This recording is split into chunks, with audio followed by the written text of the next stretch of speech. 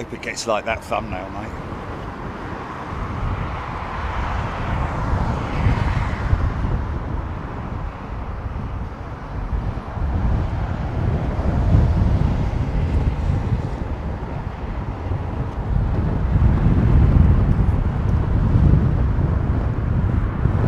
Alright. Good afternoon, folks. It's Wednesday. It's 15:01, and this is London Heathrow. A very warm welcome to everybody. Hope you're doing well. Hope your week's going well. Goes fast, doesn't it? Goes fast when you're not paying attention, which is a good thing. Let's be honest, for most people. So we're on arrivals, ladies and gents, and our first into London today, by the looks of it, is LATAM's 777. Now, like I said on the post yesterday, we were expecting a little bit more choppy wind conditions, but it's sort of like teetering on that southwesterly. Look at the nice new sock with the light on it.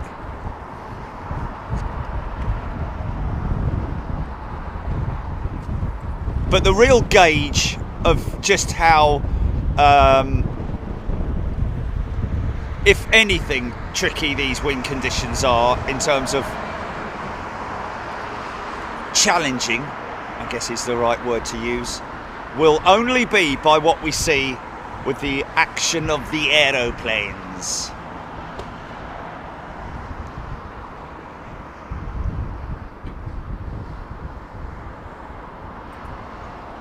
Obviously, what is big in the aviation news today, more woes for Boeing, poor old Boeing, man. With the 777-9, I'm going to keep calling it the 9, you can call it X if you want to, it's more, the news channels are doing it, because they probably don't know any better, but it does have 9 written on the tail, yeah? So it's a Boeing 777-9, but the issue that they've found is the pylon, one of the mounts in the pylon. Whether that's related to the actual attachments or whether it is part of the structure, I think it is actually part of the structure. Cracks, or a crack, has been detected in one of the pylons. Sandra Boyle is a new member. Welcome, Sandra.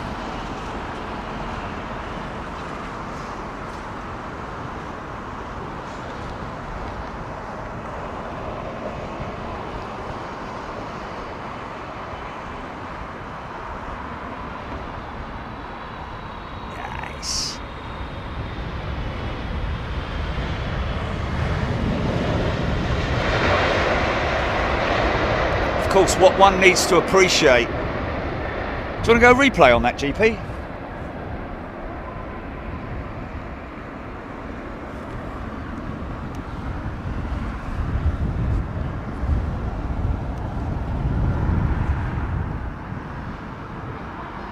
Let's just see if that works. Let's see what the delay is on EK41 on finals.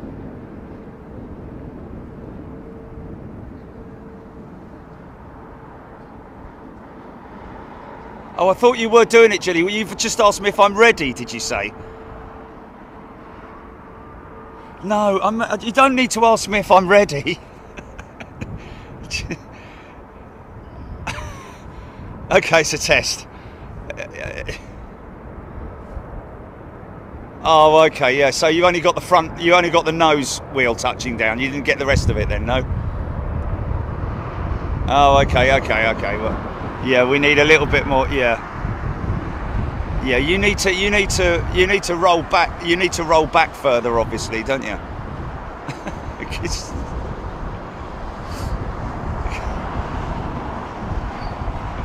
Yeah, you need to go back at least. Okay.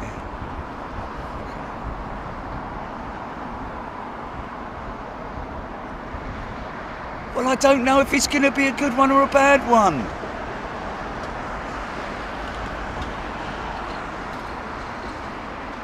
Okay, so as soon as it happens, I need to tell you.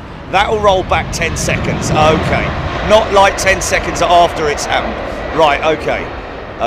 Okay. All right. Okay, we'll have another go. We're going to try and perfect this, folks, because we want to get it right for you lot. Yeah, the pylon, the connection between the engine. No, we'll be fine, mate. The connection between the engine and the wing, the engine pylon, which is that structure that you can see there between the land and the sky. No, between the engine and the wing, which is the pylon. Believe it or not, folks, there are really only 3 rather large bolts that hold that thing onto the wing. But don't stress, because it always, and forgive me for the it's a perfectly, safe structure, which obviously either the material that they've used or because what is crazy, I think that they've probably used, okay, we're going to go on this one, GP, we're going to go on this one, stand by. No.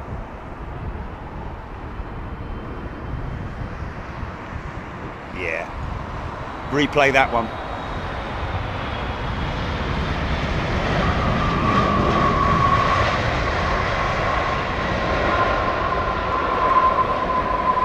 So what makes me, oh, okay, I need to.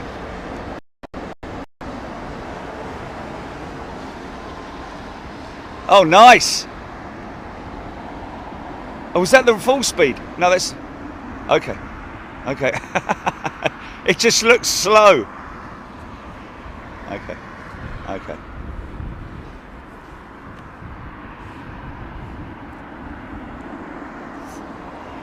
So Sandra Boyle, a very warm welcome to you. I knew it would be, Gilly. I told you, didn't I? I told you it would be. Yeah. Okay. All right. And plus, you got to put the replay thing up as well, the graphic.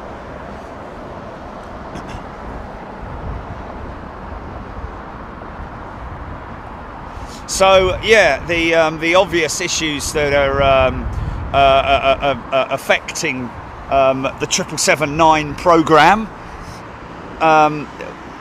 Obviously, they've got a significant amount of knowledge and experience with the 777-200 and 300 in terms of the pylon structure, but maybe they've under-engineered it because of the powerful GE9X engine.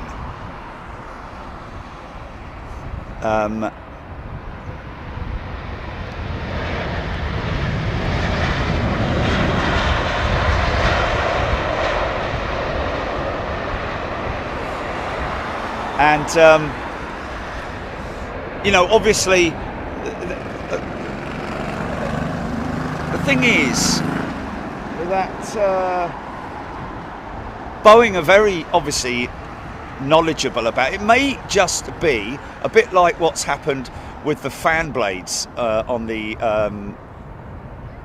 Pratt & Whitney engines, with the material that they've used, the powder that they've used to construct the fan blades. It may be that the metal, the form of alloy that they've used for one particular order is faulty.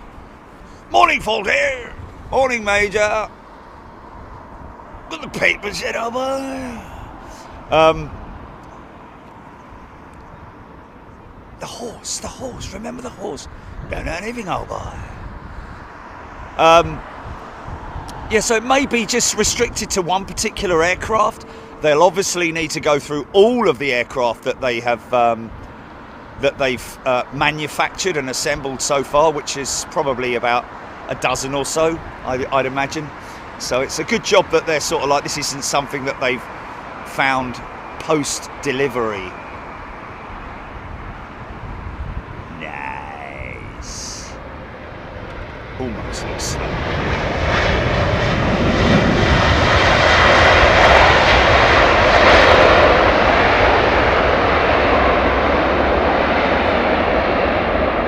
Diesel 13, Singapore 380, the Slinger, 30 minutes out, folks. And we also have EK4, I believe, inbound. Ladies and gentlemen, we may, well, for sure, September the 1st it's slated to arrive, the first new Air India A350, obviously sporting their new funky livery as well. So more news on that as it sort of like as it gathers. However, we have been asked by Air India to cover it for them, I'd imagine airside, but I have told them that right now, based on the time that we've got to do it, it's in such a, you know, you need months of planning for something like that.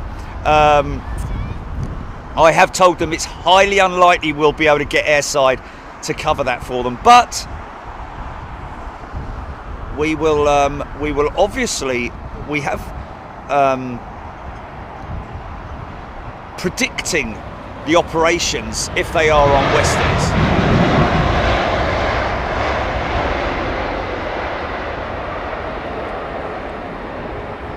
If they are on Westerlies on September 1st, it will be a northern runway arrival, more likely. So, and with any luck, they'll park her up over there, and we will then obviously cover both the arrival and departure of the aircraft. And of course, if it's an afternoon departure, she'll go out of the southern runway, or vice versa. It just it all depends, to be honest with you. I personally would like to see, well, it all depends, doesn't it? Because if she does come in on this runway, that means she'll taxi all the way up here, so we'll get a good look at her. We've already seen the new Air India livery multiple times down at Toulouse, because last time we were at Toulouse, I think there were 3 or 4 or maybe even 5 of their 350s parked up. They have taken delivery, and so it's not a new thing per se, but it will be a new thing for London Heathrow.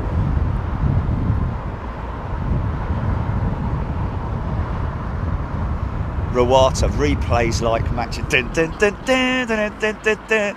We'll have to get old matey up here, wouldn't we? Stephen Rouse, good afternoon to you. LA girls, Steph. Big shout out to Justin, who I met the other day. Justin, and all the crew at London Heathrow Fire Brigade, inside the fence at Heathrow. A big shout out to them. Did give us a little bit of information which was quite interesting on the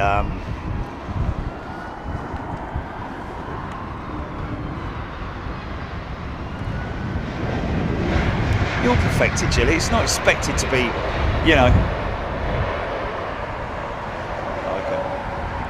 We got Ronan Fahati. Ronan has gifted 10 channel memberships. Ronan, that's very kind of you. Thank you so much. And Wharf 2000 has gifted a channel membership. Thanks, mate. Really appreciate it. A couple of Dreamlines, some 777 coming in. Luby Lou, Beverly George, Wharf 2000 wasn't as good as the Jerry sprint. What's that? What the slow-mo. Yeah, that was quite funny. I'll put it up on Twitter if anybody wants to see it. Sandra Boyle, Wim, WM419, thank you for the gifted membership. Giving a shout out, WM419, very kind of you to do that. Silver Fox, is there something new you are trying? Well, Silver Fox, yes, we have the capability of running replays for you. So if we do get something, and we are right in the testing stages of it at the moment, and of course it's something completely new for Jilly, and what is critical about this whole thing is timing. My call to Jilly, my call to action to Jilly for a replay has to be timed perfectly, and also Jilly must be listening.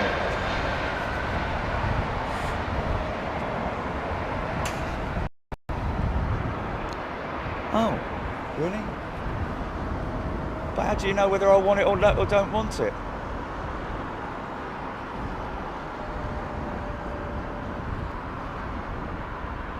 Yeah, but I don't know what I'm saying. I don't understand what you're saying. What? Okay. Rachel Van Zella, Aaron Thomas, AA to CTL. That was that one I caught going out. LA girl. Sue Cowder. Witch Mama. good afternoon to you. Mac Cat Lady Sam Tweedale. He's a young little kid. He's only about 2 years old. My neighbour's grandson. His name's Callum, and he loves the van. He loves my van because I obviously park next door, and he loves planes as well. So little Callum, he's going to be a pilot one day. I can feel it. I can feel it in me bones. Bless him. Oh, okay. Good, good, good. Pauline Grigg, gonna be a good show. Thank you, Pauline.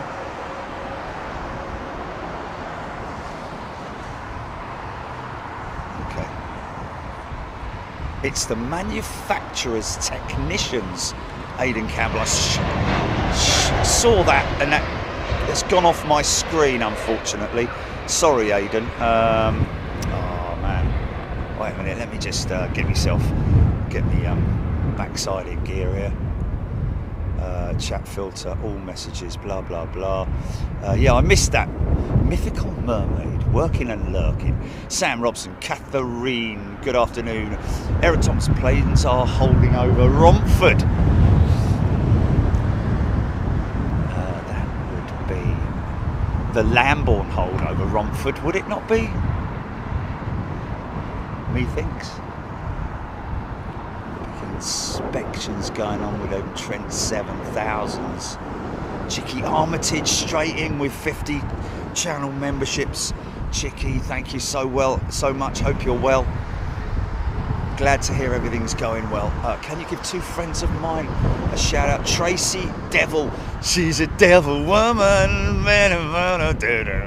She's a devil woman. She's gonna fit you down. Yeah. That was smooth, man. Tracy Devil Queen and Sassy. She's just a devil woman. And so Phil the Rat, I think it was, who I met yesterday, whose grandfather knew Guy Gibson. That is a story which I'd love to tell you. But run away, Fod, run away, Fod. Yeah, he knew Guy Gibson long before he joined 617 Squadron, or formed 617 Squadron, should I say. Yeah, flying the prototype Mosquito. Crazy. Some of the stories of Geezer was like, you know, it was another case of me two golfing mates sitting there twiddling their thumbs, sort of like. Well, me and this fella were just rattling on about Bomber Command, and just love it. I talk all day about planes. I think it's something to do with a dream that I had last night. Lots of 747s in the air and Concorde, but I couldn't get my phone's video or camera to work. Couldn't access it. Couldn't get on. Swiping like crazy I was. Couldn't get on it. And then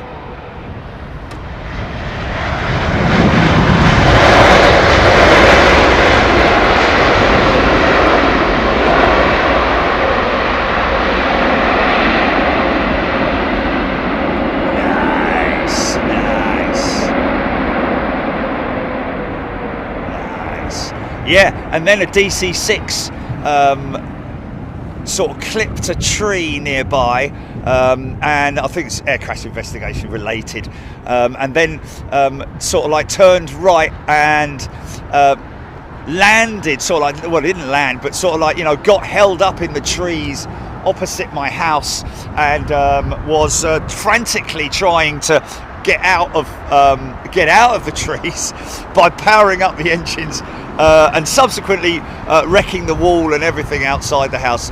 Crazy dreams. If you want to come and live in my world, man. Probably rather not, I'd imagine. Well, this is my world, isn't it? Welcome to my world. Kristen has gifted 10 channel memberships. Thank you, Kristen. That's Kristen Steingrant. I think you'll find. Okay, this is Aero Mexico's Dreamliner. Should make a bit of noise. Interesting that Boeing are going to be checking all Dreamliners.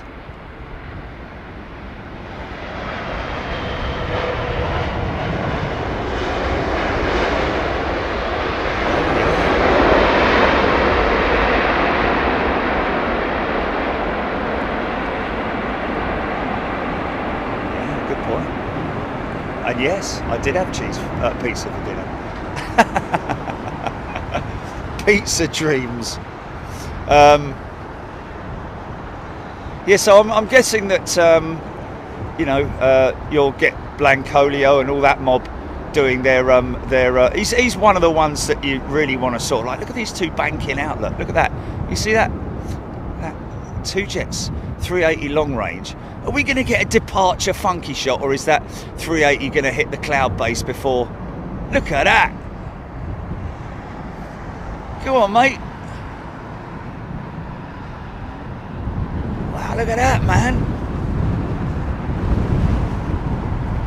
I don't think we've ever got that before. Man, that's crazy.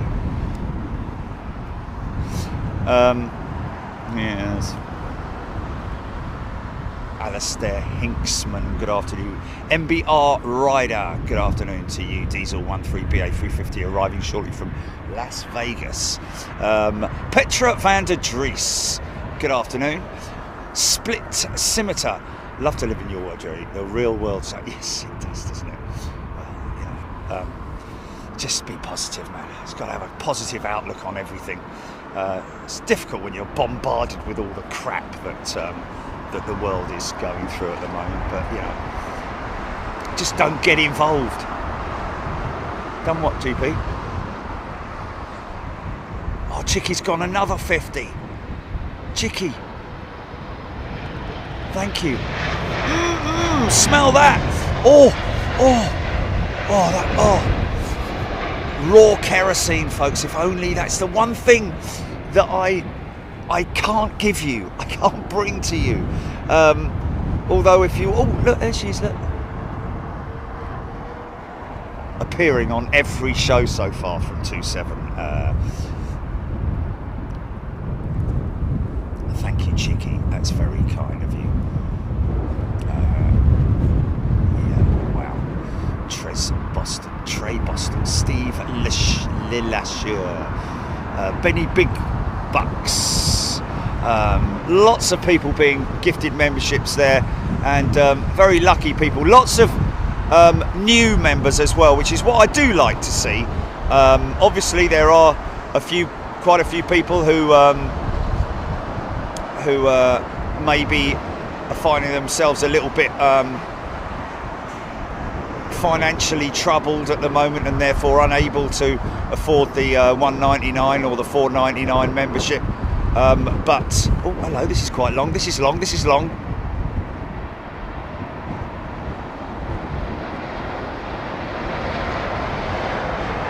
Yeah, you got called out a bit there.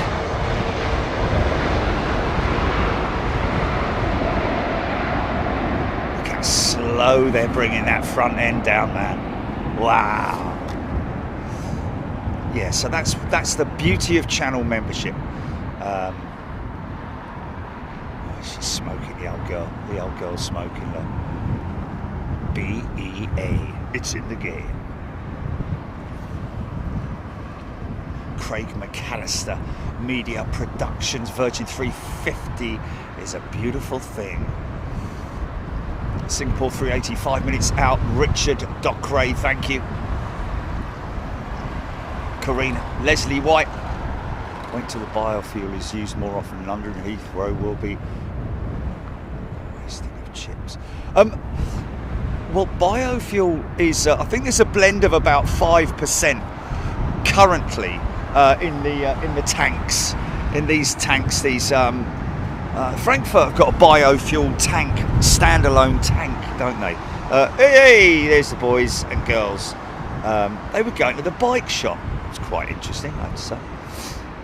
So what did I start doing? Just going on and on and on about e-bikes. Wow, that was smooth.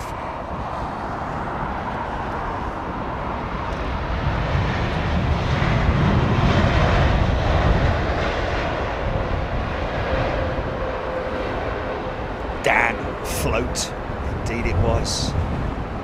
Yeah, so after the incident with the drastic drop in altitude, if you remember the captain's seat forward button was depressed by accident by one of the cabin crew.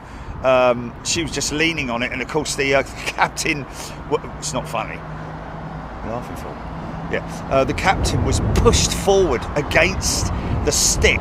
Obviously if it was a Airbus it would have been a different thing, but with the yoke being the way it is, it disconnected the autopilot and pushed the aircraft down into a very steep, almost nosedive, until they managed to, you know,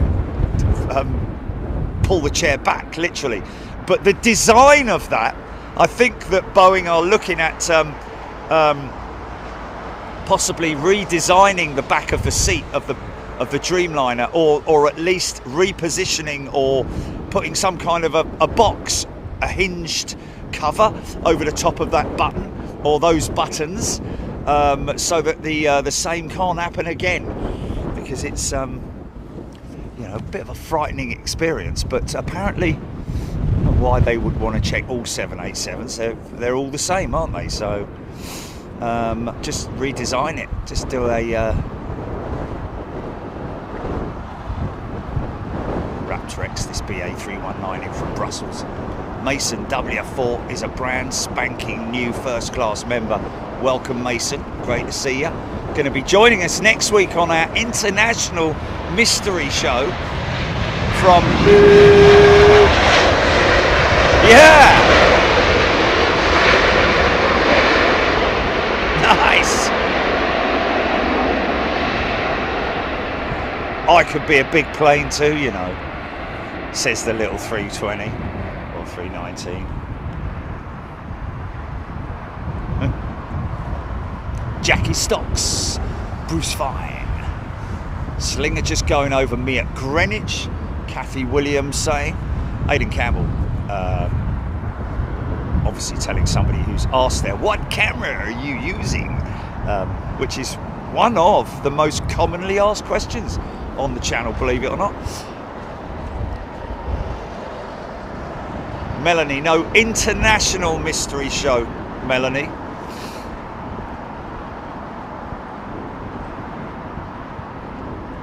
Penny Haskins. Next week is the Mystery International show, and it will be on Wednesday and Thursday, and we'll see what happens on Friday.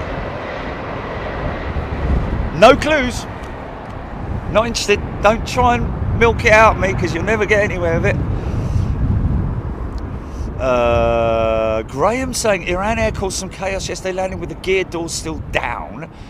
T7 right was closed for about 20 minutes while they checked the runway.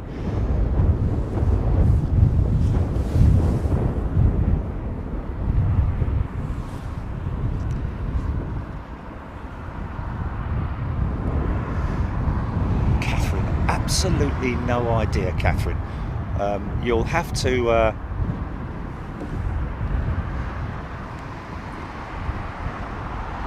let you know nearer the time. Exactly, Susie B. Susie B's got it. Chipaz 1990. Tony McCall. Nope.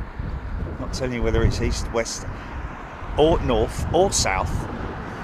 Lee Highway Halls. This creator will have the pleasure of my company. Oh, lucky you, mate.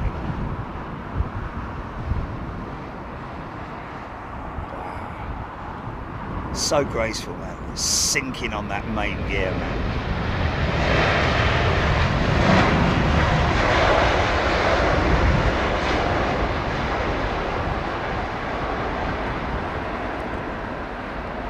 Yeah, I mean, obviously the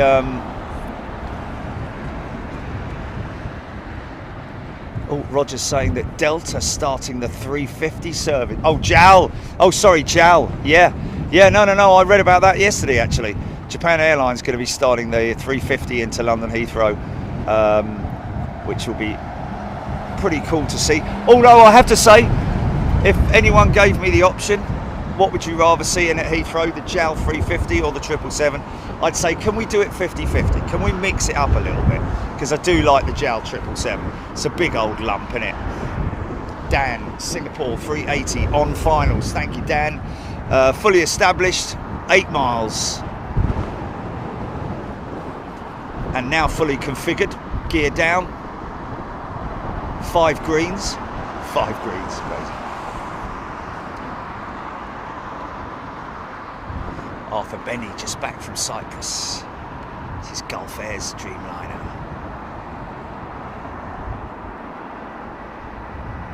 Oh, easy, easy, there we go.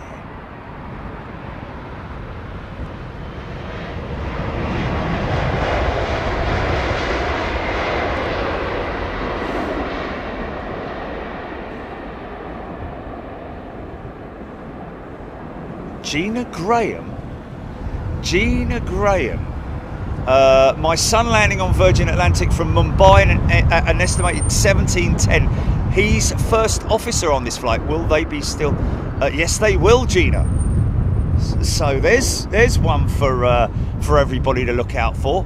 Okay, well, could you give us a flight number, Gina? VS from Mumbai.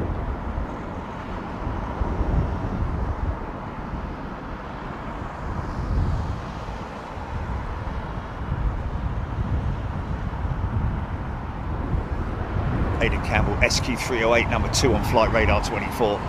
Here she comes with a bit of a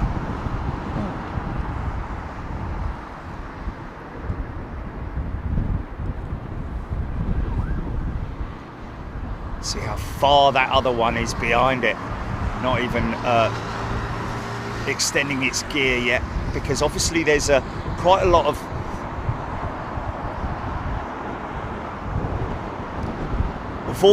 wing vortex coming off that 380, and that vortex can be anything up to 10 miles behind, certainly when it's oh, look at that one coming into the back. So you kind of want to keep the aircraft in a clean configuration if you're in that wake of that 380, because as soon as you extend the gear, you'll find that it'll be a little bit bumpy. Even if you are 5 or 6 miles behind it, they'll always run a little bit more spacing behind the 380.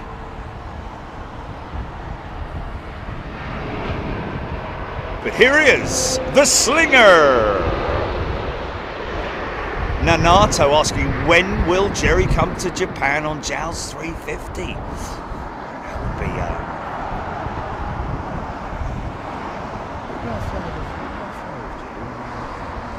I went Etihad, didn't I? Yeah.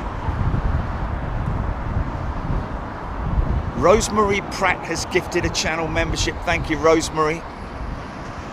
Ruben Santos tuning in from Portugal. Good day, Ruben. Scopey through a few more months and we will be on it. Mark Bloodworth. Steph. Lots of new members, single stripers I can see there. Robert D, American 777, just joined the stack there, Jerry. Thank you, Robert D. That was the one on the back of the stack. VS, what GP? Okay, Gina's son is on VS 355. Okay, look at the rudder, folks. Split rudder assembly on the 380. See the rudder tail? How it's split, using that to steady the ship. And here she comes, here she comes. Bosh! Decel.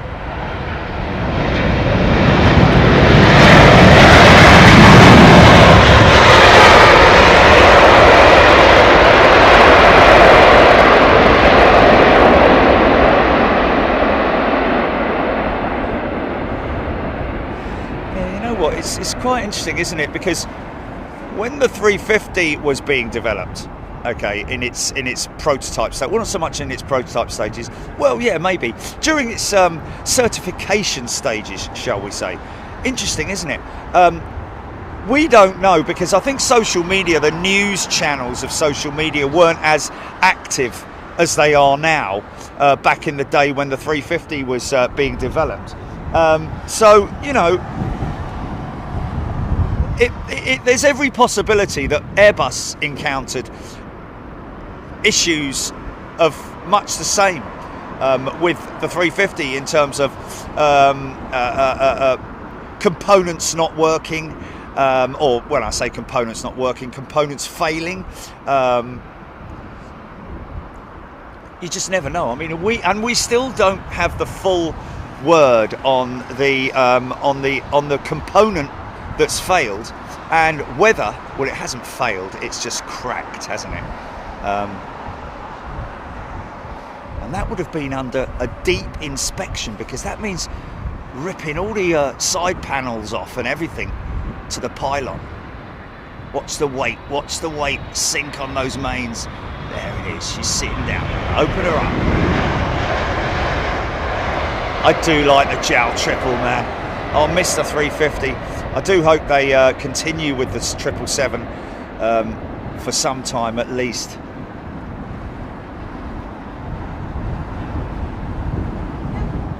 Yes! Okay, folks, we have a replay of the Slinger landing. Stand by. Okay, let me bring it up to...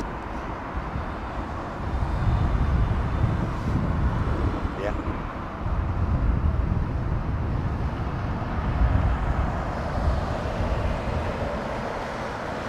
Got a replay coming up. Here we go. Of the 380.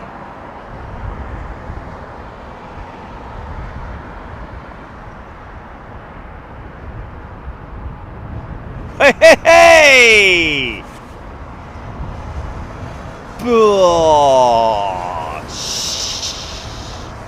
Yeah, GP. Nice. Okay, that sets us up nicely. Yeah. How long does it run for? Okay, well, you can stop it now. Okay. It's good though that okay, kind of. Yeah, I know, but what happened at the end when you switched it off? It started to play out again. It looped itself. Okay, all right, yeah, you can once it's yeah, because it's obviously it's the touchdown that we're looking at, obviously, you know, once it's, yeah. Can you not have it so that it stops at the end? No, you don't want it on loop. You definitely don't want it on loop. Yeah, do it so it stops at the end. Zombie tog. Loop is off. Okay, there we go.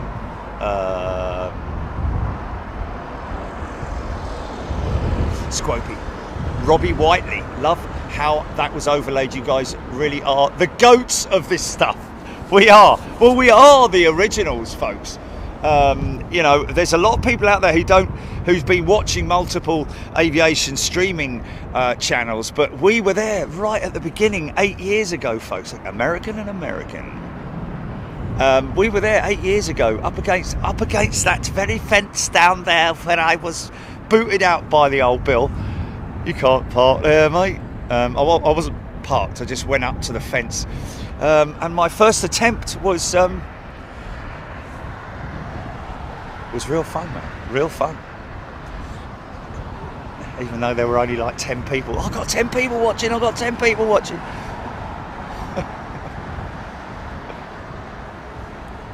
People liking the overlay as well, GP.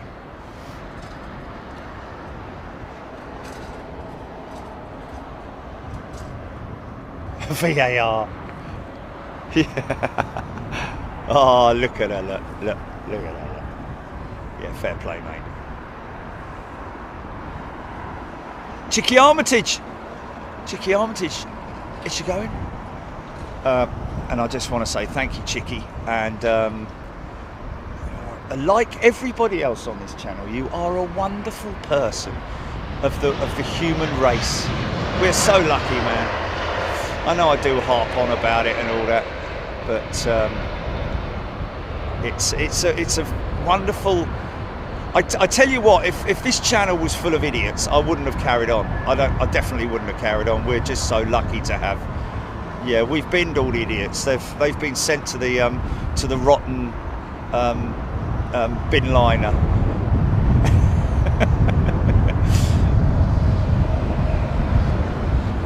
Practice does make perfect, mate. Uncle Pat! And Uncle Ted, big shout out to Uncle Ted. He's how old is he? 100 and... What was he, 100 and... Oh, she said he was 100 plus. Yeah, he just turned 101 or something. And yeah, 100th birthday last year. Showed me a picture of him sitting in his lounge. Is that the display jet, Jelly?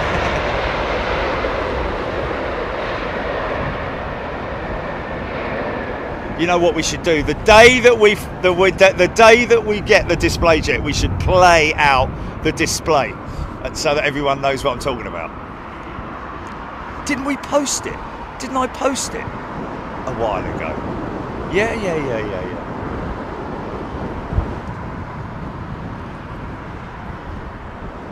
Kitty cat jet. Margaret Burnett, yes. So lucky, man, so lucky.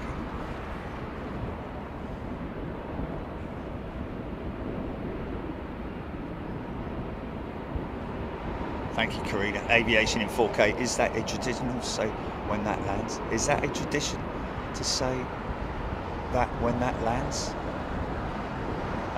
Is he watching back in the old... looking back in the old...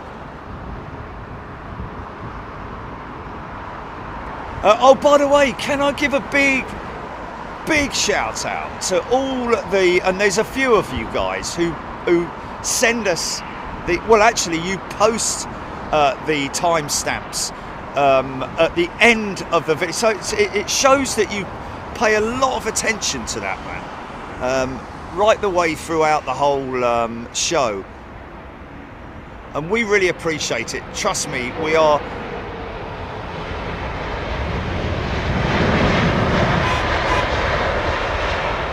very grateful to you for doing that, because it involves some concentration for the longevity of the show, really, doesn't it? EK 31, 14 minutes out, chirping bird, thank you.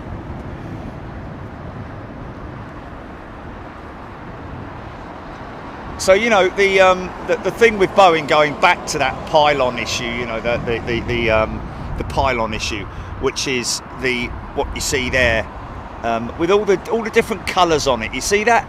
All the different metals and different alloys, titaniums, and aluminums, and all that's all skin, of course. But there's a huge, great big strut that attaches as well as the other two bolts. But a huge, great big, and we're talking about the diameter of sort of like 8 inches in diameter. This strut that runs from right at the tip there of the engine.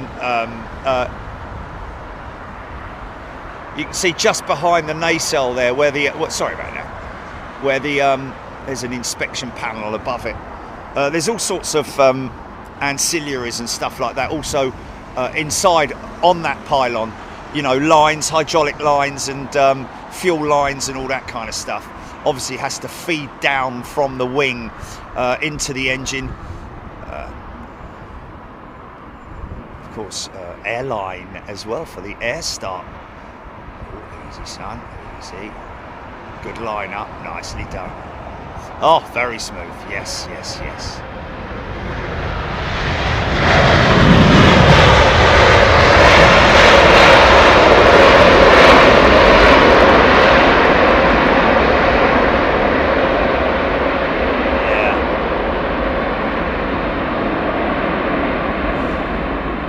So, like I say,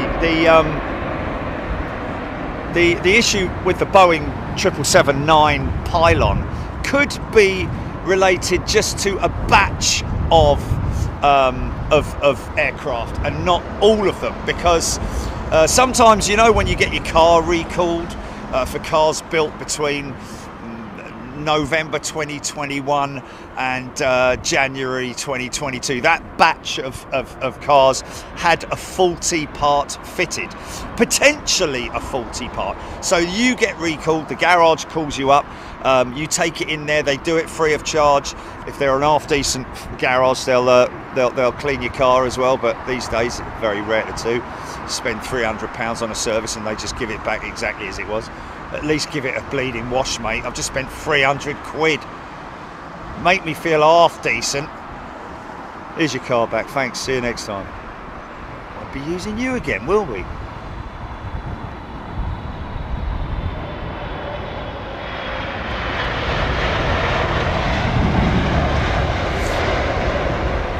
Steph saying, Steph is flying to Toronto asking for a... Yes, Steph, can you post the names again, please? Have we missed the flight? Are they going out? Is she cabin crew? Oh, she's airborne. Oh, but she's on Wi-Fi. Oh, okay, Steph, stand by. Aviation in 4K checked out the rooftop plane spotting location at Amsterdam Airport last week. Yeah, great to see that they have moved the barriers at Schiphol Terrace so you can get right up to the edge and look over. Yeah, some great viewing from that position, I have to say. When you're talking about, you know, pushbacks, engine starts, you see the tugs linking up and picking the jets up, all that kind of stuff. It's a pretty cool thing to see. Real sort of like apron action that you can look down on. So these guys are fueling at the moment. Well, this guy, it's a single man or woman operation. Single person, should I say.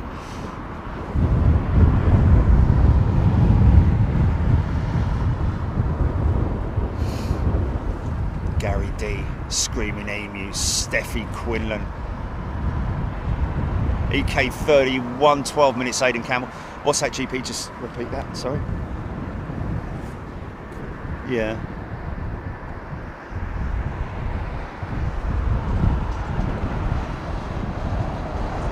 Oh, really? Oh, isn't that nice? What's his name? Can I give Paul Collier a shout out? Is he from United, Julie? He's with United, is he? Oh, okay. But anyway, Paul Collier, a big shout out. Thank you, my friend. We'll obviously be in touch. And anybody watching from Air India or India itself, a very warm good afternoon to you from London. It's obviously going to be good to cover the arrival, the inaugural flight into London Heathrow with Air India on their A350 1000, isn't it? Stu and the crew. Mechanics rant. Can we have a Pinky replay if she appears?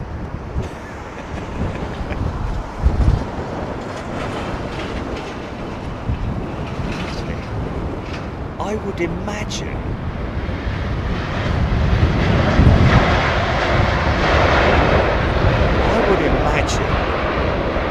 that on the it's getting a bit sketchy, the old winds, I've got to say. On the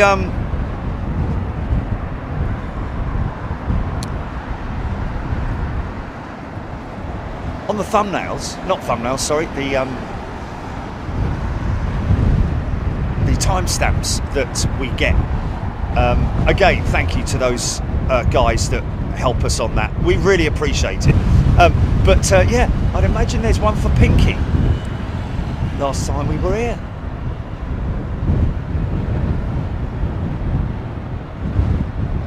Delta 1441 serious butter going on right now. Yeah, it's a direct westerly really, so it's sort of like, you know, I'm guessing, you know, an aircraft works at its absolute best with a direct headwind. And as you can see from the brand new sock here at London Heathrow, standing very proud there, winds are 270, I'm going to say.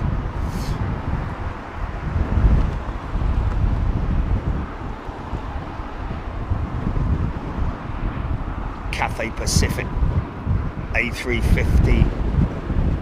Is it their 1K or is it a 900? I think it's a 900. Oh, hold on. It's a 9, yeah.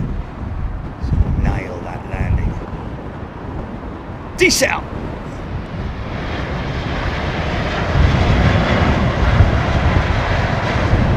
And of course, you know, with all that braking power and the ground spoilers as they are now,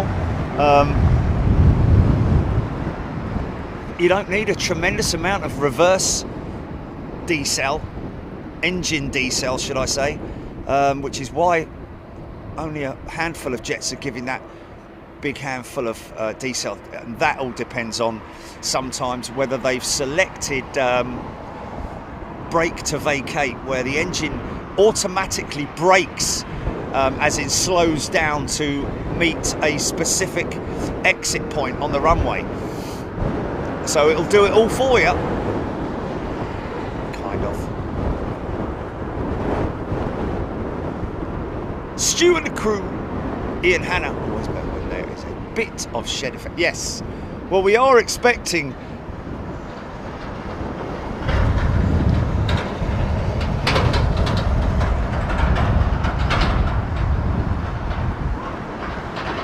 Screaming Emu, that's a good point. Gusty headwinds are, well, done. If you lose the gust, yes, you drop. If you gain the gust, you float. So there we go. So in gusty conditions is why we're getting things like this. It's like ski jumping on bleeding grandstand. Absolutely fantastic. That completely makes sense, that does. So basically with incremental winds, in other words, where it's sort of like, you know, gusting 1 second then drops the next, you're sort of like continually having to manipulate the thrust levers to keep the aircraft at the right speed so that you don't drop. Jilly, did you was it Jilly, names, can you?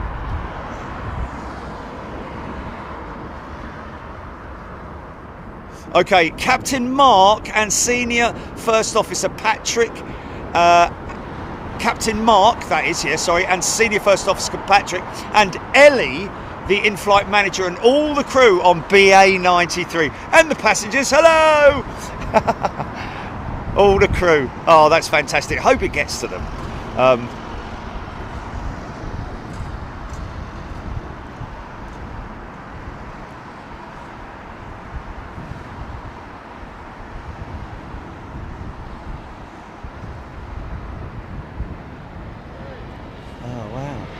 What was his name? Yeah. Paul Collier. Yeah, we can get him a cap or something, can't we, Jilly? Get him a cap or a t-shirt or something. Thank you, Paul. Oh, 2 SAS.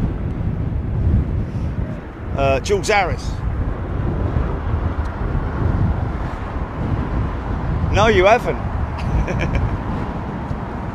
Parched here. Avro Arrow, I'm expecting my new Big Jet TV mug to arrive this afternoon. Fantastic. What have you had printed on it? Because you can have all different things done on it, can't you? Yeah.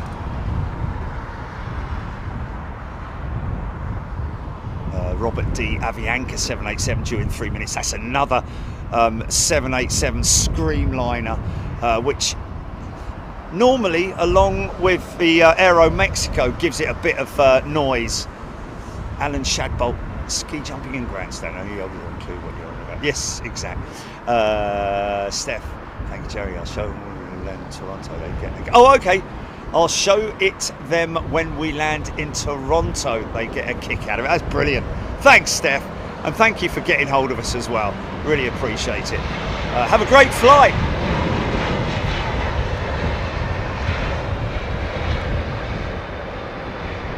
Have you ever seen the snowy owl in Toronto? The owl that doesn't give a damn.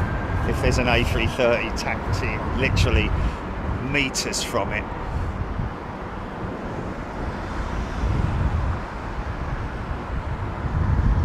Tony Cook, Jerry, last episode of Grandstand was 2007. Well, we're seeing a little bit of we should actually hold on a minute. Yeah, that's 2 long landings we've seen so far, isn't it?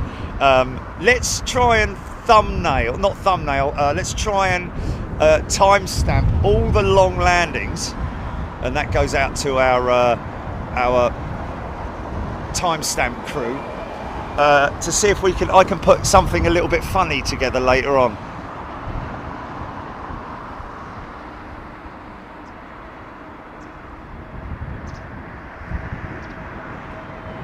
Before the aiming point. Okay, so when we talk about a long landing, folks, in what Screaming Emu was referring to a little bit, while we have sort of like gusty headwinds at the moment. It's not permanent headwind. I can feel it on me, so I can tell that there are sort of like it picks up and drops, and as a result of that, we have the aiming point, which are the 2 big fat white lines on the runway, and then you have the touchdown zone is there's a point before the aiming point, and then there's another 2 or 3 after the aiming point, depending on the length of the runway and its layout and so on and so forth, whether it is at 500 meter marks or whatever it might be. This is one of the markers which is inside the touchdown zone. In fact, I think that's the final touchdown zone marker. There's another one there which is quite common, as you can see. There's a lot of and there's the big white ones that you can see there. That's the aiming point that these guys are going for.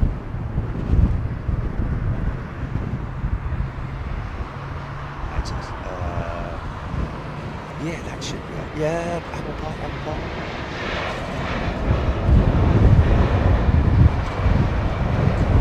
Nailed it.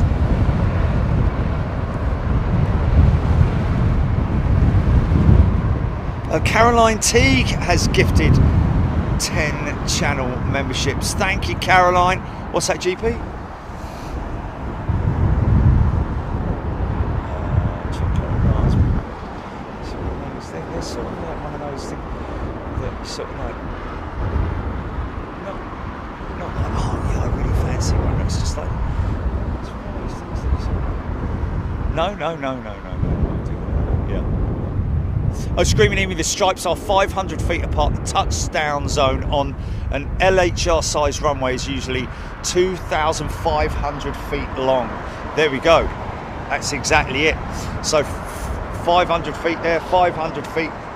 Well, there must be 2 inside that pointer then. So 5, 10. So he's over the touchdown zone now, aiming for the marker. There we are. Now this is quite long. Oh, there we go, look. It's kind of getting towards the end of the touchdown zone.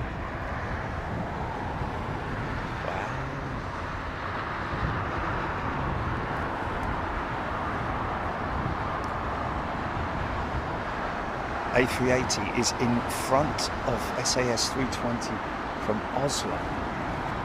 Is he just going through a... Hey, yeah, you know that old fire engine that we mock but love, if you know what I mean, at the same time? Certainly not as sort of like modern and up to date. It's a very unique fire engine, that, you know. Oh yeah? What's that then? I hear you ask. Okay, this is the Screamliner Avianca from Bogota, possibly. 380, third to land, Aaron Thomas. I see it, I've got a visual.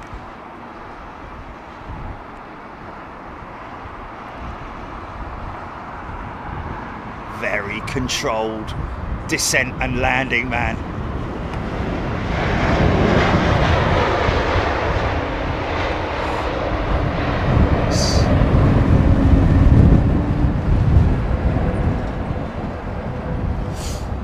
So yeah, the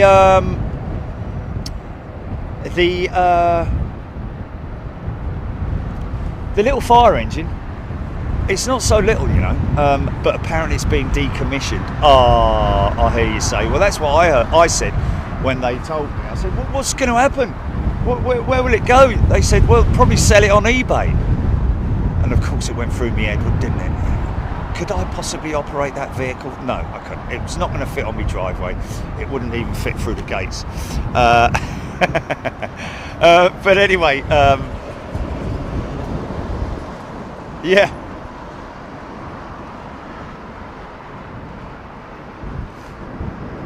It's actually an interesting point.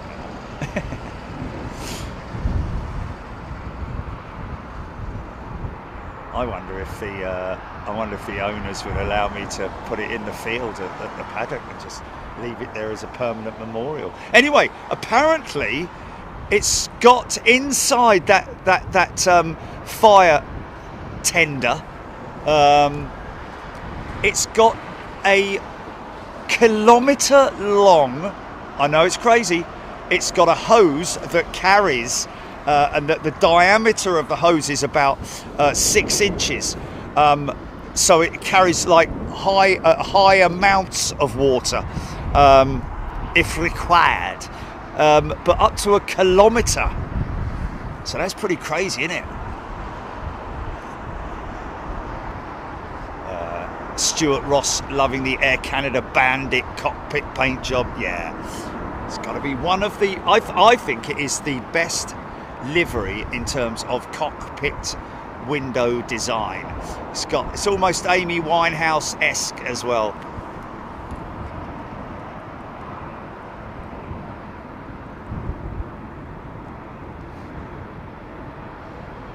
Okay, I'd say that's the so did he say 2,500 feet? So that's the 2,500 foot marker, I think, right there in front of me. That'll be the 2,000 footer there.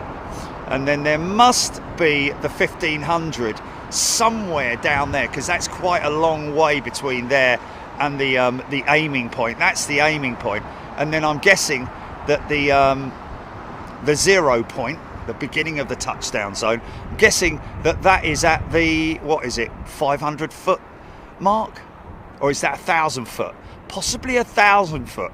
So I've heard people say right on the 1,000 foot mark, which is the aiming point, I think.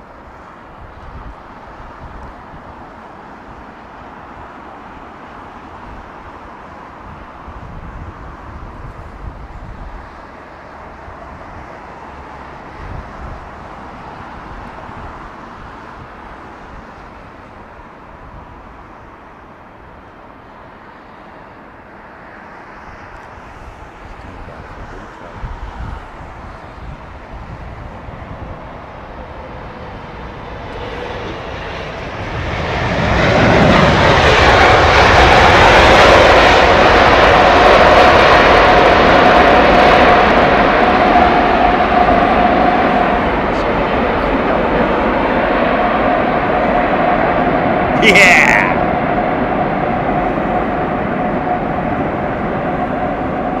Full decel all the way down the end, man. It's possibly a brake to vacate manoeuvre going on here. Wow, she's used all of the runway, mate. Last available exit.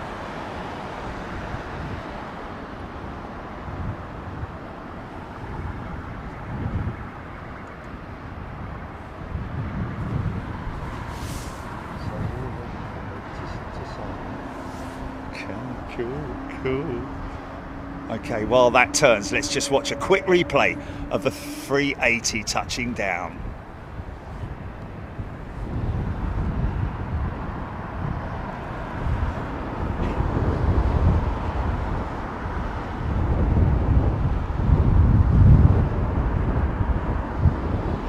Chest that draws better. Passengers on the top deck didn't feel the touchdown. You generally don't, man. Look at this.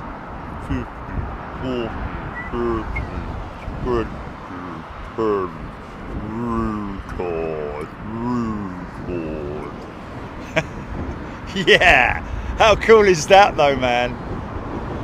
Nanato has upgraded to first class. Yeah, beautiful. Thanks, GP. Okay. That is absolutely brilliant, mate.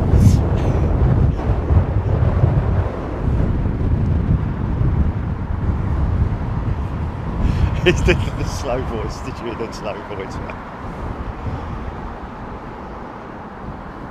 No, me talking over it, because you can still hear the audio, can't you? You can still hear the audio. You can hear the live audio. Yeah, the live audio. Yeah. No. No, that was me. I'm talking. It was quite funny. That was all. Yeah, it'll be, yeah. Delta 1441, loving the replay. It's worked, Jimmy. It's worked.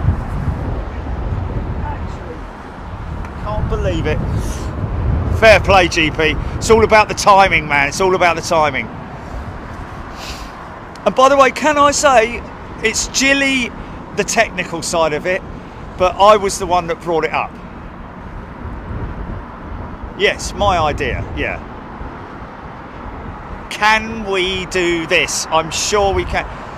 Oh, no, it was something on Terradeck, wasn't it? They sent a memorandum to everyone to say that it's available now, or something like that. Oh, Core or something, or maybe, I don't know, someone? I don't know. Father Christmas?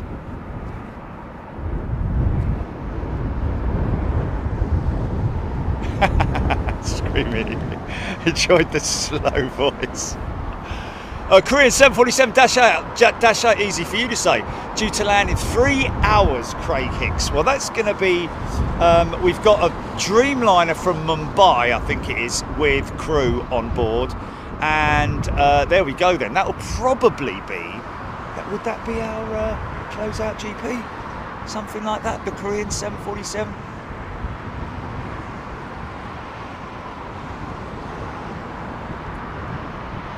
Sarah Parry, awesome replay feature. People liking it, GP.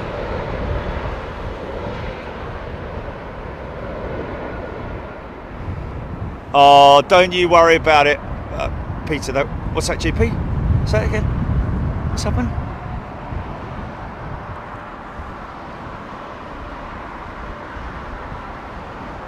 Oh my! On the road outside. Oh my God. Oh my. Oh my God.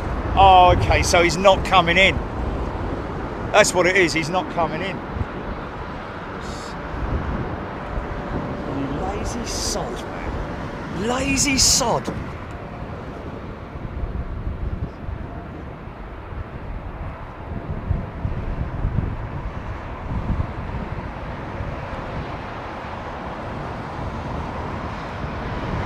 Matt Jones replays are brilliant. Matt Jones, love it. I think it's unanimous, folks. What's that? He's got me. Yeah.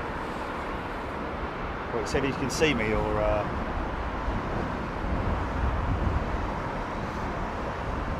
Okay, right. He's coming round. Oh, good lad. Aidan Campbell, Etihad 380, 2 hours 24 out. So yeah, lots to come, folks. Greg, Steve Batty. Should we do a McDonald's delivery replay, GP?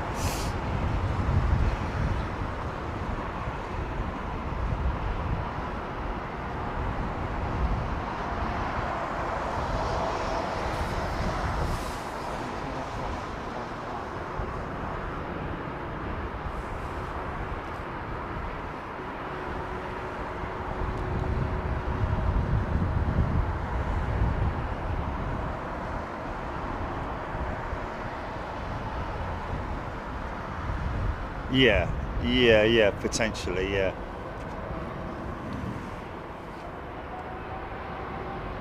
Oh. bit of a, yeah, if you get a sudden gust, it's got a little bit of sound. Oh my God, really? You can't find me. Around the back, mate, around the back. Is this him over here on the blow? Hello! Hello! Flipping heck, man, really? Here he comes. He's walking, mate. He's on. It must be his phone that's moving, Jilly, because he's here. This is him here, look. He's obviously parked and walked round. Fair play to the fella. Fair play. Good lad. Stand by for replay. Here he is. Here comes coffee income. Only joking. Yeah, of course I'm joking.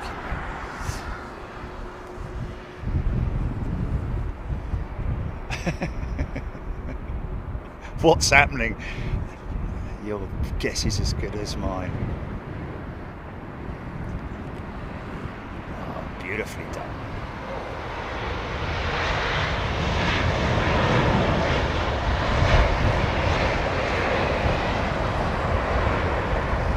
Stand by, folks. He's here.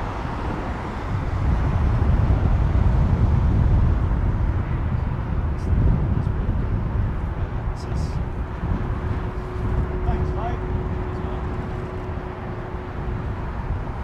Cheers, dude. See ya.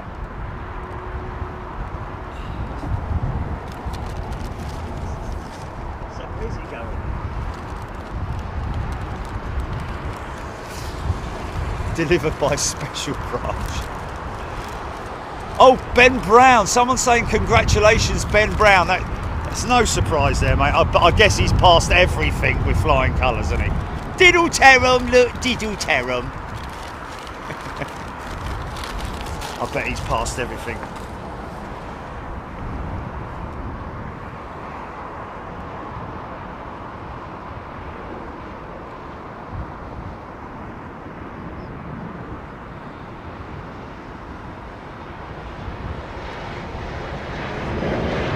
Of course he got A's, mate. Bye! Bye! Look at him, look at that little face. Clever boy, yes you are. Yeah, well, Ben, no surprises there, mate. I mean, if I had enough money, I'd employ you now as to do something, I think. Just...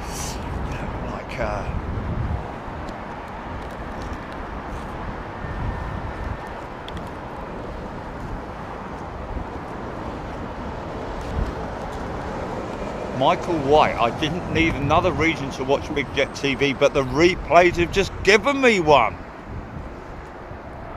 Awesome, mate.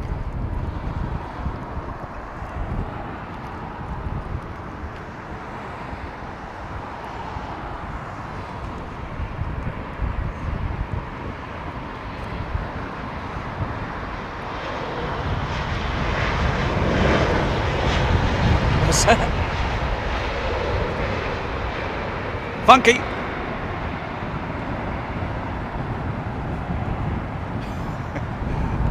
Funky. And I'm in dark mode, so I will see the funky thingy-be-jigs.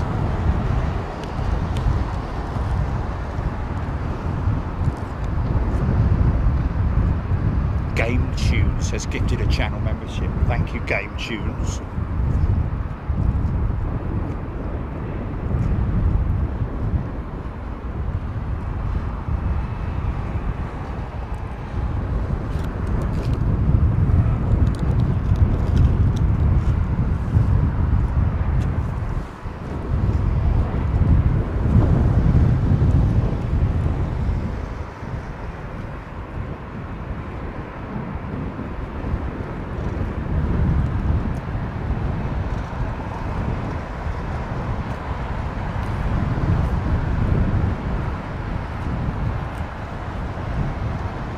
Space age front end on the 220. Best nose of all jets as far as I'm concerned.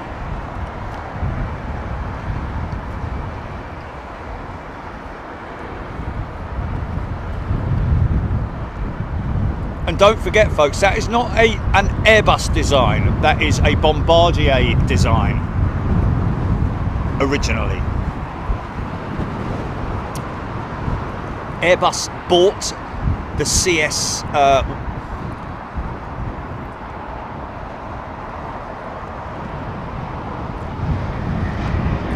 1, 2 and 3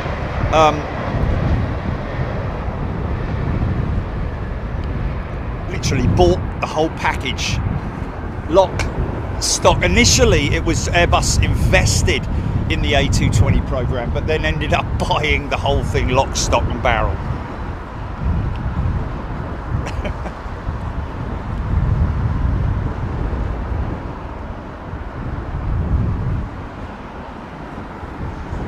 God, Ben's working already. Well, whatever you're doing, mate, I hope they appreciate you and your certainly what seems to be attention to detail as well as everything else. Jason Morrison, ooh, even better than Concorde. Ooh, I don't know. SSTs are sort of like in their own element, aren't they? They're in their own bracket, the SST. I think in all of the SST designs, Concorde takes the prize. Wow, right on the markers.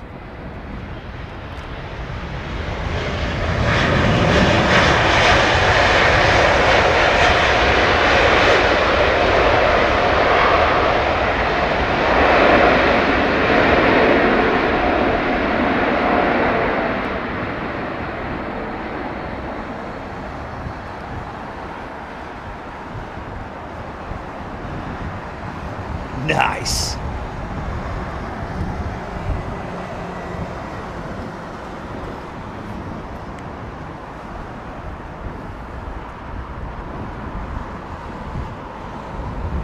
Oh, that's great, Ben. That's really good, mate. Tony W. giving a shout out to whomever gifted him the membership. A220, superbly designed aircraft, isn't it just? And obviously far smaller than the A320 and certainly the 321.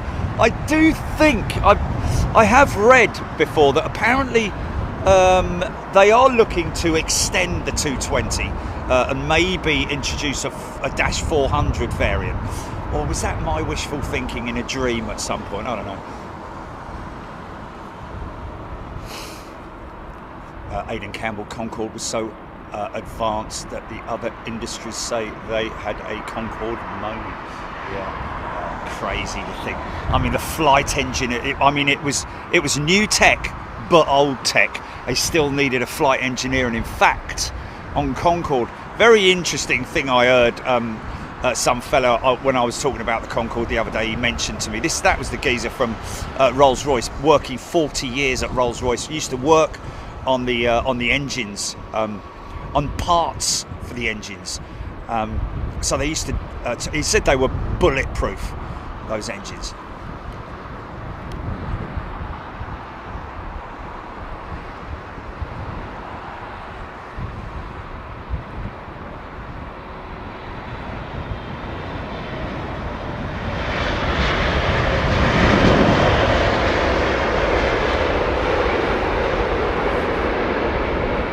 Ahaha! Too late, innit? Oh, really?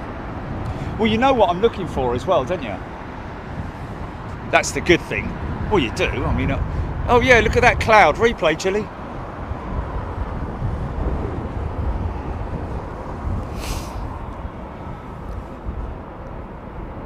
Greg, do you think we will ever see supersonic flight again, Jerry? Well, Greg, not in the on the same sort of level as we saw Concorde, which was a passenger jet, even though it was for very elite initially, but obviously later on they made it more affordable for they not so much travelling across the water, but doing leisure flights and all that with Concorde. I'm so gutted I never did that. But anyway. Boom Supersonic, yeah, they've built an assembly warehouse or whatever it is. It's empty at the moment, but the Boom project, folks, is not the equivalent of Concorde. It's on a much smaller scale. Look at this one pulling in at the back at stack. What's that? Is that the China 350 possibly? I haven't got my flight radar on. Bringing on my flight radar now, folks. Already got it filtered to London Heathrow, and that. Oh, that's the Malaysian 350 in it. I love these shots, man. Oh, stand by. Okay, I'll just find a moment. Wait a minute.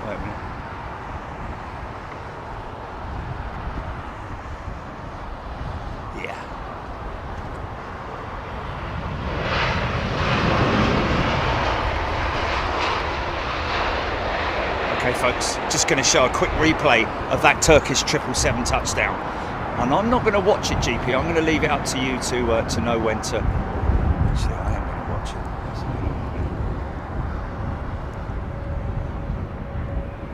Okay, here we go. Replay.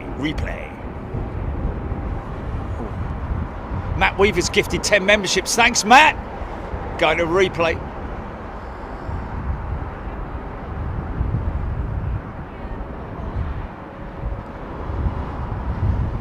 Oh, nice. Yes, nice.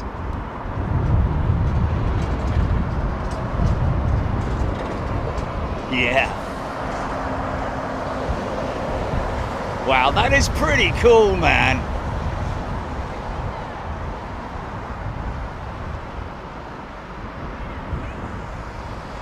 Okay, so my audio. No, it's not behind, is it? Okay, nicely done, GP. Thanks, mate. We're not gonna overkill it, folks. Don't worry. We're not gonna do it. We're just setting up the you know, in terms of practicing. Steve Bluck loving the replays.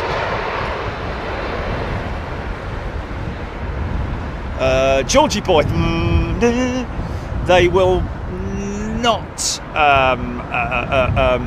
create an air-to-air refueling system for airliners. These aircraft they have the tanks that can carry them. You know, I mean, it actually would be pointless having refueling, because what you're saying is here that they would take off with half the amount of fuel and then refuel over the Atlantic. Can you imagine the logistics for doing that? In terms of, there would have to be a corridor of refueling jets, MRTTs or whatever, to carry out that refueling. All jets would have to be fitted with the nozzle, the receptacle. It would just be a logistical nightmare, and in terms of, like, you know, the health and safety of it, of refueling a jetliner with 300 plus people on it in the middle of the Atlantic, no, it ain't gonna happen. It ain't necessarily so.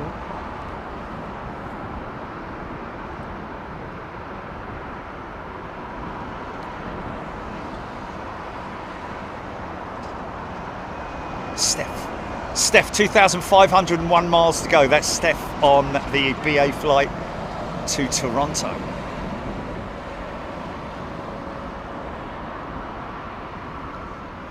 Stephen H, Cargo Lux 747 heading west, shortly passing over Weybridge. Probably too cloudy. Yes, unfortunately it is. Otherwise we would have got that. Interesting to get the feedback from everybody, not everybody, but obviously some of the feedback that we've had about Honolulu is that it actually beats Anchorage. Which is crazy, isn't it? And I did look into, by the way, the Honolulu. I said to Chile, what's the deal? Look how smoky this 350 is, mate. I said to Jilly, When's winter in Honolulu? There isn't one really. There is in terms of the you know, yeah, by about 5 degrees colder than what it was.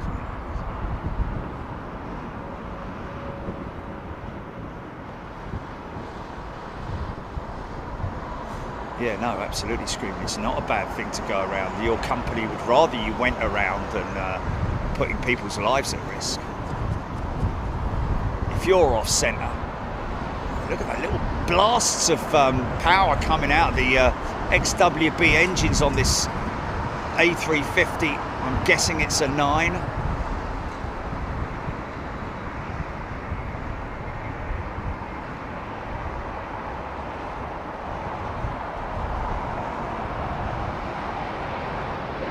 Yeah.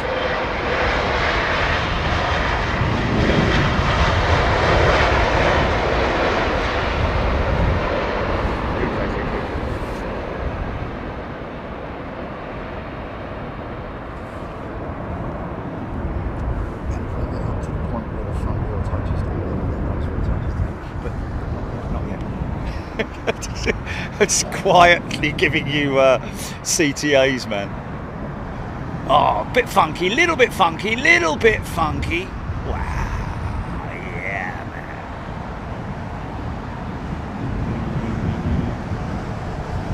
man. No! What, playing it out, or oh, it didn't, it down, no! Oh, now what's that about? Does it show? Does it show when it's recording, or?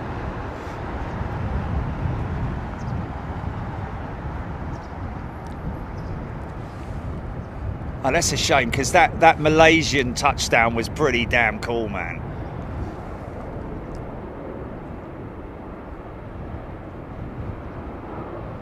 Screaming emu, yeah.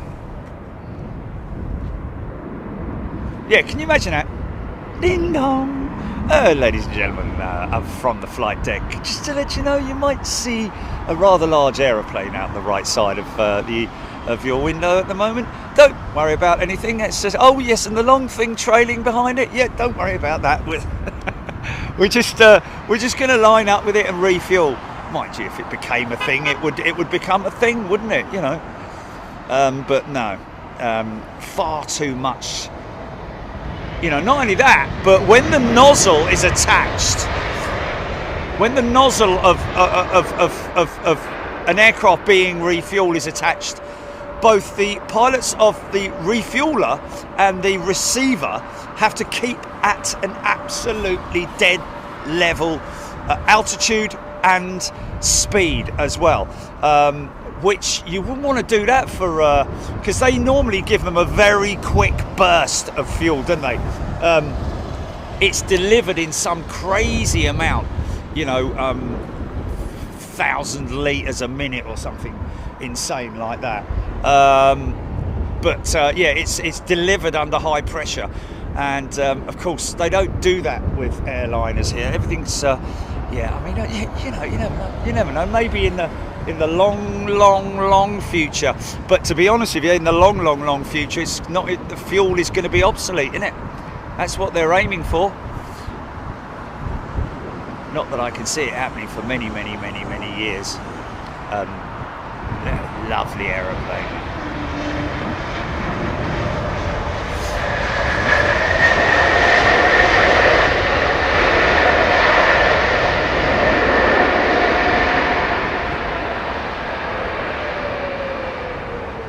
Oh, really?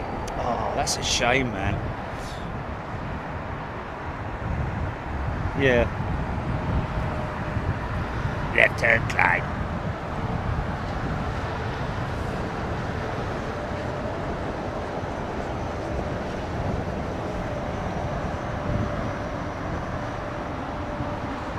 VD350.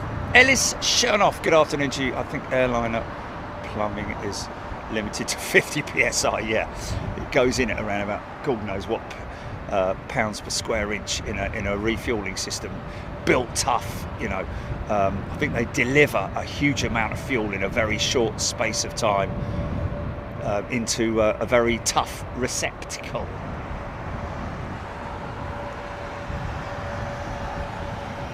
Let's get this.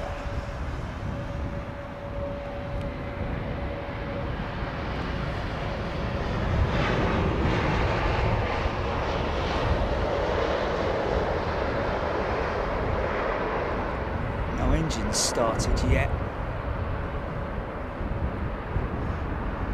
Sarah Bulshwire tuning in from San Francisco. Phil Eagle. Here's a link to a study that was done on civil airliner air-to-air refueling. Oh, okay. Well, I'm sure there. We won't see it, Phil, because you can't post links in here. It's a sort of like anti-spam thing, I think. But anyway, thank you, Phil. We're looking into a study that was done. Just Planes Crazy. New viewer from Dallas, Texas.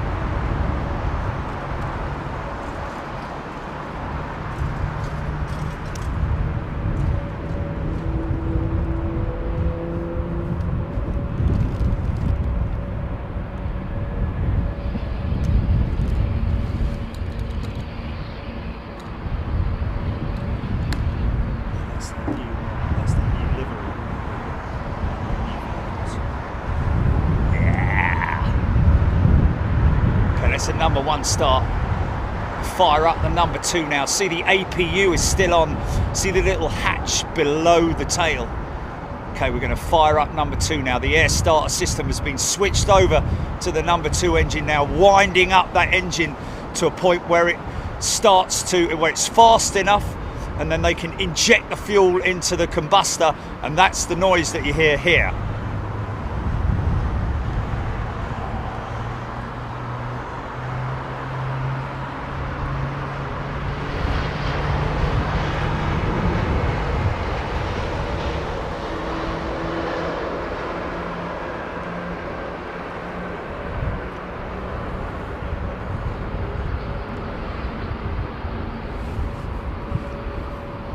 Air starter system disconnected, air system disconnected, APU feed will be disconnected. They'll shut the APU down. The little hatch, we're doing an elevator check at the moment. Nice and easy does it. This is called an F&F check, ladies and gents, where they're checking all the flight surfaces. There we go, there's the ground spoilers on the wing. He's doing it very carefully, aren't they? Look. So just, they need those in the case of a rejected takeoff, and there's the rudder, and he's doing that with his or her feet there.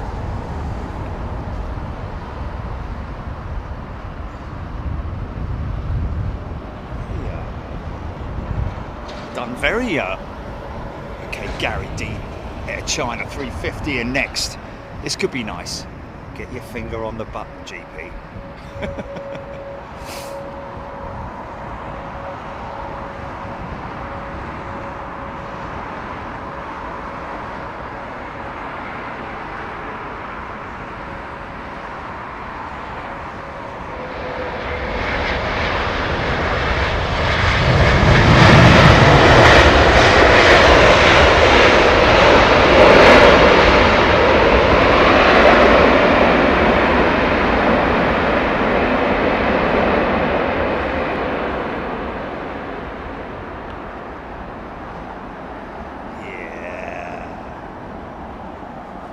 What's that?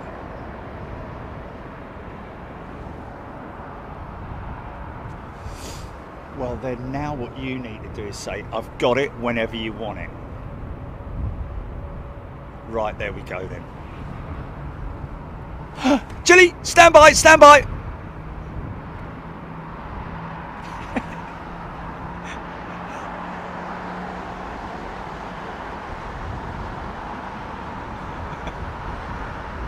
Watch all the emojis, man. Watch all the bleeding emojis. Gonna go nuts now, innit? Look at him there, look.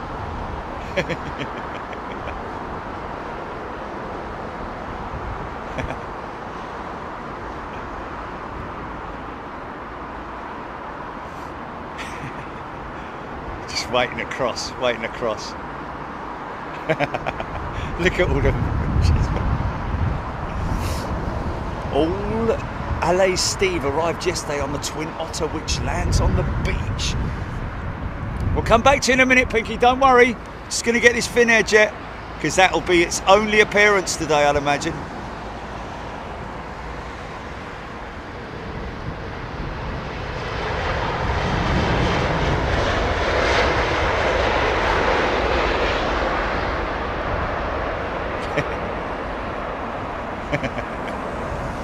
Oh, give us a wave, mate. Got no clue, is he? Is she? It is United's vehicle for the breast awareness campaign that they had specially. And that's it. She'll go off. Probably. Oh no, there she is again. Look, just never seems to be towing anything or doing anything. It just seems to be going from one side to the other. Yeah. Funny. We love that Pinky. We love that Pinky. Oh yeah, look at this. Rolls-Royce Trent 8 powered 777-200.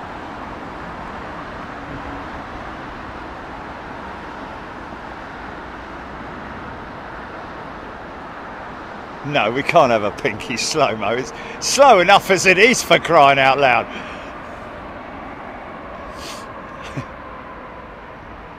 Oh, nice bit of power up there.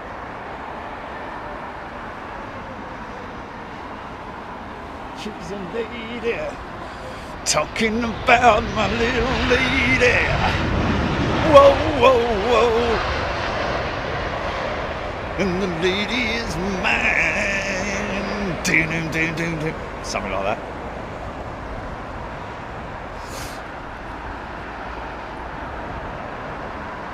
Kitty cat chat drive just around just for us. Yeah, it's probably the last time we'll see her today. Listen to the hum of the Trents. We got a lot of people who have short-sighted or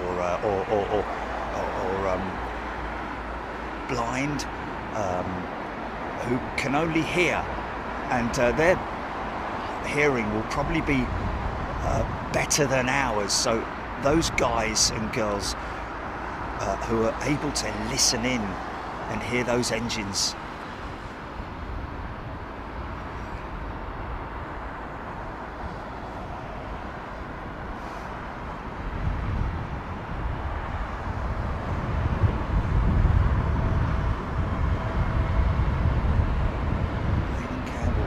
Finnair set to resume flights to London with its fleet by bus and A350 next month, and new as demand on the route continues to grow.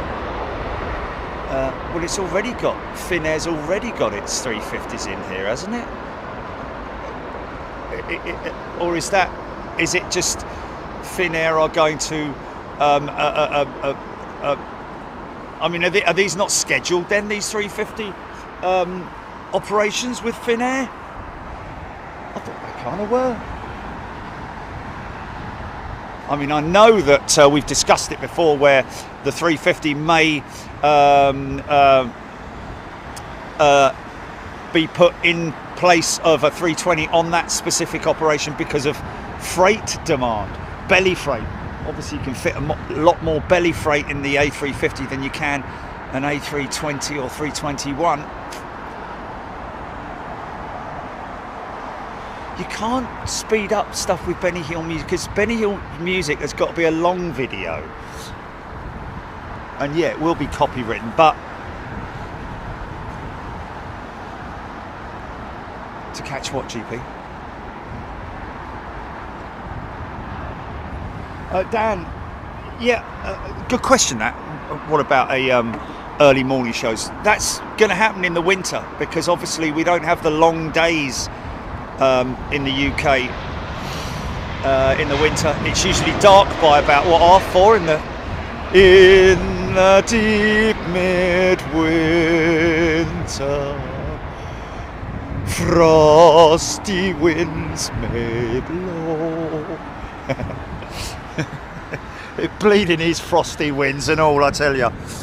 Me flipping fingers, man. Every year, me fingers.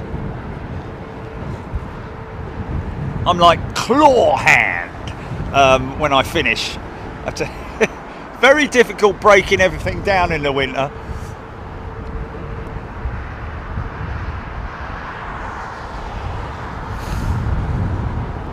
Craig McAllister, just seen this news, don't know how serious this can be able to Boeing grounds its 777X test fleet. Well, yeah, there's only 2 of them, isn't there? Or is there 3 of them? I don't know. But yes, it's an inspection that they made on the engine pylons and found a component to be, well, have semi-failed. I mean, when I say semi-failed, it hadn't failed, but there was cracking discovered in the engine pylon mount at some point. What component exactly it is, and whether it's limited to one particular batch of those components or all of them, in which case it would mean having to replace all of the fleet, well, not just the certification fleet, but also those aircraft that have already been assembled. Now the big question is, I'd have to look back at this, but when we saw the 777s that were, you know, dotted around the airfield in, was it painful? It was painful. Because I always remember that, because I was in pain when I with my nose and eyes and all that. But yeah, at Painfield, I think the pylons were attached to the wing, all the aircraft that we saw there at Painfield. In which case they would have to inspect them, or it may be so that the it was only a particular batch. But I would imagine that all of them will need to be inspected, and that's sort of like, that kind of inspection is where they will have to take off all of the panelling for the, which is not a big job, to be honest with you, to expose the engine pylon, because obviously what you see there with the pylon, which is the piece attaching the engine to the wing that you can see there, all those panels are removable, and quite quickly so as well, and that will expose the mounts, of which really there are only 3.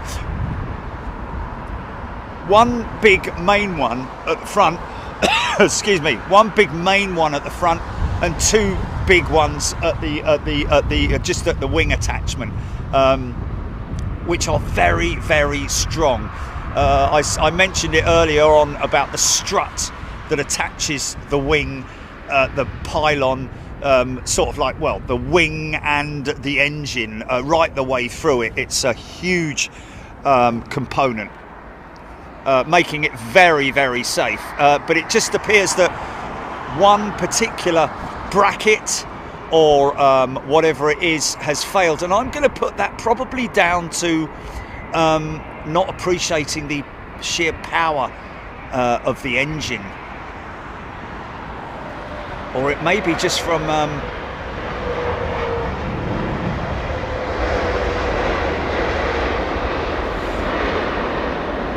because when they fly these aircraft for certification, a brand new aeroplane, even though it is a semi-brand new aeroplane, but really let's call it a brand new aeroplane, the 777-9, which is based on the 777 airframe. What's that, GP?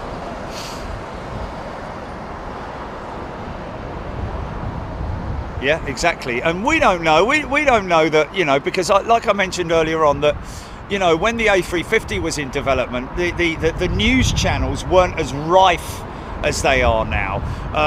Everyone's talking about everything. You can't get away from it. Boeing cannot hide. And back when the 350 was being developed, my question is, maybe something was spotted that failed during the 350 development. You never know. Or the 330, or the A300, all the way back. You just don't know, because obviously back then the news reports weren't so rife as they are now, especially as Boeing are under the microscope, literally, of the media.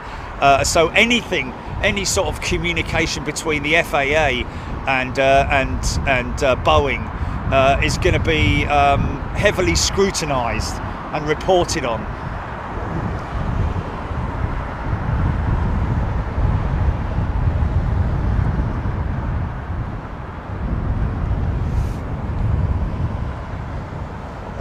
Aidan Campbell, Airbus has not entirely dismissed the possibility of resuming production of the A380 double-decker. No. He mentioned a while back that the door is closed for A380 reproduction. It's closed but not locked, were his exact words. I personally can't see it happening. I think that was just meant as a sort of like a tease to sort of Boeing, possibly, to say, mate, if you don't pull your eye, you know, well, look, the 777-9 was supposed to be in service by now, with hundreds of aircraft flying around the world. By 2000, the year 2000, Boeing said that they would be flying that jet. And boy, oh boy, is it late. Was it 2000? Was it 2000 or was it 2020? Was it 2020 possibly? Sorry, my apologies. Not 2000. Definitely not 2000. God's sake, Jerry. 24 years late. Come on, son. Come on. You can do it. Get the brain. That's right. Yeah. Little bit more. There we go. There you go.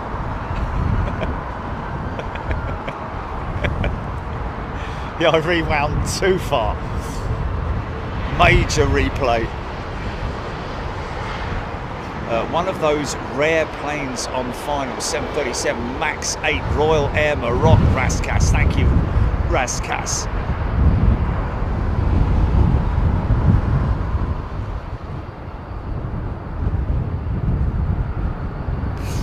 That's actually true, you know. I mean, it was. Don't forget that we're talking about self-certification with Boeing as well.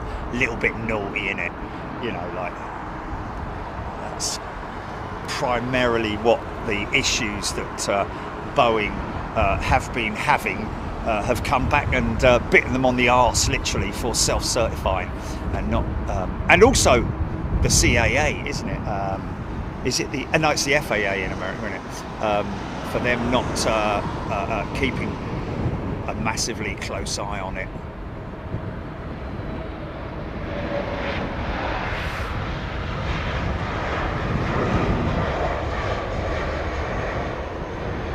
Oh,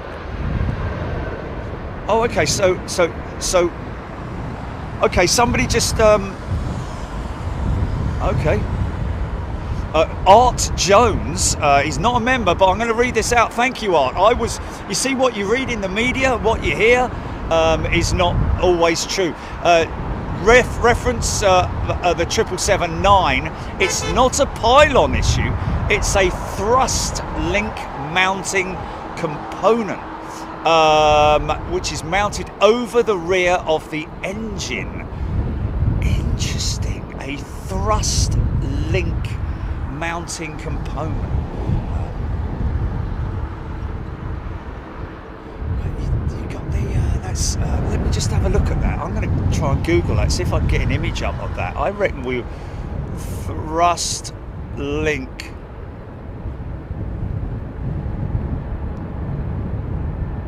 Okay, I'm just getting, oh, was there? Okay, I see it. Oh, wow. Oh wow, oh blimey.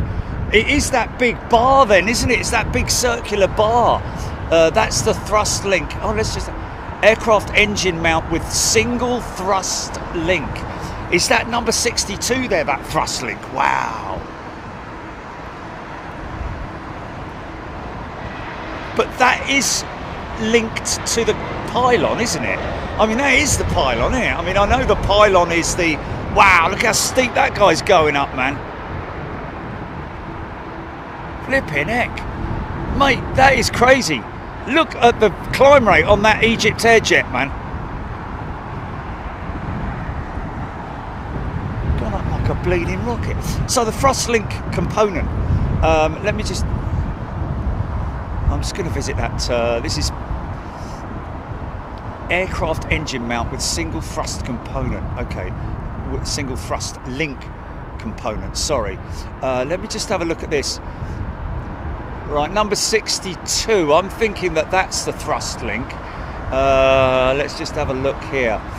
A mount for mounting an aircraft engine to an aircraft includes a mounting frame having first and second flanges spaced apart a determined distance. Each of the first and second flanges has a bolt hole formed therein. A single thrust link, number 56, and at another end to the engine serves, okay, 56. Okay. Oh wow, the thrust link is the big tube. It's the tube that I was talking about. Blimey, that's not good to have that fail, because obviously it would have to have been redesigned for the GE9X. Sorry, the GE9X engine. Wow.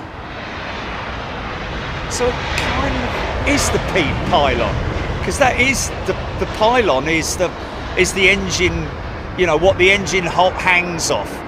What you're seeing there is obviously these surrounding parts of you know, because they couldn't have it exposed, because obviously, you know, for aerodynamic reasons and other obviously components are attached to the pylon therein, but the pylon itself is made up of that whole thrust link and other components, the flanges, the bolts, lugs and all those sorts of things. Wow. Thanks for bringing us that art.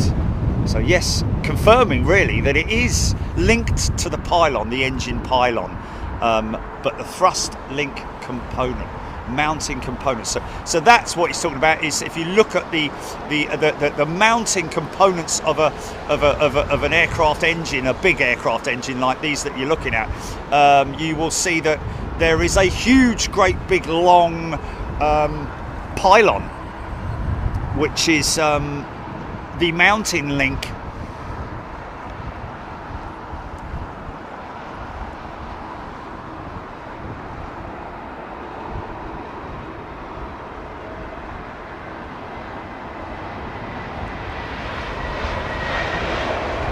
Okay, so we've got the Angels of Long Island, what pantry? Food pantry. We got the Angels of Long Island Food Pantry tuning in right now. Hello to all the angels there. What do they make the food? Do they? What, is it a store? Is it?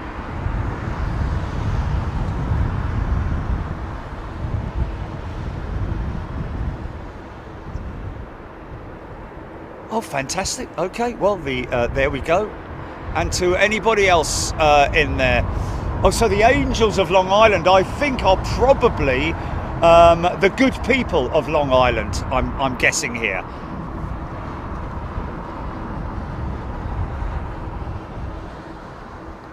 The Anxious Traveller, has there been any updates for PIA coming back to European skies? Not for the foreseeable, I don't think.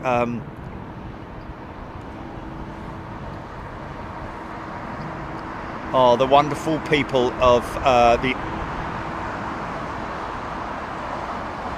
the Angels of Long Island sound like a great bunch of people. Yeah, it's kind of like our food banks over here, isn't it? You wonderful people, thank you so much. And And anybody else out there who's struggling a bit to make ends meet with their food, and you know, it's like it's tricky these days. There's no doubt in it. Lots of people struggling for whatever reason it might be. We hope that you get back on your feet and just stay strong and try and stay positive. Get out there and keep on pushing, man, because good things will come to good people. Oh, Iberia is what, second out? Is that a 330 there?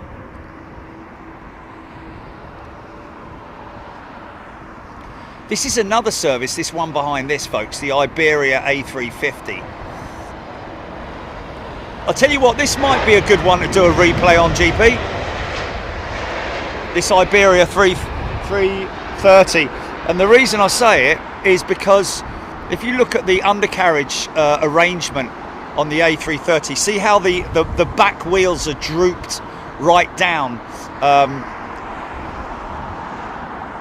I believe that there isn't a mechanism per se. I think it's all done articulated. You know, it's one of those things that if you remember at school when you did diagrams in technical drawing about linkages.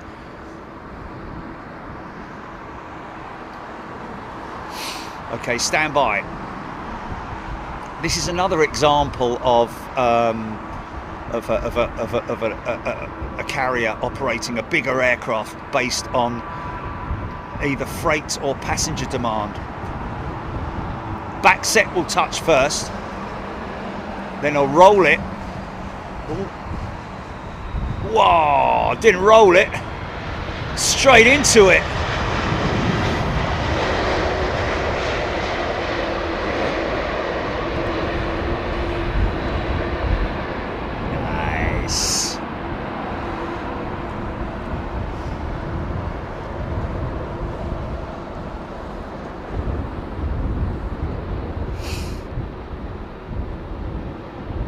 Matty B, Yorkshire man walking the whole perimeter. Okay, let's look at that Iberia touchdown again, because I was talking about the sequence of the back wheels touching, and then normally they'll run them for a little bit, and then the front set come down. Then you've got your weight on wheels sensors that bring the ground spoilers up. So let's have a look and see.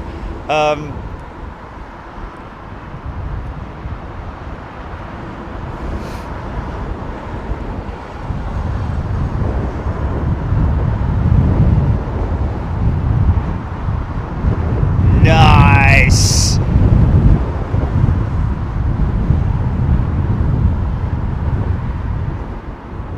Yeah.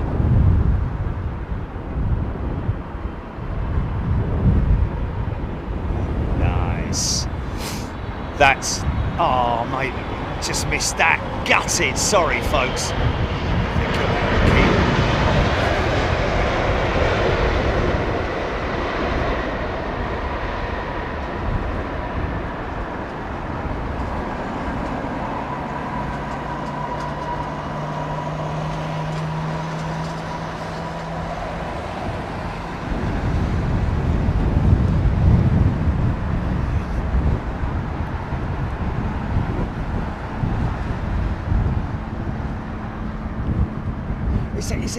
What is it, Eva Nirvana. I do think Boeing is often unfairly compared to like Airbus in terms of safety record. In a century of operation, of course, they'll have more incidents.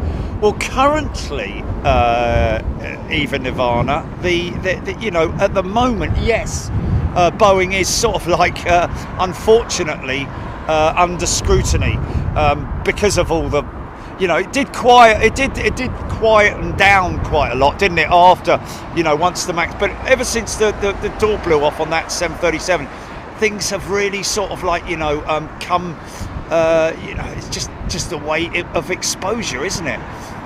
And it is a shame.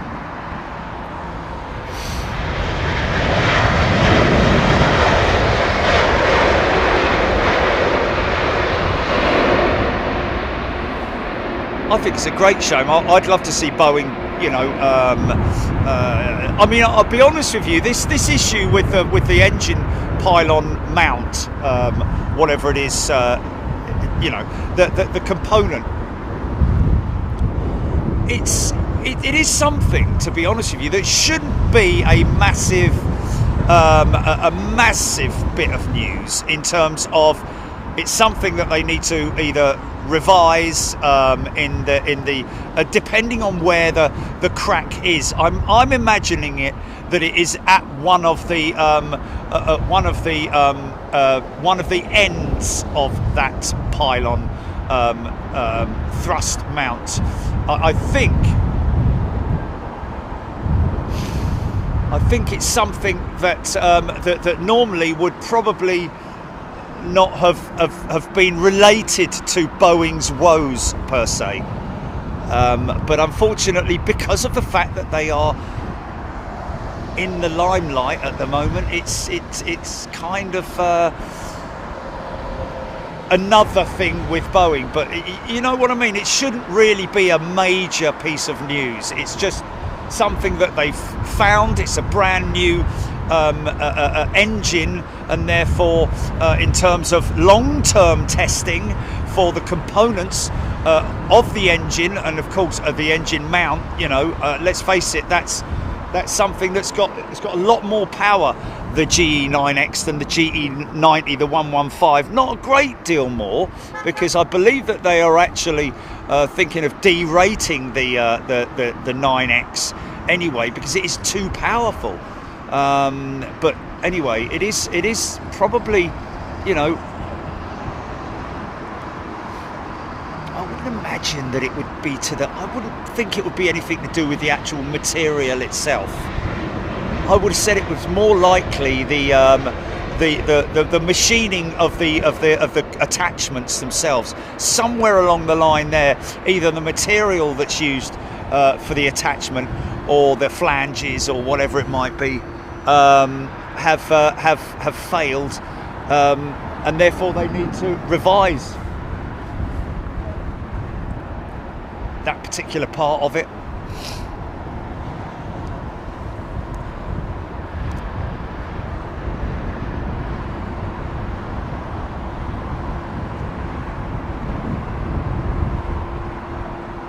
Who?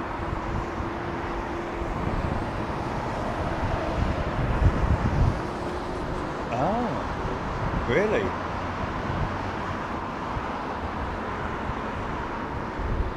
Raptrix Vietnam 787-9 in from Hanoi. This could make some noise.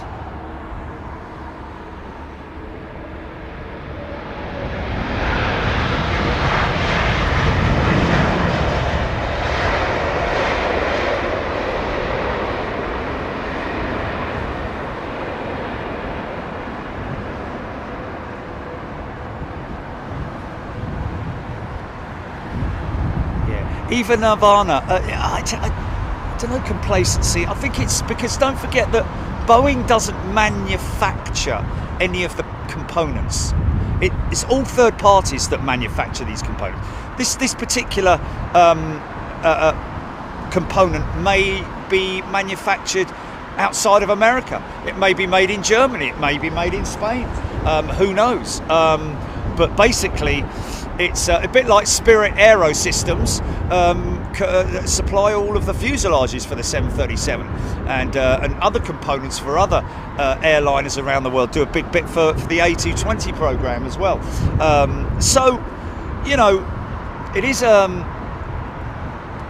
you know, the suppliers of that component will now have to get involved and look into the, you know, the parameters to which the component is operating in. Obviously, very difficult to stress test something like that unless you're actually running it on, you know, on a test bed of some sort. But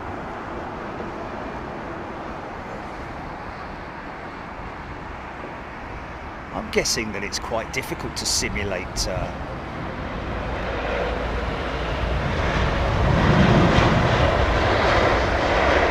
Don't forget we've got that Mumbai Dreamliner GP arriving. Blimey, it's 5:05. That's crazy. That's insane. That's crazy. That is.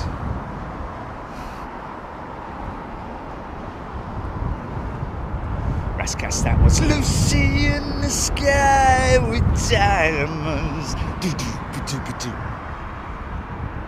Picture yourself on the birds of a river.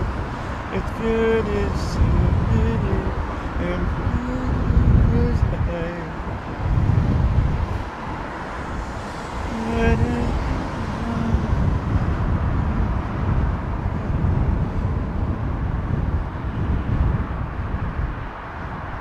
Kaleidoscope eyes. This is what happens when you put the counts in charge of engineering. I don't know about that laugh it up fuzz, but you know, obviously aircraft componentry is put out to tender, much like the engines are. Like different manufacturers get involved in different parts of the build process, and yes, you know, the airlines, the airframers like Boeing and Airbus will want to reduce costs as much as they can, but they work with tried and tested and long-term contracts. They won't, you know,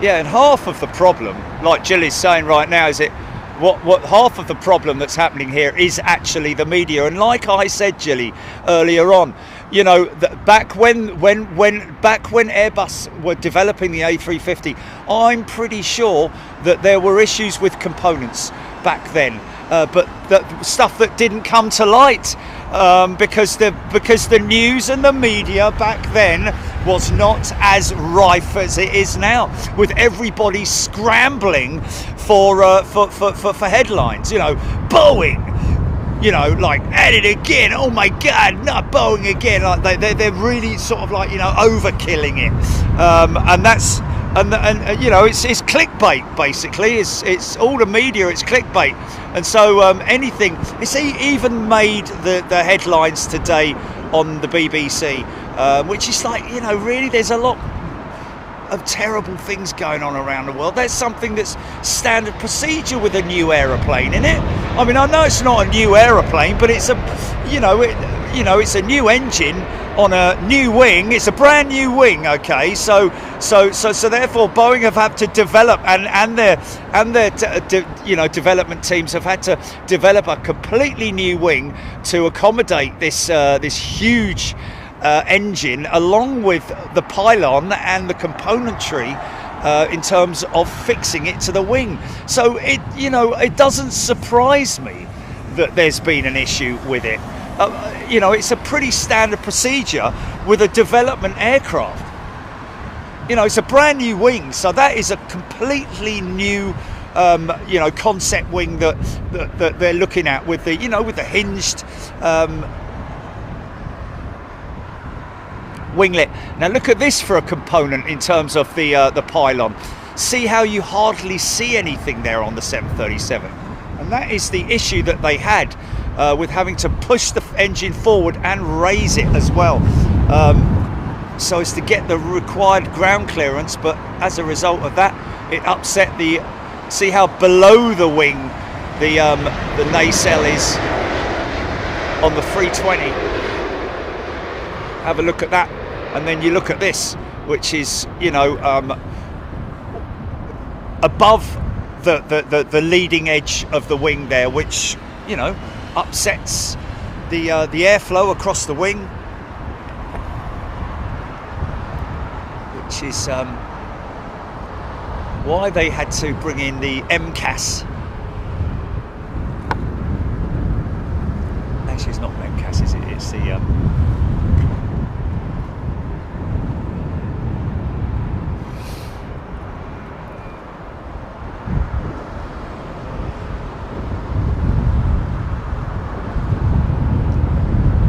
Kisho, you're right.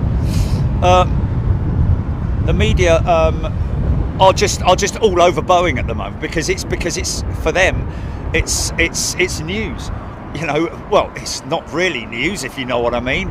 To us, it's, you know, who've lived in this aviation sector for so many years. It isn't news to us.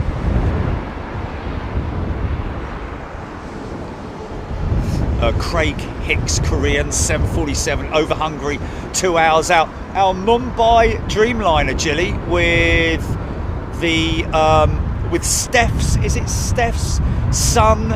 No, okay. Gina's son in the left hand, in the right hand seat, I believe. Andy P. Jez White. Any chance we can move on from this? Well, Jez, the trouble is that, you know, the subject of the component itself, to me, is an interesting discussion point. The fact that the media is making such a big thing of it is something that we should not give them any fodder. But it just, you know, it's just something that you can't help but discuss it, obviously, because it's in the news. But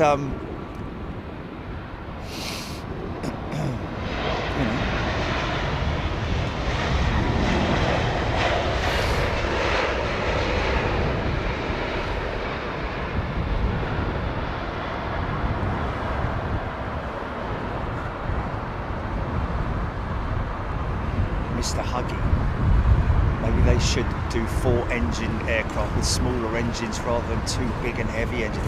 Well, the trouble with that is, Mr. Huggy is a Huggy Bear, is that you get the issue with 4 engines to maintain. It's double the amount of work in terms of maintenance, and that's what, you know, the operators and airlines are always trying to avoid, is the minimal amount of time that they're offline undergoing maintenance. So, you know, 2 engines is most definitely better than 4. Even if it was 4 smaller engines, you've still got 4 engines to deal with rather than 2.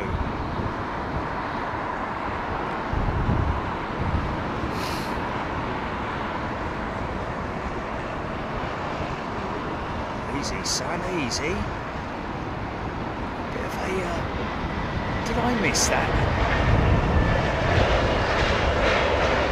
Did he pull up a little bit there?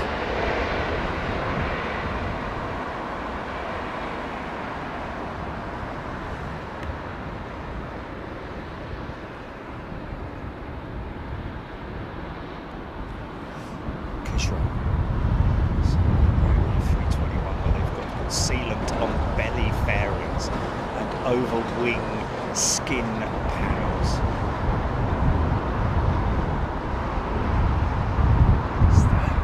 What he's talking about there is the sealant between the panels. See that? See the fairing there? There's sealant that runs along those panels to minimise the ingress of water and so on and so forth, and that obviously is renewed every time the aircraft goes into maintenance.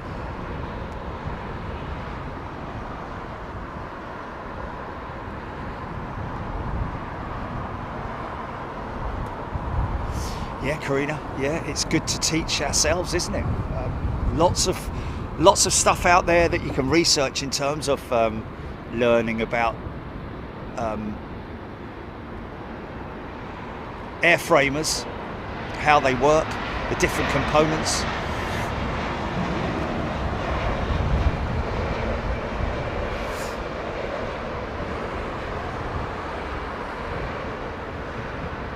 What about every airline, Karina? Yeah, I guess, you know, if you've delved deep into every single airline's past history in terms of technical issues, it might go way back into the archives. You know, the last time they had any particular issues, but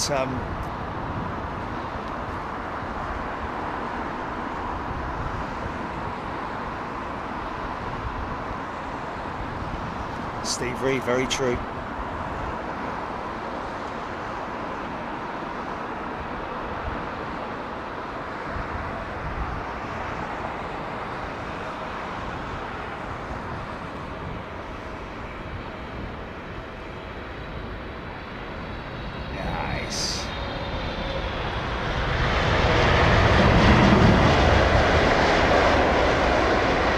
Okay, folks, let's try and get VS5, what, 355 to say? VS355 to number 1 on flight radar, if you fancy a bit of that. We've got Gina's son in the right-hand seat, operating this flight in from Mumbai. VS355 is what you need to go in and filter on your flight radar 24. I'll do my bit and click on it. I think that's it there. No, it isn't. It's the next one. Okay. She's come out of the Ockham hold, is it? The no, Biggin hold, my apologies.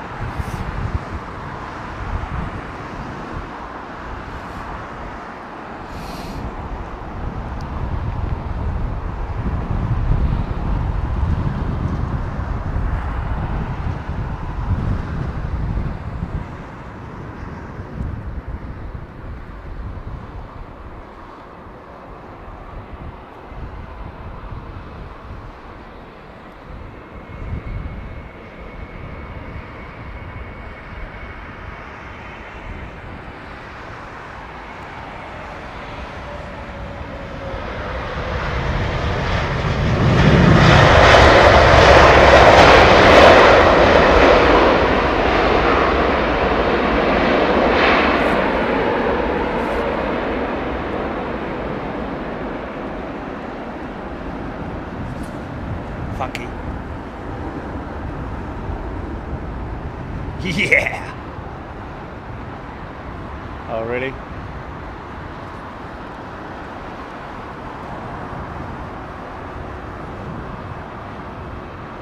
Aidan Campbell, Qantas no passenger just in 1951. Not experienced a hull loss accident in the jet age. There we go.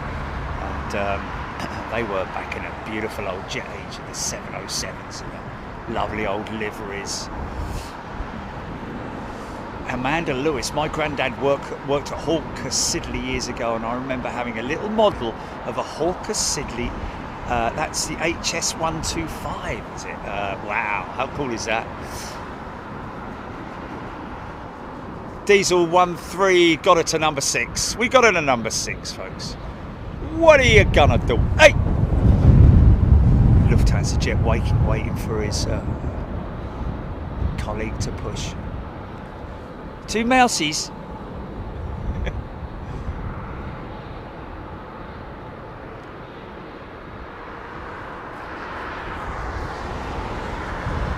Okay, well, you'll work it out, mate. You'll work it out. You'll work it out.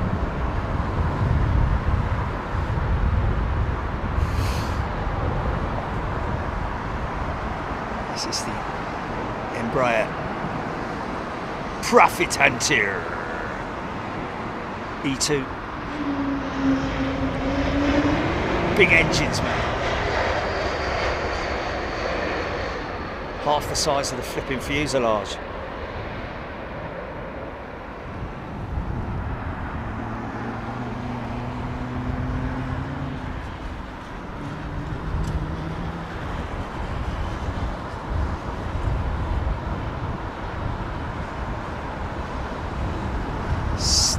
Such a shame it's cloudy underneath. Would have loved to see the Greenland scenery. There we go. So they're flying above cloud at the moment, Steph. That's Steph on a BA jet, folks, headed to San Francisco. Sorry, to Toronto. before everybody corrects me. Oh, it's long, it's long.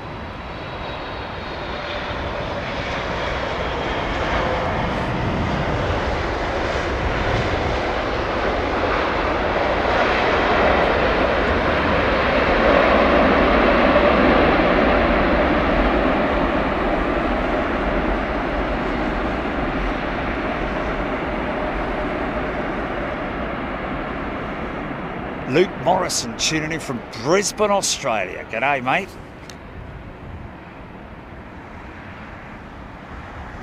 Aussie rules football. Most craziest game in the world. Giant circle with 50 blokes running around. Beverly George, we've got it to number 3. Got it to number 3. There she is, I think.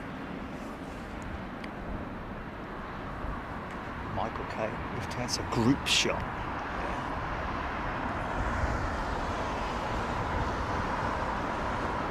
Well, we got it to number 3. Even Ivana, what does it mean when you're trying to get a plane to number 1 on what? Flight Radar 24. If you open your app store, even Ivana, and just go to search for Flight Radar 24. You will see the option there. If you download it, there's no.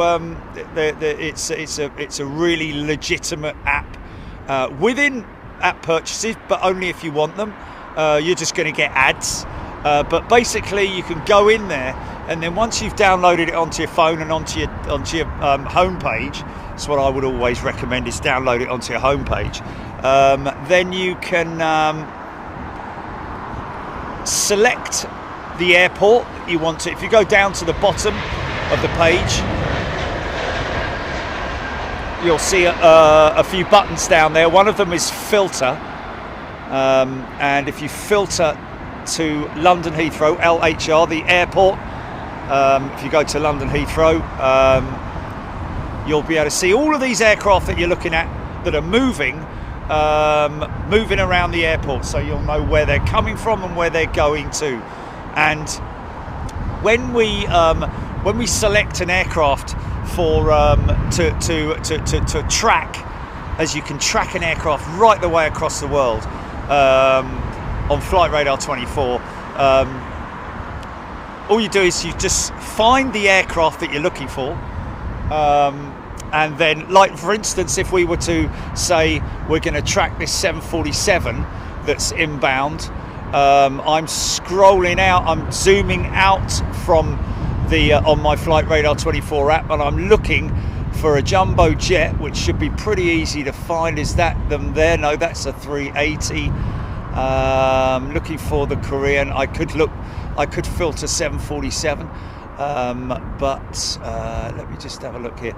Is she coming from over the top there somewhere? It would be, wouldn't it?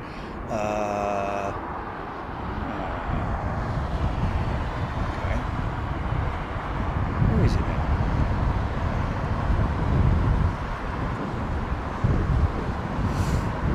Bulgarian 220.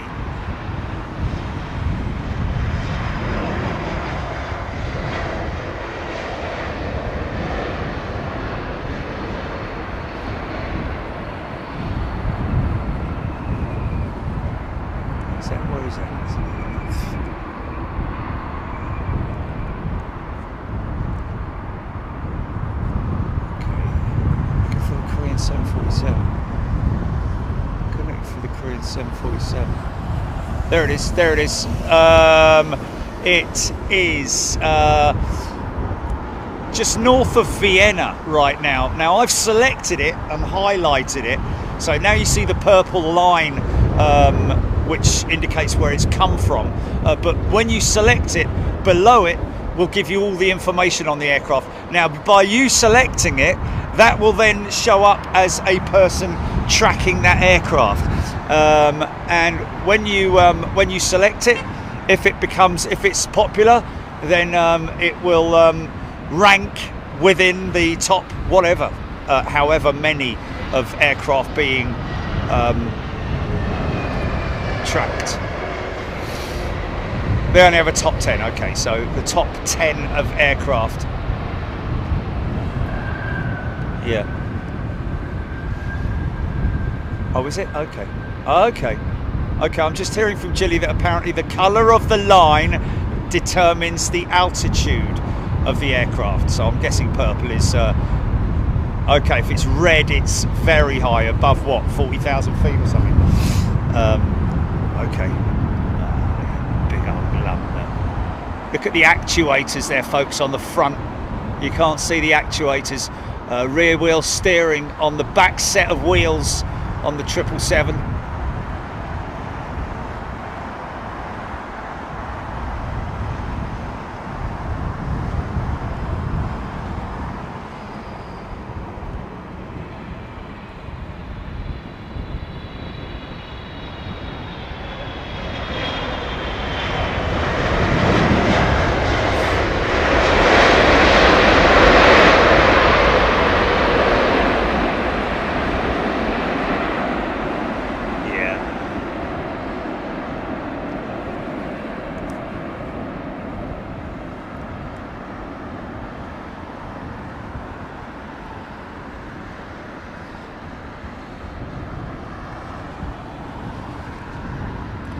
Yeah, it's a very easily navigable app, I would say, Flight Radar 24.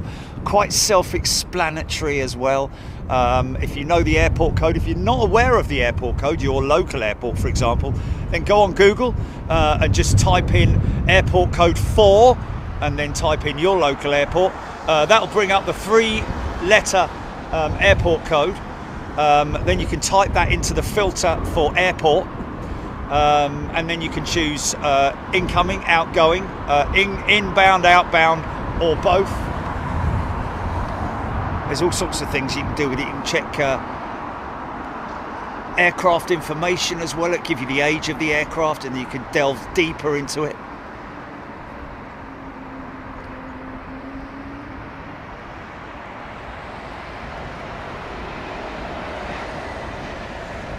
Nice.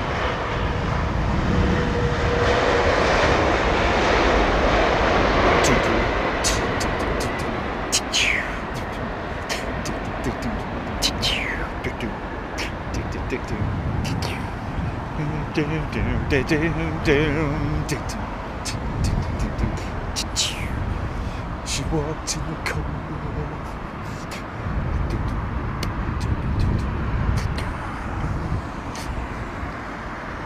freezing breath on the window pane, like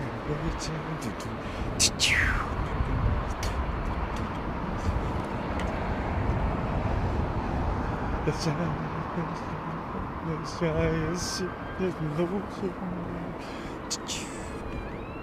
Wow, look at that. Look how empty BA's maintenance area is. They're all down there. Look, there's the old damaged 350 there with a look at her. You can just about see the end of the horizontal stabilizer there, folks. See the airframe exposed.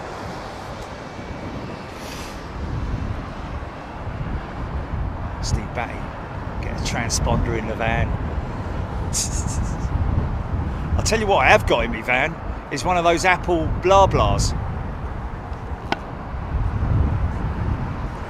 And I would highly recommend it if you've got a anything that is valuable to you, and you are able to hide an Apple tag inside it, which is it's very small, it's quite compact, very streamlined and slim, so you can hide it underneath a carpet or something like that.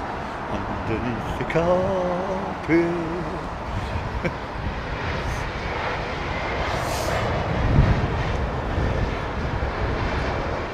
Yes, the Beluga is still, we don't know, that all sort of like was height of news, wasn't it, for some days, in terms of the Beluga coming in to fly that particular component in from wherever it might be bringing it in from, whether it's Spain. I don't think it's Toulouse.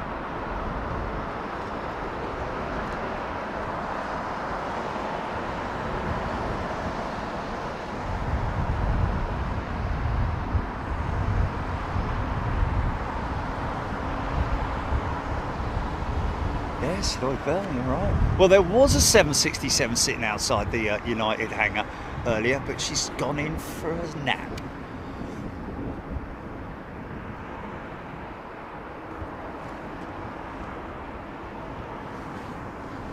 And I'm still convinced that the door on that hangar has failed. Look, you can see the creasing. It's definitely not right. Unless it's supposed to be like that for whatever reason. The image is gone over you and it means nothing to me.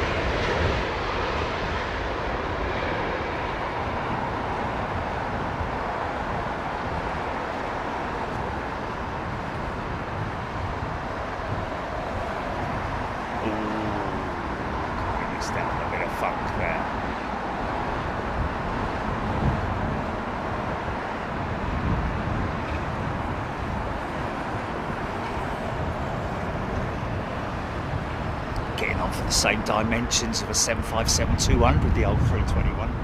Crazy, isn't it?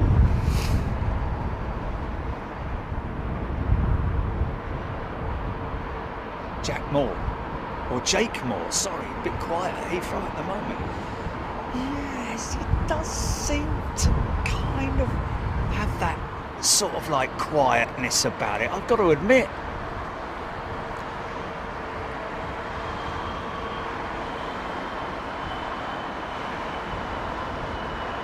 The Siberian corridor has the most expensive airspace in the world, so obviously the busiest Siberian corridor.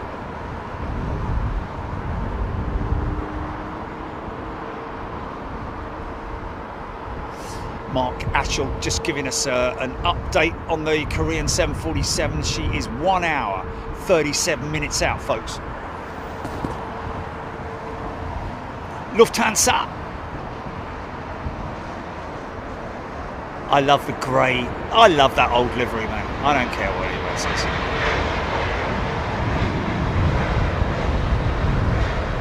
Yeah, just to repeat what I said earlier on, folks, about Air India bringing their 350 into London Heathrow, the inaugural flight on September 1st. They have asked us to get involved in it,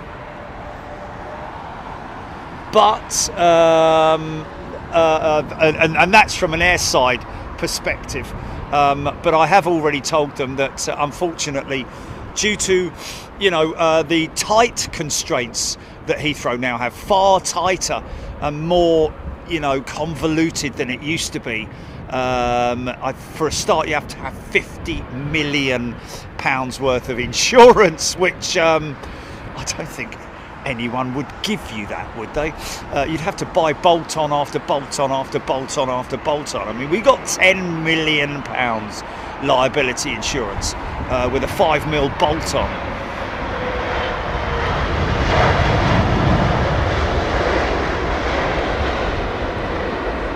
But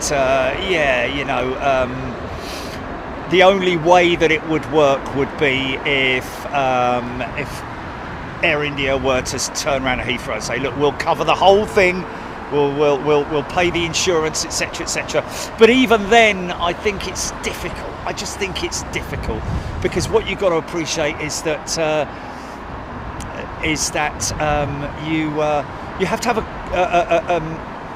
somebody accompanying you all the time that you're out there. You can't be on your own, obviously, wandering around a busy airfield like London Heathrow. So you always have to have somebody with you. Sometimes, like we've had at EMA, where we've got somebody involved who's is a pure av geek, which is very easy then, because we can have them for a number of hours, whereas Heathrow are very sort of like tightly constrained.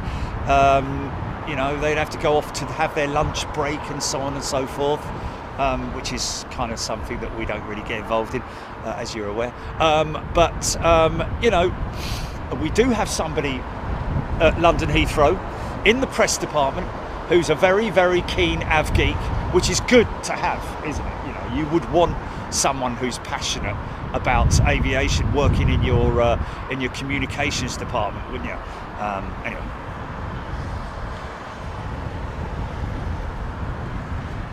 Looks like they're just about to push that 330 back. Her anti-collision lights are flashing away on her wingtip. See the double flash on the Airbus as opposed to the single flash of the Boeing.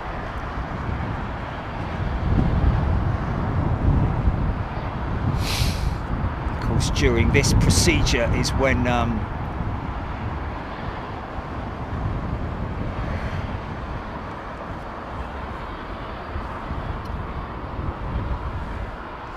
okay, we've got I7 Ahmad is a brand new member. Why? Welcome, Ahmad. Robert D has upgraded his membership.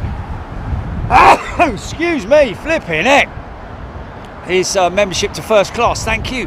EY17, 1 hour 5 minutes out. Aaron Thomas, is that there? No, that'll be the 380, won't it? Oh, excuse me.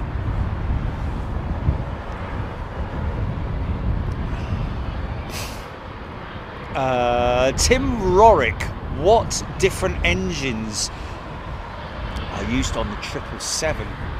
Good question, that. Trent 800s, the Trent 8, the Pratt & Whitney PW 4000, General Electric GE90 and GE 115s, GE90 115s, different power settings on the aircraft, of course. Get my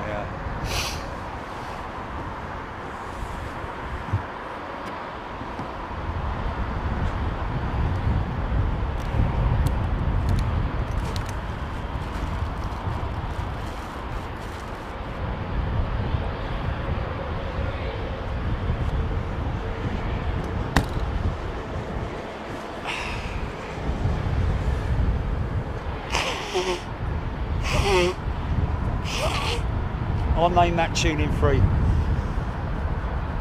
Summer stick sulfur. Luke Morrison, that 330 won't be pushing back anytime soon. Engineers are doing a flight check and pilot pitot covers are on. There we go. Well, they could potentially still... Oh, they're doing a flight check. Okay, they're just doing checks on it, right. Yeah, she's got nothing hooked up to her, is she? Yeah, they're doing... people on board the flight deck there, so engineers just checking. Anyway, there's no wing walkers or anything, and the pitot covers are on, he says, and there you can see what he's talking about. See that flapping around there in front of the name? That's a pitot head cover, which prevents any sort of like ingestion of dust particles or insects. Because believe it or not, a little tube like that is a breeding ground for some particular species of insects.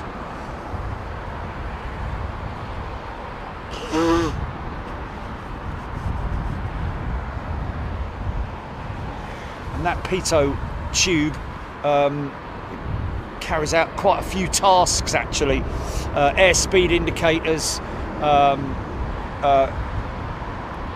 pressure readings as well. So, you know, the instruments of the aircraft and subsequently the aircraft are very reliant on the readings that come from those pitot tubes. If those pitot tubes are blocked in any way, obviously it can disrupt the flight computers and also give false readings on the screens, on the flight screens in the cockpit.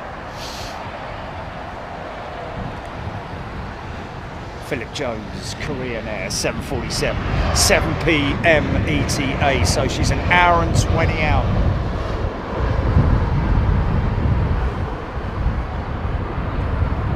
Lana Q absolutely blocked pitot tube plane killer, 757 crash because of wasps. Aaron Thomas, yeah, there was a specific breed type of wasp which built a nest inside one of the pitot tubes. And obviously, as a result of there not being any pitot head covers on there. They don't put the pitot head covers on when the aircraft is at a short turnaround, but as you can see there, you know, on these aircraft that are at gate, they don't usually put the pitot covers on unless there's a specific reason to do it. If you're maybe in a climatic region where, you know, wasps are prevalent. Shane DeCosta's a returning first class member. Welcome back, Shane. Nice to see you all. Hope you're all doing well. Look at the size of the tail plane on that thing, man. It's insane, isn't it?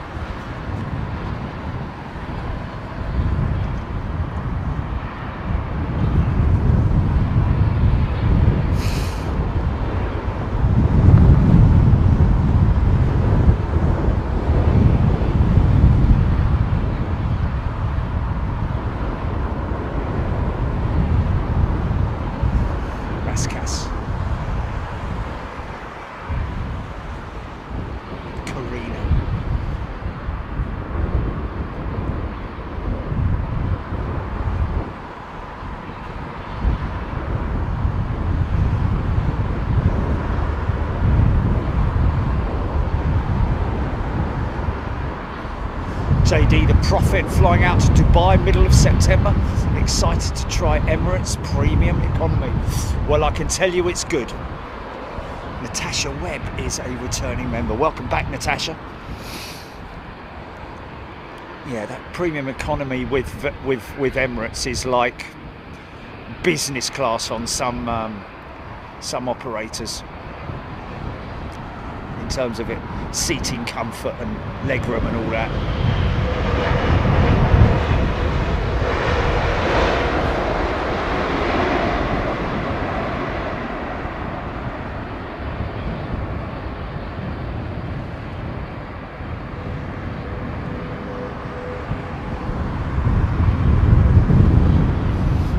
Finished doing the checks by the looks of it.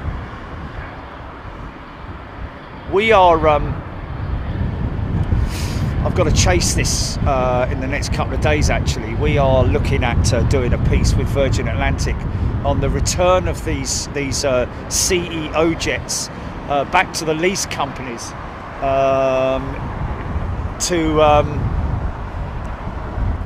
to bring into full effect the NEO, the Neo jets. All doors opening up with what's coming out. Shane DeCosta has gifted a channel membership. Thank you, Shane. Very kind of you, mate. Yeah, these Neo jets, which are rapidly replacing the CEOs. So we're hoping to maybe cover something with Virgin Atlantic at some point. There's quite a lot of logistical planning in that one. Renato Kendo has gifted a channel membership. Thank you, Renato.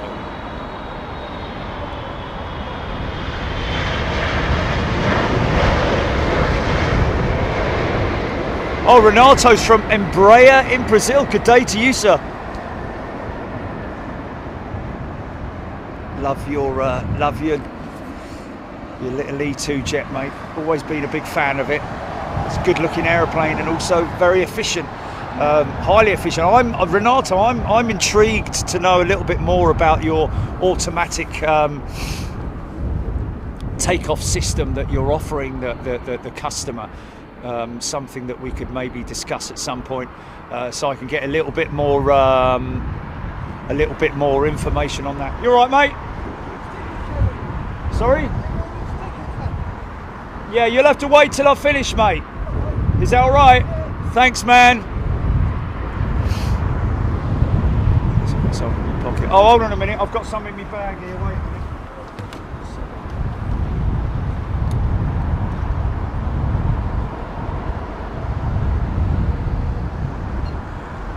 Here you go, mate. Thanks, fella.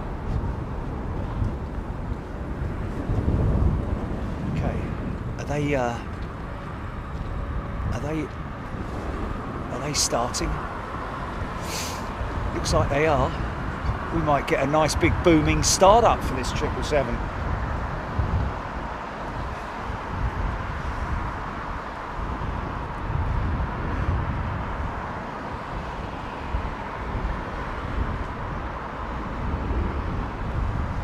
From Dundee. Okay, we'll get that. We all love a prop. You all right, mate?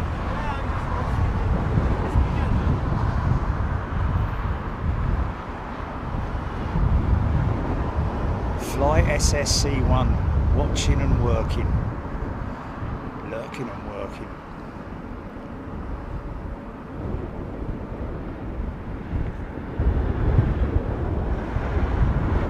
This guy looks very high. Just let me quickly grab this.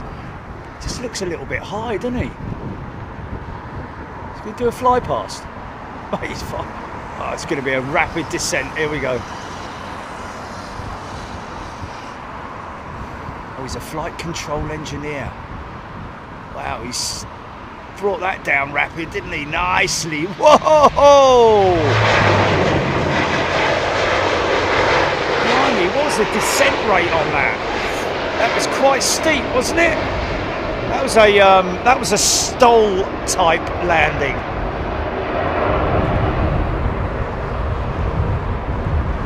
Gave that undercarriage something to write home about.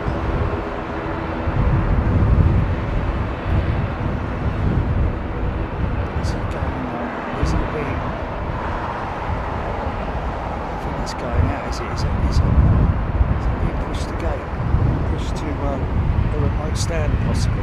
Mind you, no, it's been in there since we started. That should be starting up, I'd imagine. Can't really see that #1 spinner because it's all dusty and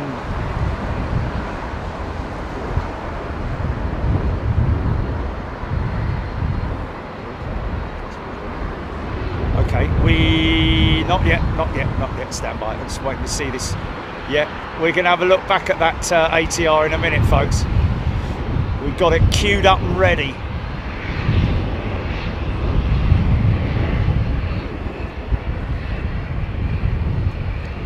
Yes, yeah, because that was a pretty heavy landing, wasn't it?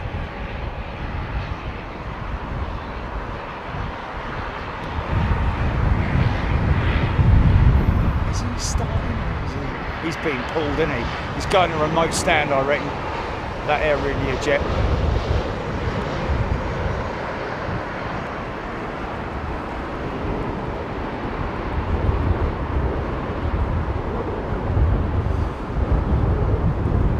Okay, GP, you ready to watch that ATR landing back? Stand by. Okay, run it. Karen 2020, Carmen 2020, sorry.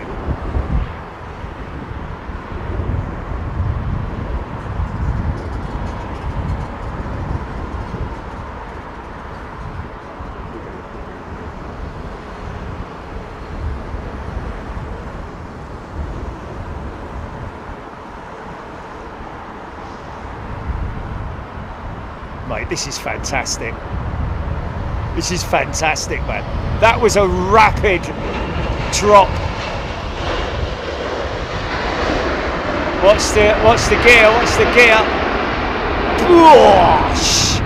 Yeah! Nice. Oh, mate. That is fantastic, Julie. Right, fellas? That is fantastic, mate. Loving the replays. People loving the replays, man. We got it nailed. Let's get all the replays from today and put them all together on one post, Jilly. Okay, do that now. Quickly, hurry up.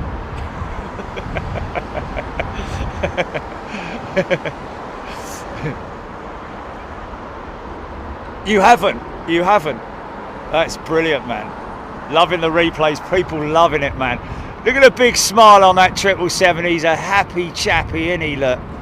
He's very happy. Yeah, VAR, yeah. Yeah.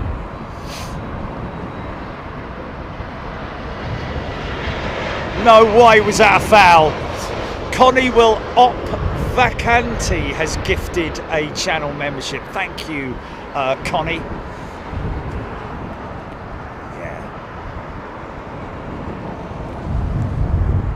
Absolutely fantastic, mate. I knew it would be a bit of a game changer, Gilly. I did say that right at the get-go, didn't I? If we can do it, it will be a bit of a game changer.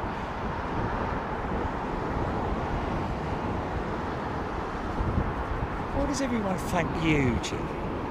I mean, I do obviously thank you, but what about me? I'm the one who thought about it, you know? Oh, blimey. You want a sticker, mate?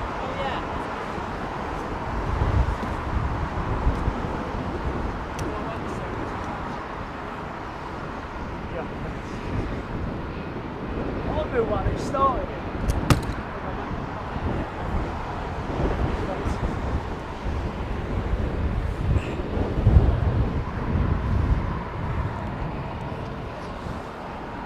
JD's replays. Yeah, we got to make a thing up for it.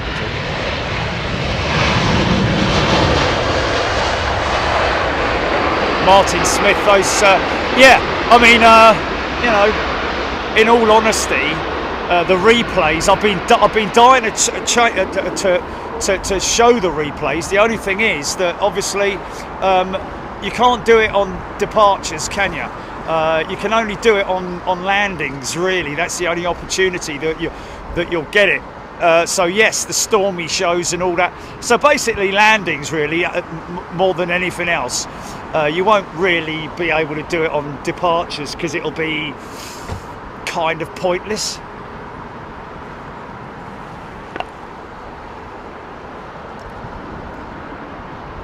Moan Man resurfaces. What's that?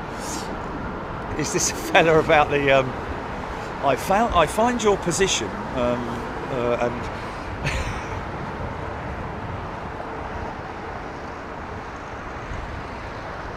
what's he moaning about today then? Too many buses.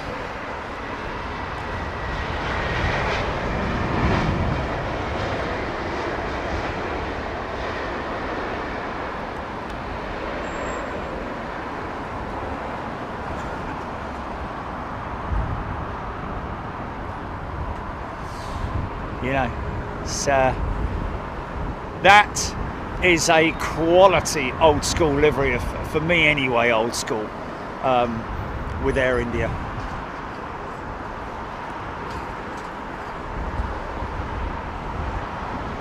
Carol Hutchinson. Landings are much more interesting. Oh, I don't know, Carol. I love the spool up of the engines and the noise and the, you know, as they come hurtling past, and you know that whole sequence of takeoff is something that is you know,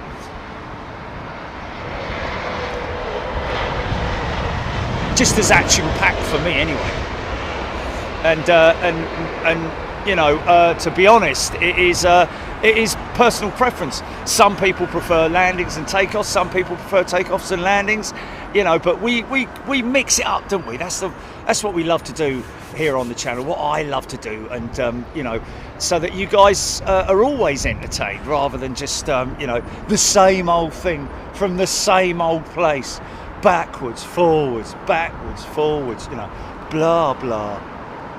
Carol Hutchinson, no replay on departures, no, because they're kind of going past us quite slowly anyway. What the replay is for is to see the moment of impact. That's what we're looking for. You know, in terms of departures, it's sort of like comes past us relatively slowly anyway.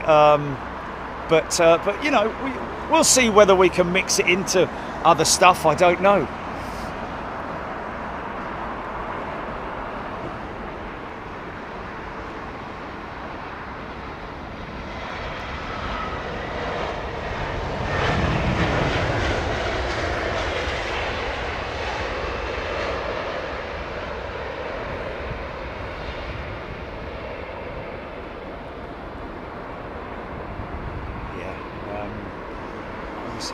Each to their own in terms of, you know, their preference on new versus old liveries. I like the Lufthansa old livery.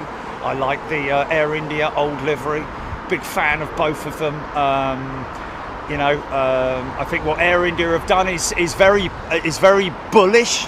I think they've, you know, in terms of a complete and utter redesign, unlike what Lufthansa, for example, did, where it's just, I mean, Lufthansa for me, it was quite a sort of like corporate update, and not a big fan of it myself. But it's all right. It works.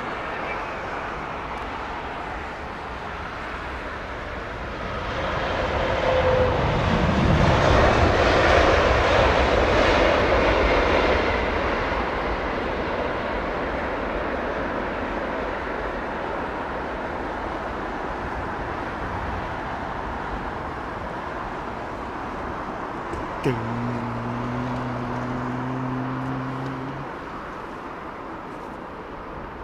We might get a start up on it.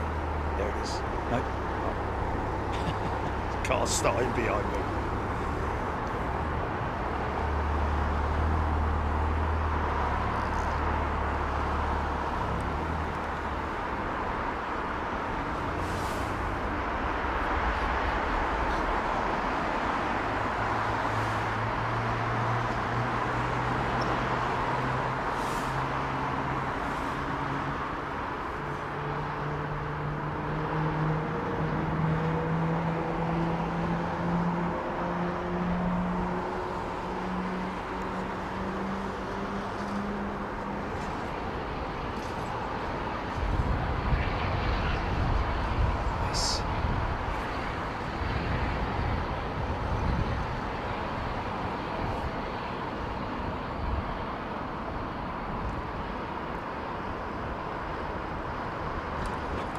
Gloria Garrison tuning from Cincinnati.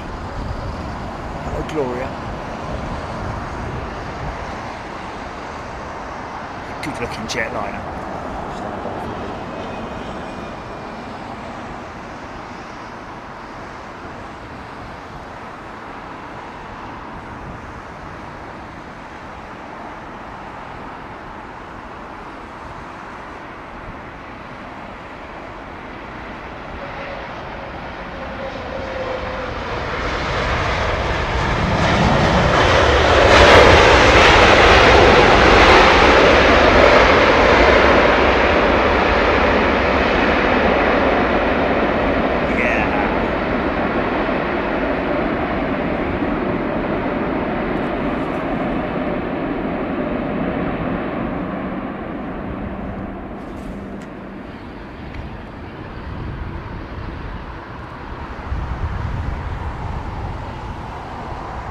Let's watch that China Southern 350 touchdown back.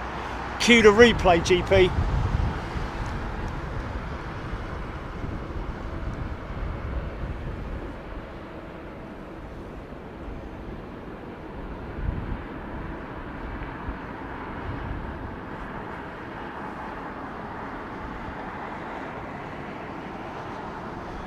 Michael K, that would never happen.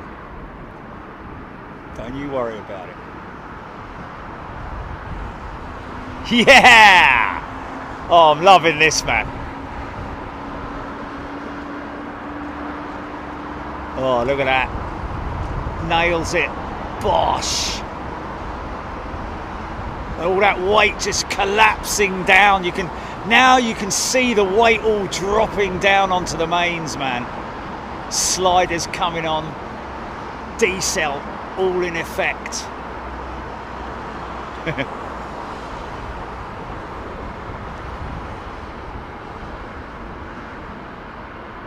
Okay, so that's interesting. My audio, Jimmy, I must not talk over the... But no, hold on a minute, it did work. It did, because it did work before where I counted it down like the... It should be in sync. It should be in sync with... Oh, look at the sparrowhawk, man. Getting picked on by the little birdies. Look.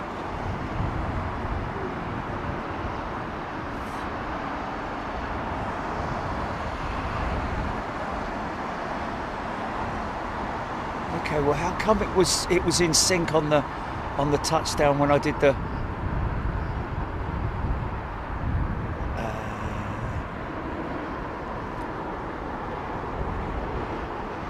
Have I got the red thing? Have I got the red thing? Oh, it should say live on it. It should say, where it says live. Okay, no. How do I...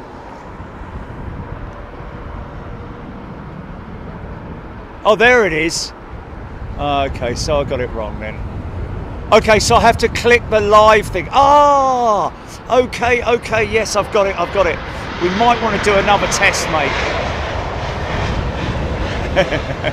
Okay, it's cool. I didn't realise. I thought you had to click on the red line and pull it right the way across to the right.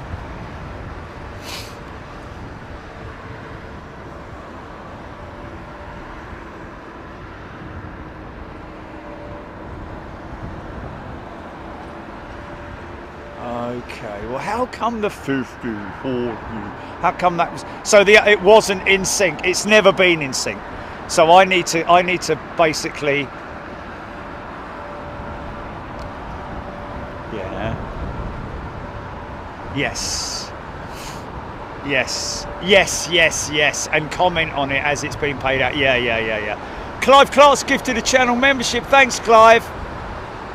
Okay, I've got it now, folks. I got it now. I am behind about 10 seconds on the feed when I comment, so it's no point in me commentating on it. I'll just say run the replay GP, and then I'll shut up and let the background music just carry on. Background music, background sound. Sorry.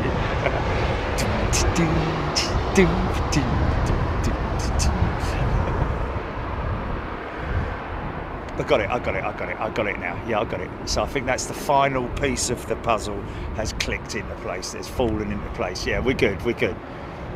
So basically, when the replay starts playing, I don't say anything. I don't comment on the replay. I could comment on it after we come back. Yeah.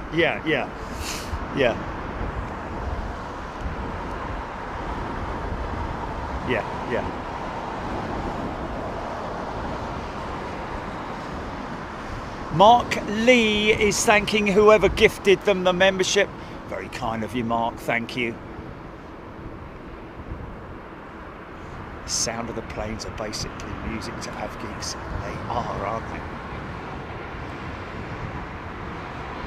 That's quite heavy. Got a bit of a bounce on there. Light bulb moment. It's all about because we're so far behind. There's a engine inspection. I spoke to these guys, didn't I? Quite a few years ago. Avro, I could sing during replay. I don't think that's the right thing. I say nothing during replays.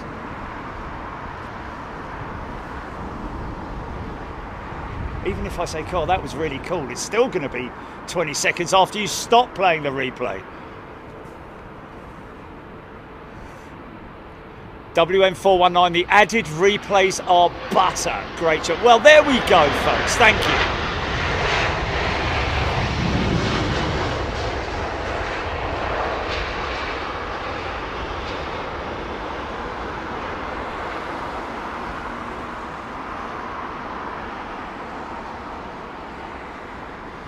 I don't know what got me onto thinking about it, to be perfectly honest with you. Whether it was seeing a tweet. Yeah. Aaron Thomas, both for EK3 and Cal 907 north of Frankfurt. They're our destination jets.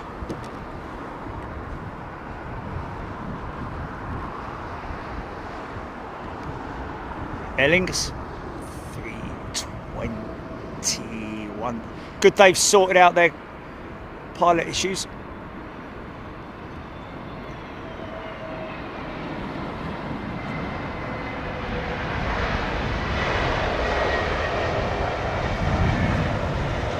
Yeah, we discussed it and you said I'll have to check it when I get back or something, yeah.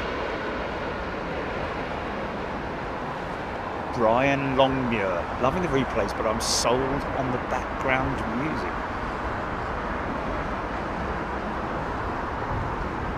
The only way we'd be able to do that, Ginny, would be would you be playing out an audio file above it on it, if you know what I mean. That would get very convoluted, unless you had a standard preset background audio track that was played out, you know.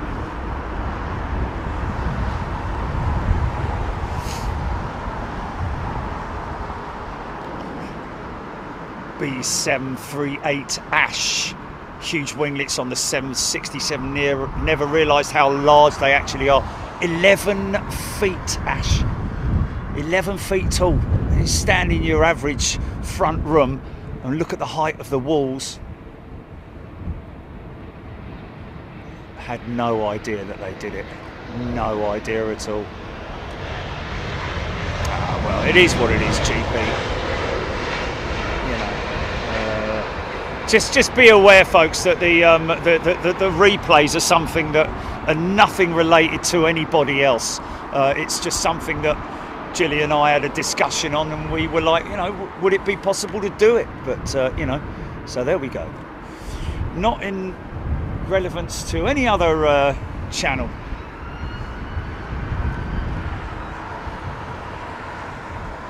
Sarah, yes, we've got great ambient background with I'll just keep my mouth shut during replays. We kind of know the score now.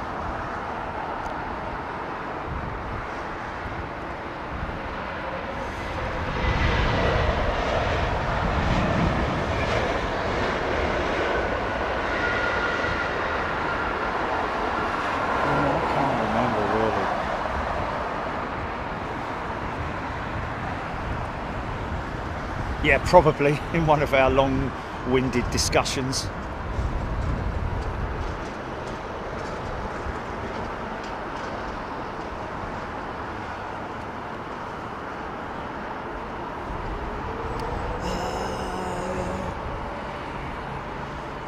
I think the replay will work nice with fighter jet.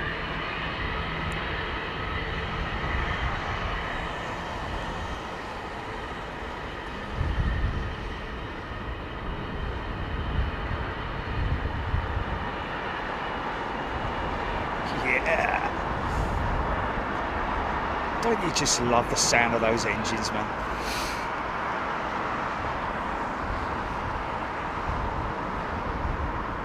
Pratt Whitneys.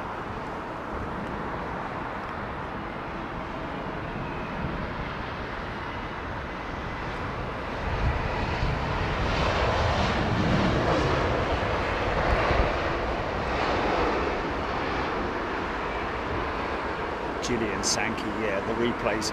I mean, to be honest with you, that's why I wanted the replays, was specifically so that we could be ready for the stormy conditions. She's got a dirty old bum on her,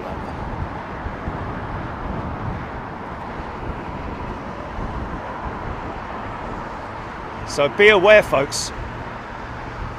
What's that stuff? Be aware that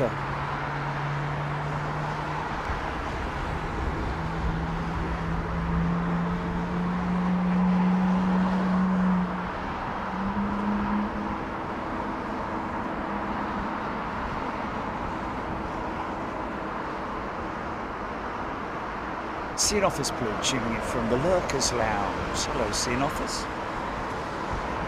Or her own lounge, I don't know.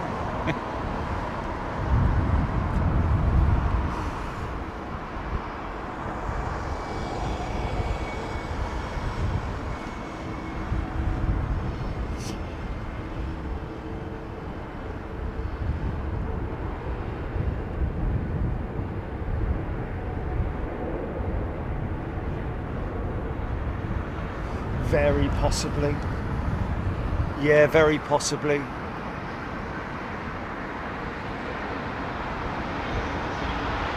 I'm pretty sure it was something from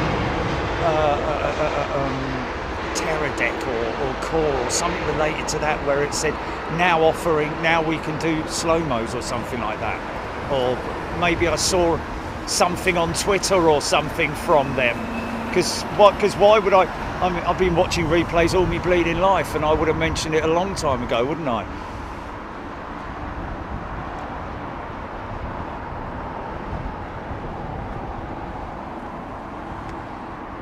Cool, that was a bit of a close call-ish.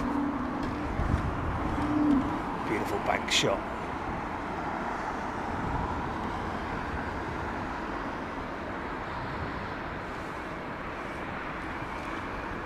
That looked a bit nose steep.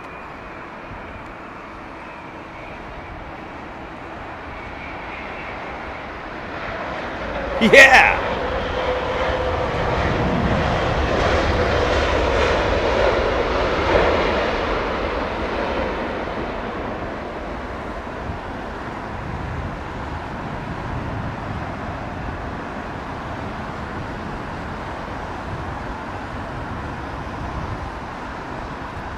Tell you what, compared to previous days, it is definitely cooler today than it has been for quite some time.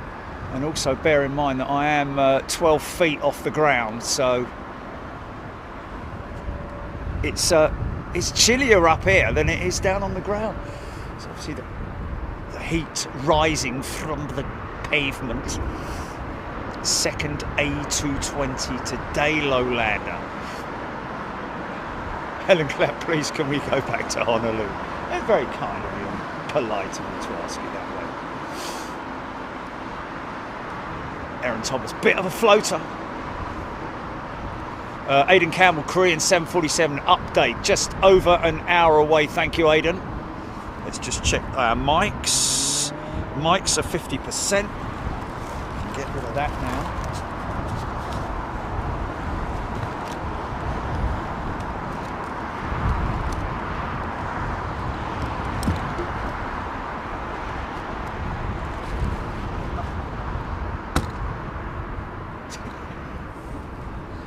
Say it again. Ooh.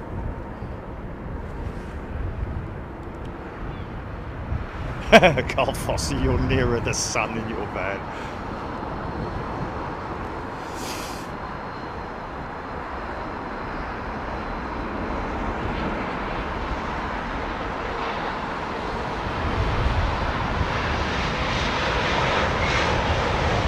Foster's got, it's 14 degrees where she is.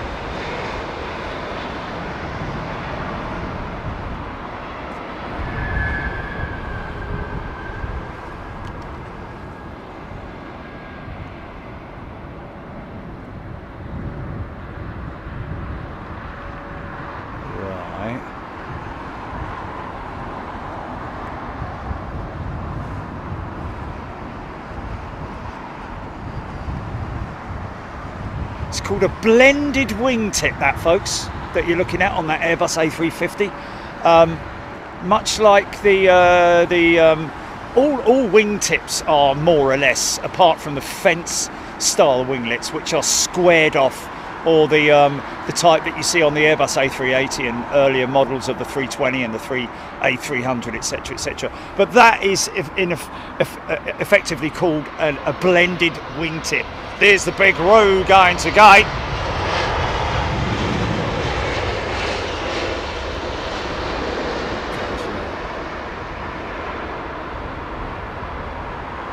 Aaron Thomas, I am now tracking EY17. Shane DaCosta, Cafe 359, 5 minutes out. Thanks, Shane. Look at the size of that little person down there. It's that big, ginormous, great big aeroplane. What a job, man. It's what they call a wing walker. These guys are obviously overseeing the... should actually be looking out on that left wingtip just to make sure it's not near anything. That's what they should be looking at, isn't it? Shouldn't he be looking at the wingtip?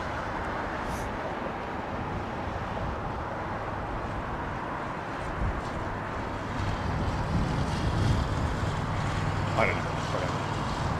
Emma Tozer. Welcome back, Emma. A returning member.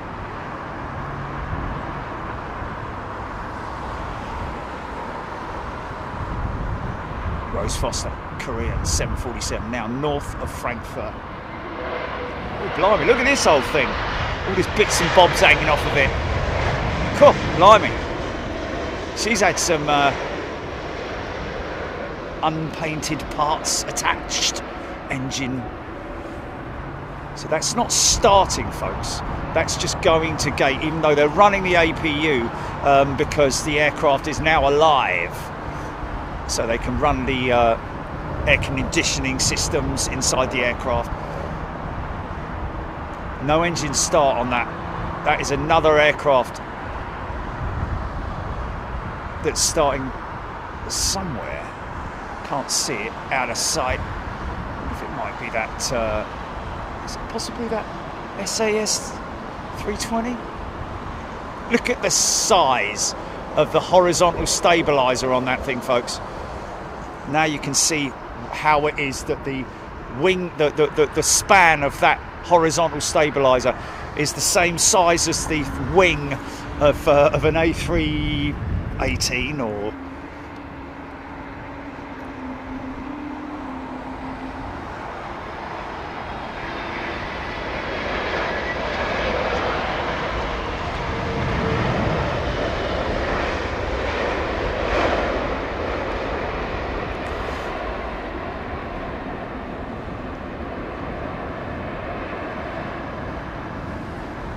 no pilots on board this aircraft at this stage. In fact, there's probably nobody on board that aircraft, I would imagine.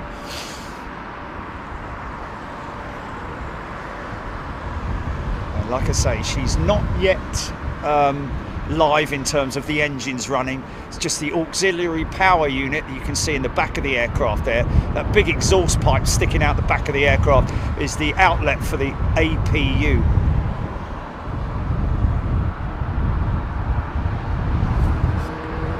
Yeah, that's the SAS. That's that jet starting. They're quite noisy old thing. Where they get a little bit gurgly, the old LEAP engines and the Pratt & Whitney engines. Oh, Stephen H might be the Finnair 350 you can hear starting. I think it might be that SAS jet. Because the 350, the XWB engine is a very low, bassy sort of like startup that doesn't last for long. It's just a constant bass note, and then it stops once the combustor is fully fired up.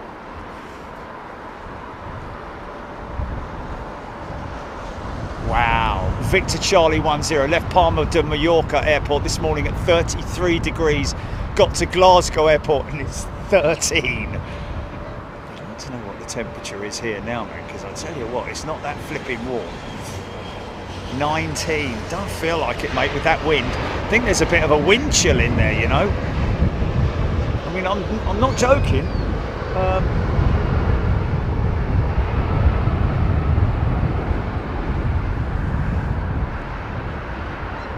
Wow, Robbie May, they just subscribed, worked on the World Cargo Centre back in the day when it was being built. Used to watch Concorde taking off every day.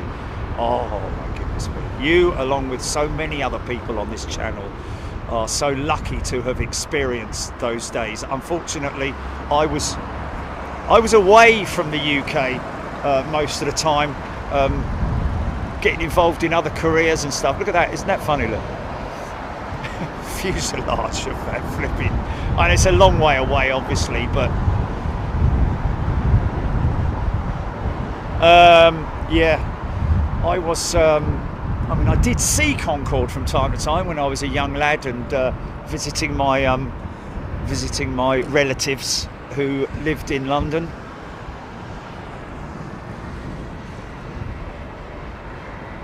Freezing in Blackpool today.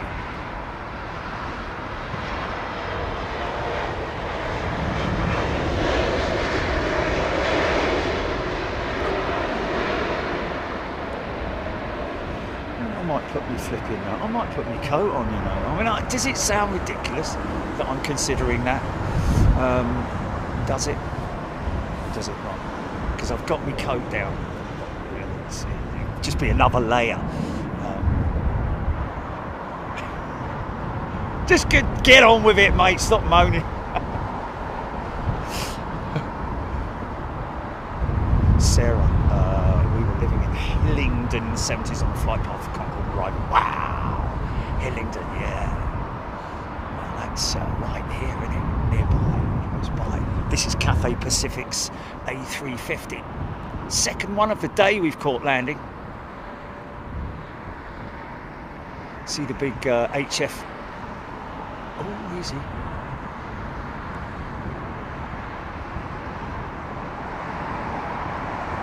Easy, easy.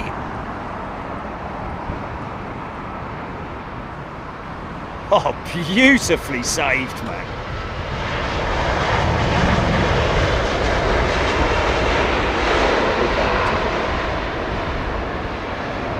Wow. Okay, just want to see that sequence, that landing sequence there, where it looked like they were coming in a little bit steep, but then beautifully saved or scrambled. Run that replay, GP.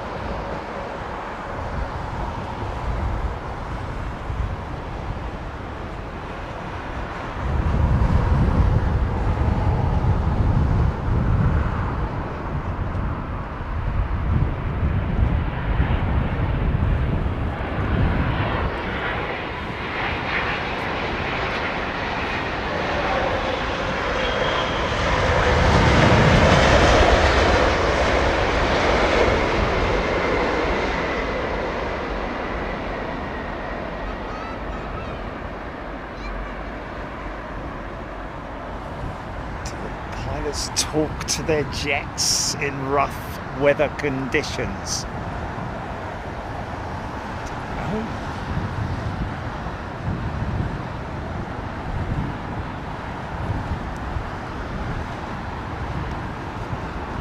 All the years we've been doing this, I didn't know all we have to do is press that live button.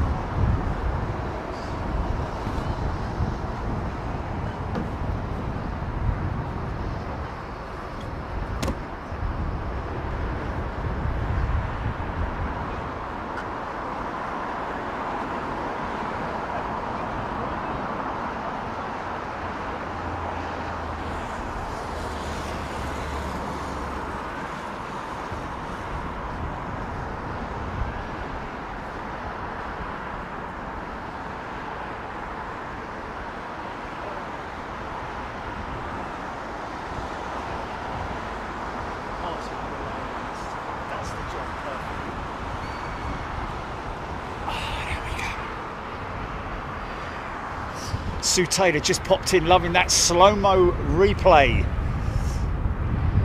EK3 41 minutes, Aidan Campbell, Sue Foxy B.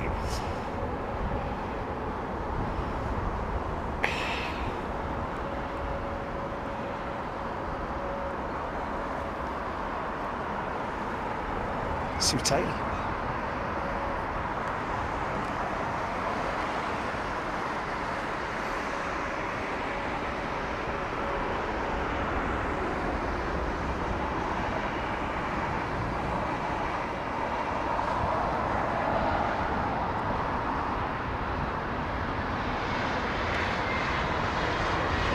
I have a feeling I might send you something on WhatsApp, Joe.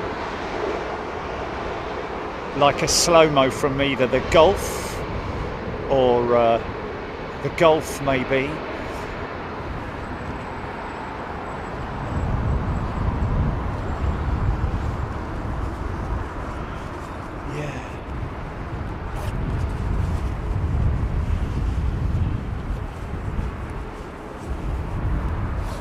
Ty. G'day to you, Ty.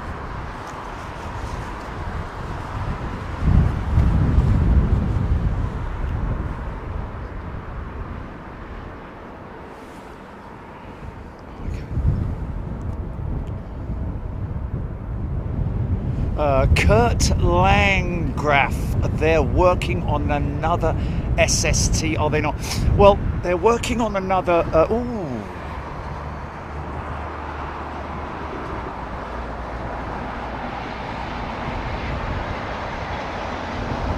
yeah, they're working on another SST, but it's on a much smaller scale, Kurt. This is again another thing that the media have hyped up, isn't it? Oh, the return of Concorde. It's not the return of Concorde. It might be the return of supersonic travel, yes, but on a much smaller scale. And when I say scale, we're talking about the size of a Gulfstream private jet. It's going to be, I think, no more than sort of like 50 passengers. Which is a decent amount. Let's face it. You know, what was the maximum number of passengers could fly in Concorde? Was it 90 or something like that? This is the Royal Air Maroc 737 Max. Carolina Crafty Chimp is a returning member. You've got all those slow-mos lined up, haven't you? Cool. That will be cool.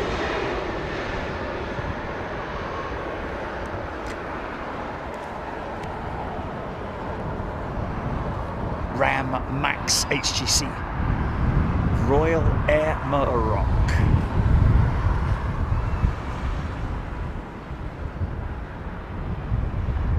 Flight SSC.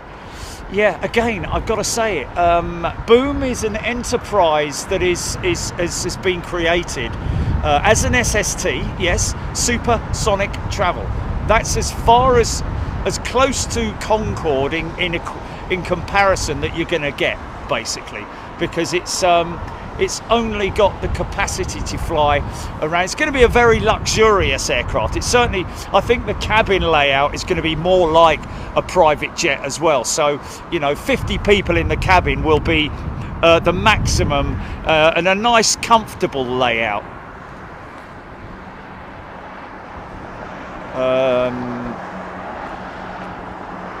Concorde was 100 passengers. There we go. Concorde 444, of course, knowing that one. Thank you. Yeah, I thought it was like 90 or 100 passengers. So half the size of Concorde, really. Actually, it's not even half the size of Concorde, is it? I think it's going to be a much slightly. Well, you can't. There's only certain sizes, parameters that you can go to in terms of fuselage width. Before the effects of, because it's supersonic travel, you're traveling so fast that the atmospherics around the aircraft will heat up. The aircraft's going to heat up, so there's so many different things that you need to be considering when you're creating an aircraft that's going to be traveling at in the case of Concorde, twice the speed of sound, wasn't it? The friction that you're going through, that the fuselage is travelling through, it can only be a maximum of a certain diameter before it becomes too big to withstand those sorts of temperatures. Mach 1.7 top speed plan, Bill Stafford saying. Okay, 1.7 times the speed of sound. Again, still, it's weighing it up in terms of fuselage size and what the maximum is that they can do to maintain the supersonic speeds. 25 Aviation boom is 64 to 80 passengers depending on configuration, so not that much smaller. Okay, well, I put it this way, if you put the boom next to the Concorde, look how many windows are on Concorde, and then count how many windows there are on the boom. There have obviously been a lot of different sort of like artists' impressions of the Boom SST, but it seemed to me like much bigger windows, more spaced, and less windows than what you were used to seeing on Concorde, for example.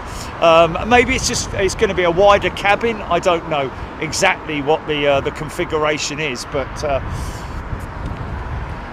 you know, I mean, of course, I'd love to see it travel. We'd all love to see it travel. Blimey, what a great thing that would be.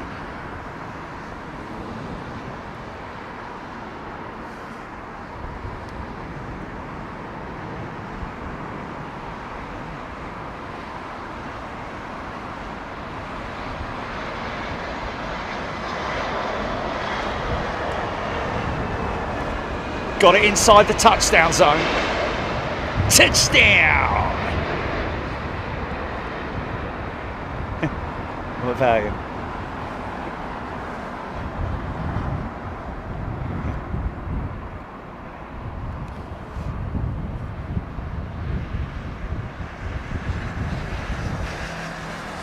"12 minutes, Robert D, EY17.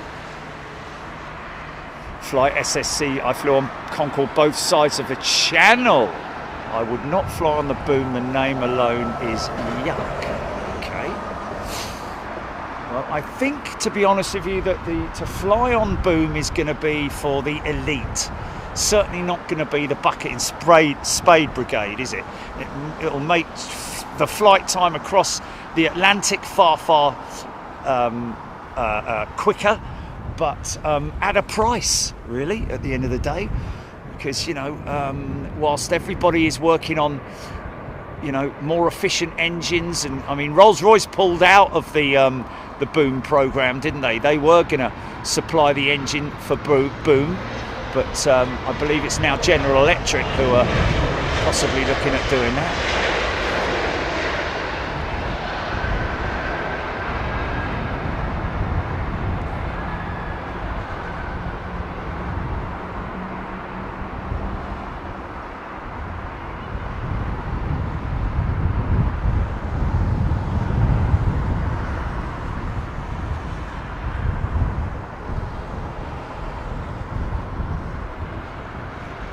Craig Hicks, Korean 747, 41 minutes out, folks. So before that, obviously, we have got EK31, is it? Shane DeCosta, have you seen Delta's 350 in LA Olympics livery? Yes, we have, Shane. We saw it before. A lot of people saw it. We saw it at Toulouse first. I can't remember if she had engines on then, but we certainly saw it in Atlanta when we were there, hiding after she'd been delivered. 60 minutes out, right? Okay, 40 minutes. There was 12. Oh, is there?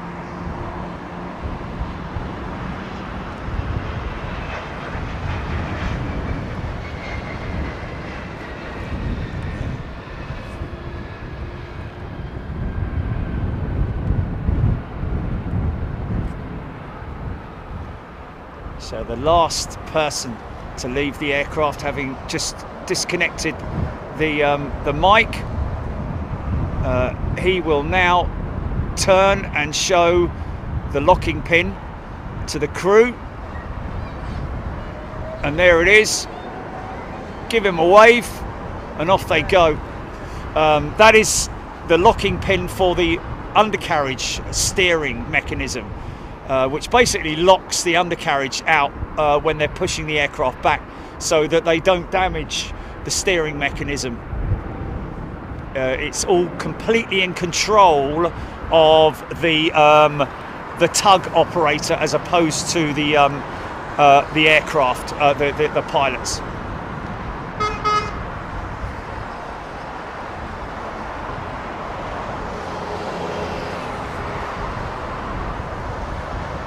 Etihad 380, 8 minutes out. Craig Hicks got a couple of heavy hitters due in the next hour, folks. So stay tuned.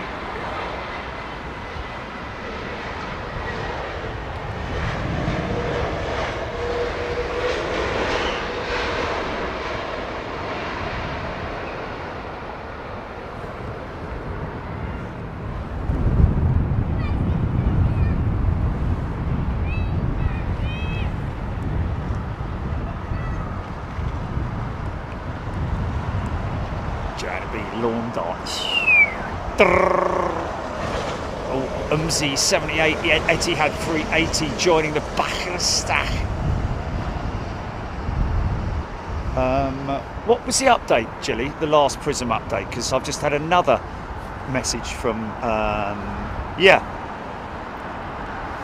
I know it says 2.2.1 or whatever it is brings exciting new blah blahs. Prism 221. Was it 221? Okay, well then in that case, yeah. Okay, so that's just a reminder, isn't it, to say, have you upgraded yet? Not upgraded, updated. It's interesting. Where are they going then? Did you want to turn left there, mate? Oh, might be that they're going to turn right and then do a complete U-turn.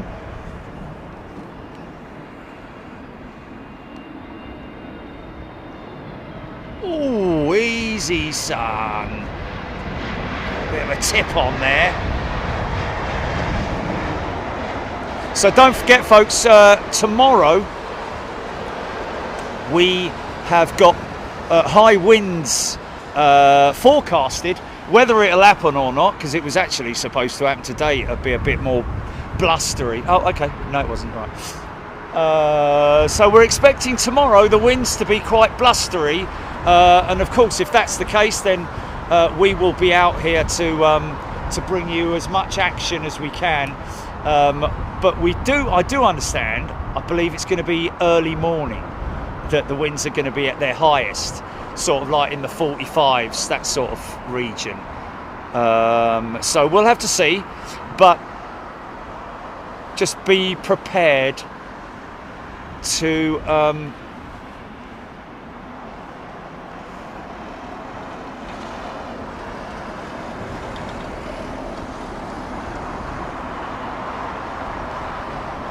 he did do a full 180, didn't he?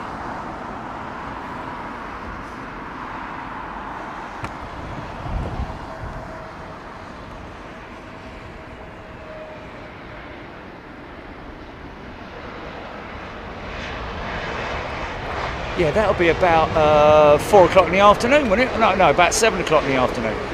You all right, mate? Good, thank you.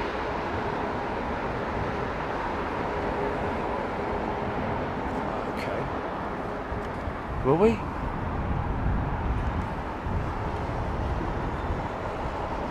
Oh, okay. Oh, well, so we won't... Oh, okay. Yeah. Yes. Can't you record it? You can record it though, can't you? Oh, okay. Okay, yeah.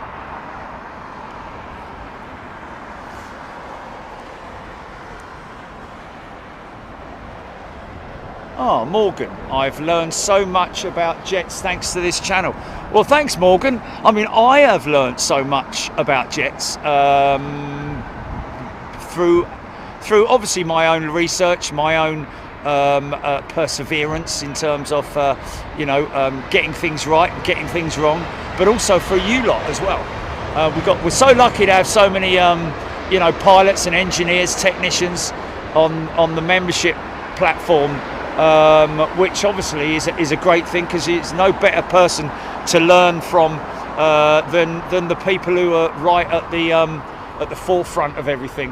I mean, obviously, there's multiple places to get your research done in terms of components and stuff like that. Somebody this morning, somebody mentioning before, when we were talking about the Boeing 777-9 engine attachment mechanism, which we looked at. I looked it up online, and it was actually, I was kind of right in terms of what the component that we were thinking of, which was the big tubular component, which somebody brought to my attention, and thank you for that, confirming what component it was, because at that time I was kind of only speculating in terms of what I expect it would be, because obviously it would be a point on the engine mounting system that would take stress, and therefore as a result of that it's not failed per se, but it's there's been an issue with it in terms of its durability, I think. Here we go, 380, long range, gear down. Is this the Etihad 380? I think it is. HGC CX8 EY17, already number 3 on flight radar.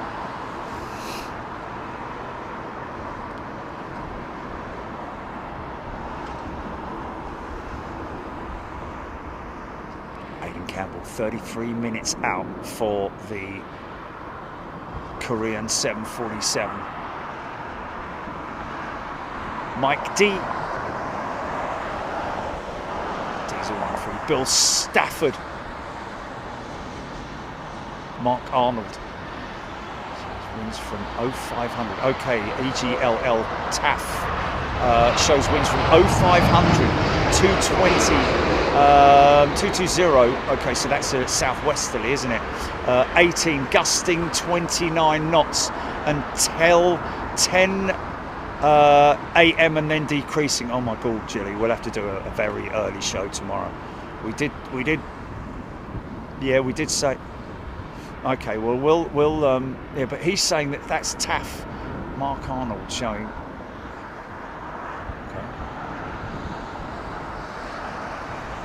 Yeah, it'll be 27 left, Linda G.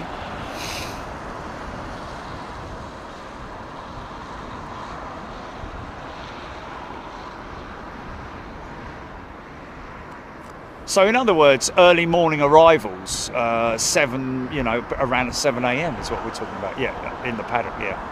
So that's what we need. You need to be ready for tomorrow, folks, is potentially a very early show tomorrow morning, live from the paddock.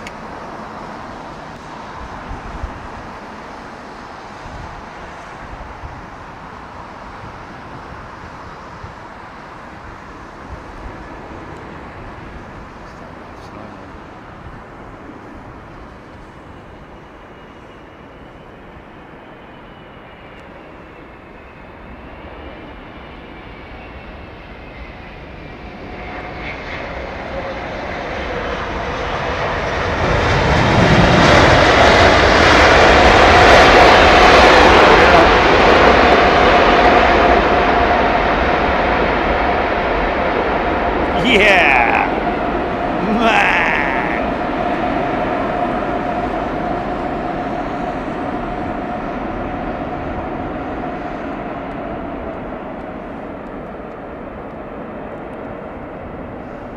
AIRBUS, you're right, in the paddock.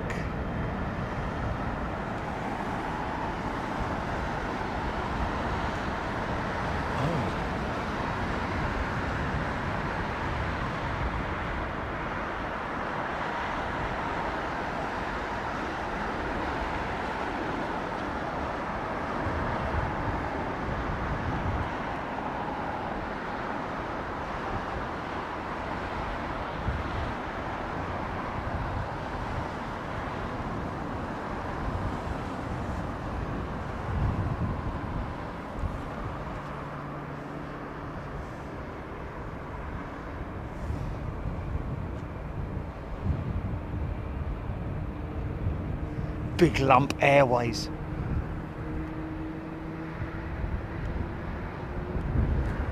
See, it's those leaps, man. They make a bit of a gurgle when they're firing up. Not favourite amongst pilots, has to be said. Great replay of that 380 and the outboard wheels touching down, because obviously all the weight is being put on those belly gear. Before the outer wings, once everything loads up and the outboard wheel sets take on the extra weight. Pretty cool, man. Great sequence.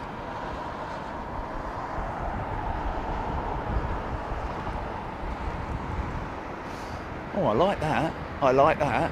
So that's one less thing you have to do, is that right? Oh, she's a bit long. Ski jump competition. Easy, easy. Easy. Go for replay, GP. Ho, ho, ho, ho, ho. Yeah, yeah, no, no, no, no. You want to have a go at that. Wow.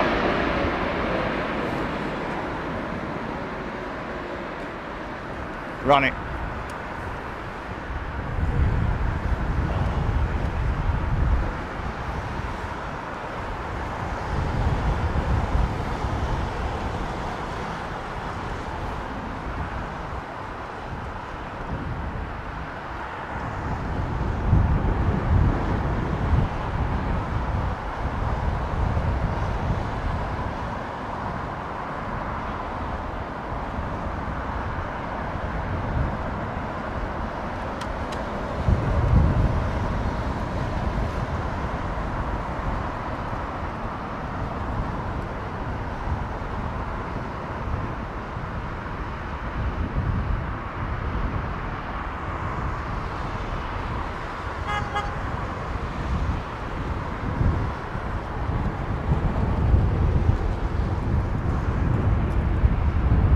Yeah, that was pretty gnarly, man.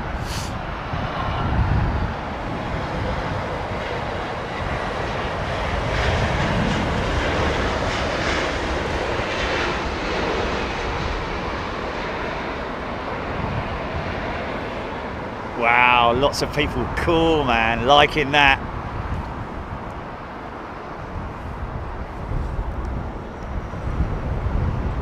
Aaron Thomas amazed it didn't go around. Yeah, yeah, that's why I thought it was sort of like, you know, one wheel and then over to the other wheel and then eventually sort of like almost kind of got into that oscillation stage and then the nose pitched up as well. So, you know, but they pulled it back beautifully, nicely scrambled.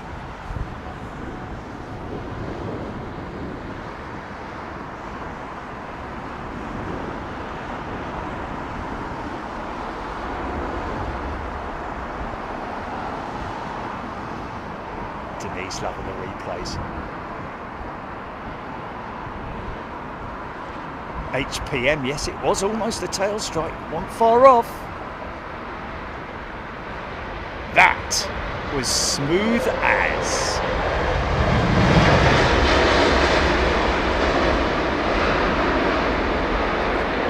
Beautiful 787 wingman. Beautiful piece of architecture.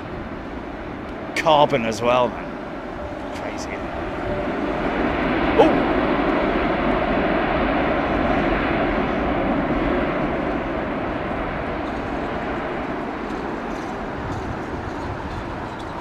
Could have been brake to vacate. I don't know, mate. I think that was pilot induced. That bit of throttle there.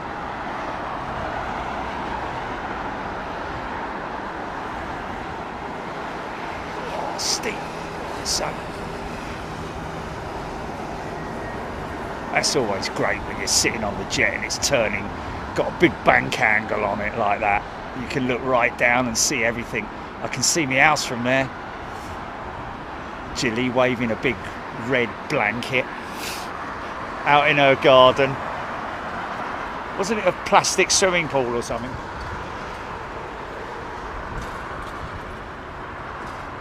Ruby 727 loving the replays. Oh man, that's so cool. You did, yes. Steve Reed liking the livery on Oman Air. Indeed, it is a bit different.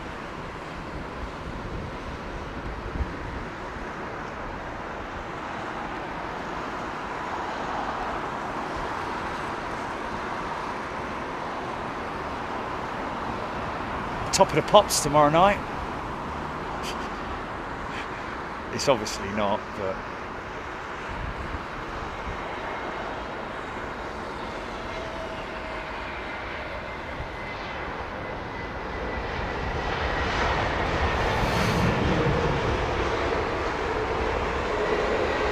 No, Martin Smith. The towel was from the Regis Hotel wave. The towel wave from the Regis Hotel.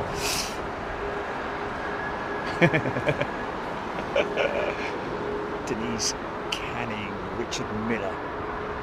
Richard Miller, first time back in a while, loving the replays. Nice one, Richard. welcome back. Thanks for popping in, and thank you for your support as well. We really appreciate it.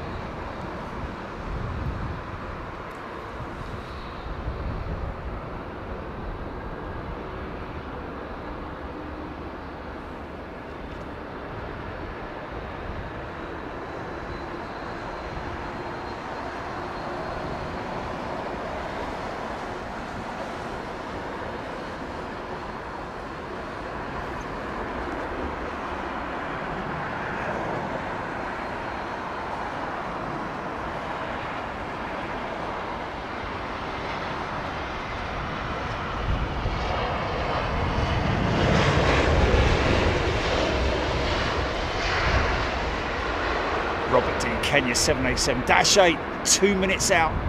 It's a beaten up looking thing, this Kenya jet, man, I'm telling you.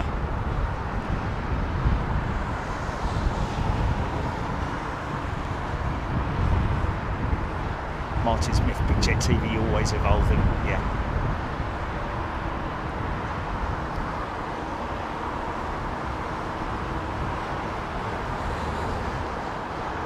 Lucy Roberts' cheeky art Wednesday afternoon show. RNO to Heathrow, headed to Heathrow mid-September. There we go. Well, if we're about, come say hello. Look, see they stopped that number 2 engine, taxiing on 1 engine there, folks. There's a perfect example of the, I'm going to say the etiquette thing to do. Capable, all aircraft have that capability of running and taxiing on 1 engine, both to and from gate as well. Not all operators do it.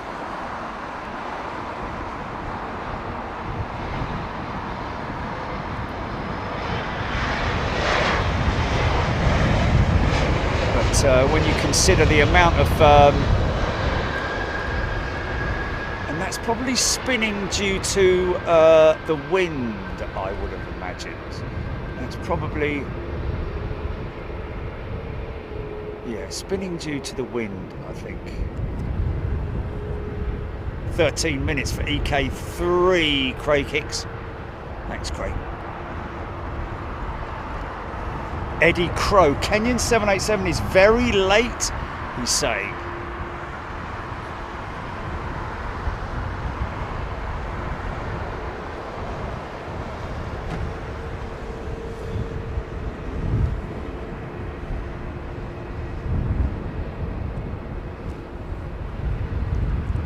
It's not just cleaner for the environment, but also, you know, from so many different levels, you know, in terms of fuel saving for the airline.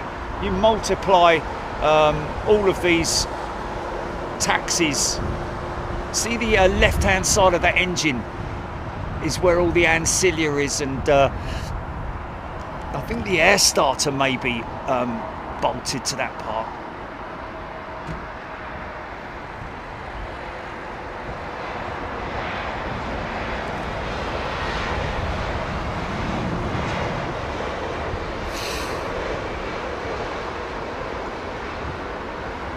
Indeed, known as windmilling, like a circle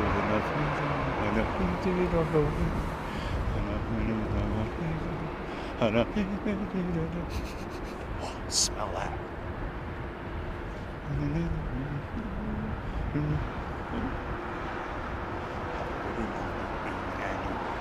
P. Robert D. European Cargo 340 heading to Bournemouth. Okay, well that's we've got 10 tenths at the moment, unfortunately. This is the Kenyan jet.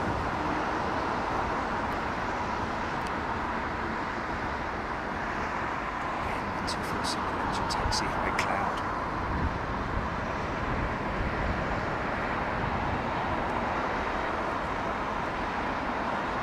Nailed it.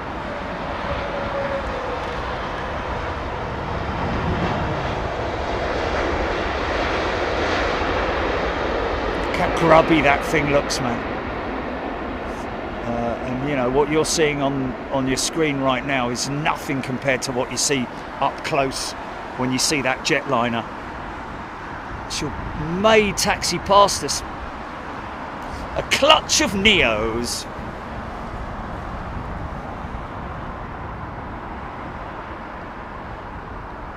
David T.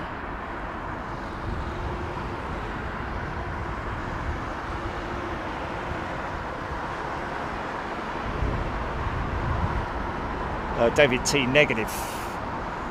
No additional stresses or anything put on the plane's componentry in any way, shape or form. Not at all. You only need a very small amount of power to get the aircraft moving. That, you know, it's just that initial inertia. Once it's moving, it's got, you know, the roll capability of the aircraft is very, very smooth. It's got very effective bearings in the hub systems, which obviously allow it to roll very nicely. And you're using the engine as just, you know, each side you've got 30-odd thousand pounds of thrust at your control. You only need a little tiny burst of power to get that thing moving.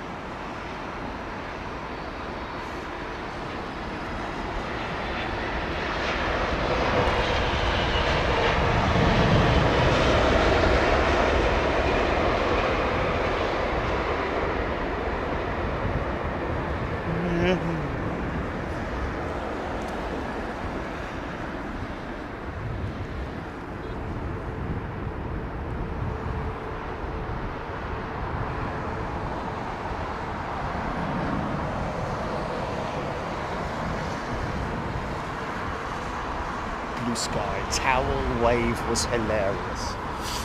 Well, the towel wave was along the same lines as the firework display, wasn't it, from Gilly's Garden? Robert D, 24 minutes away. Is that for the Korean jet? Ian Morrison, good evening to you. Aidan Campbell, KE 907 down to 22,000 feet. Yeah, TOD, top of descent. Ooh, nice smell of Dunlop.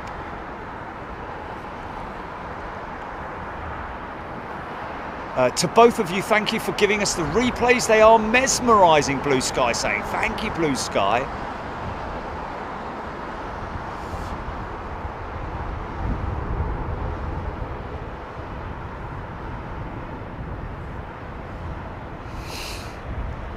Robert D. Ty, 777 18 minutes out.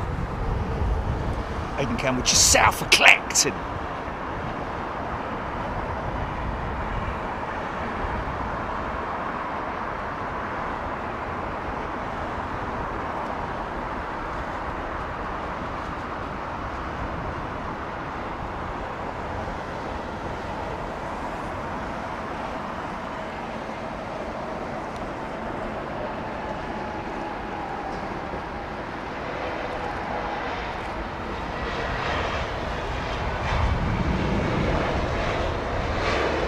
All the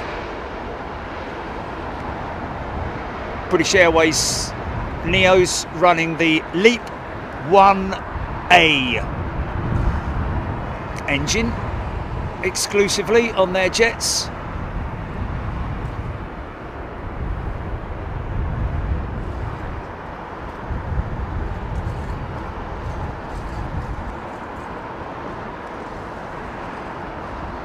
Bin Man did come in a long time ago, but it's going out now, isn't it? Yeah, it's going out now, yeah.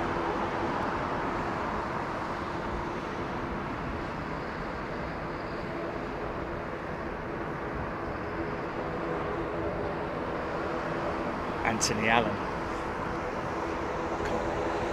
Prop. Come here, a prop. Is that the prop? Is that the is this the E2 jet?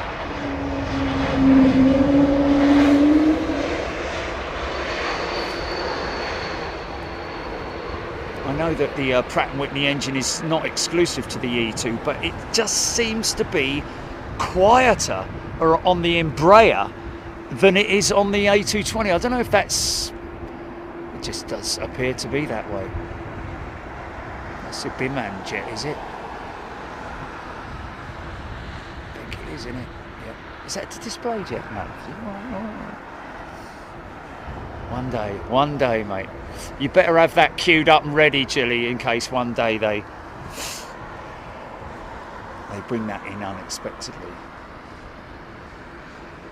Oh, Lloyd Bell, ATR taxiing for departure. Yeah, I can see it, Tail. I kind of figured that it was the case.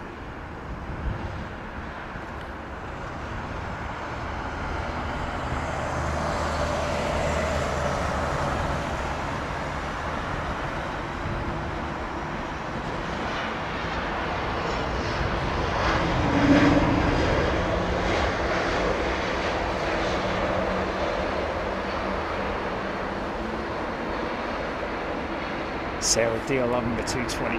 It's a sexy looking little jet, isn't it? The 220. Very.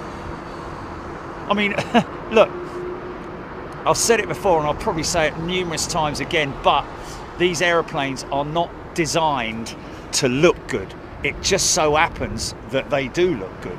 Every single design of the jet is for efficiency. So the wingtips are not designed in any way to look good, but to perform as good as they possibly can from an aerodynamic standpoint.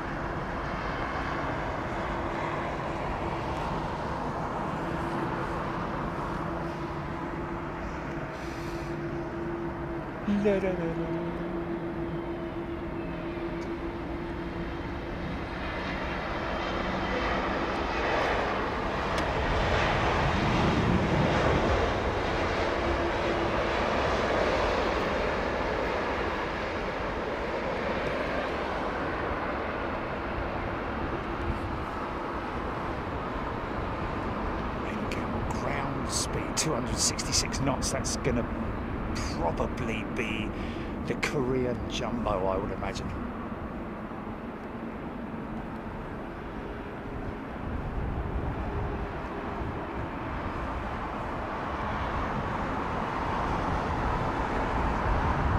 Screaming Emu, we typically taxi single engine without the APU to save even more fuel on the taxi out. We'll just cross bleed start it from the cross side engine. There we go.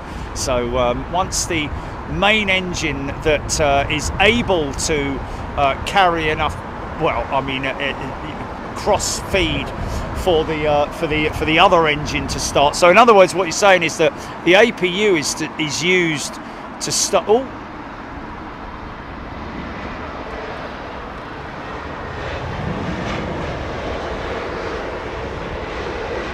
The auxiliary power unit is obviously, which is the third engine, let's face it, at the end of the day, folks. The APU is used to start the, get the whole thing in motion in terms of the engines. But once the number one or number two engine is in full operation, then they can use a cross feed system from the engine to start the other engine without using the auxiliary power unit, if you see what I mean. Dimitri Spirou, 747, going straight into the hold.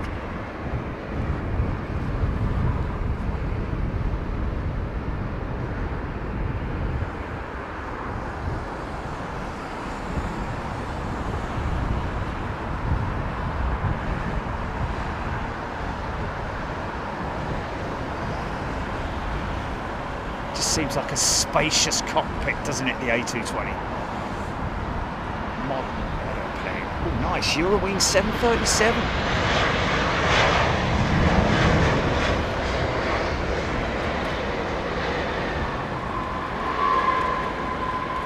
Stand on those brakes, son.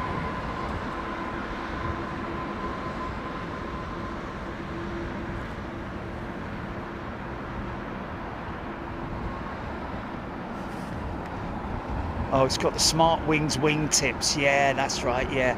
Look at the inside of the winglet.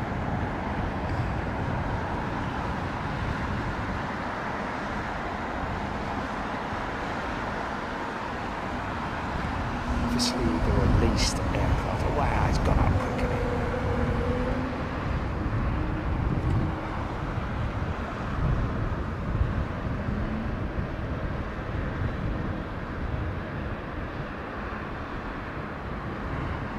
Wow, cool. Screaming Emu. Okay, they call it the number 3. It's a good job he's not holding 2 fingers up here, mate. Michael K, EK3, only 3 years old.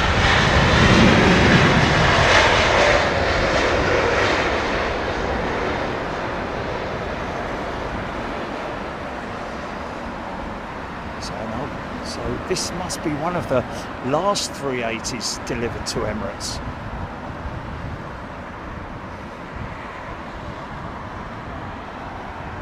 Okay. 10,000, passing through 10,000 feet now.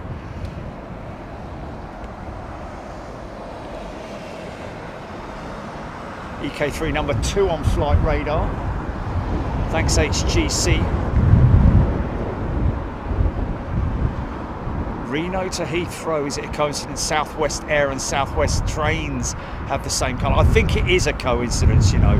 It can only be. I mean, why would an American airline have, a budget airline, have the same livery as, I don't know, you never know. Someone may have, I mean, how old is the Southwest Trains livery?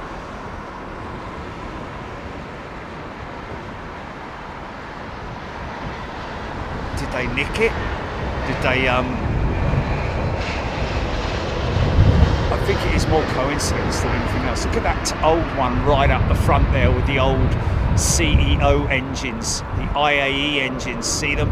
How skinny they are compared to those big bladed superfan jet engines.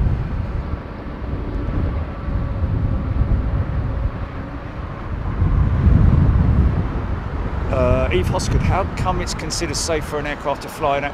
Well, to be honest with you, it is, Eve. It is safe for an aircraft to fly with the APU inoperative. It just means that they start the aircraft on the ground using ground power units, because really the APU is mainly, I mean, obviously used to keep the aircraft alive, but once, and also to start the engines, but also one, unless they use a ground power unit as well. But once the engines are alight, there's no need for the APU.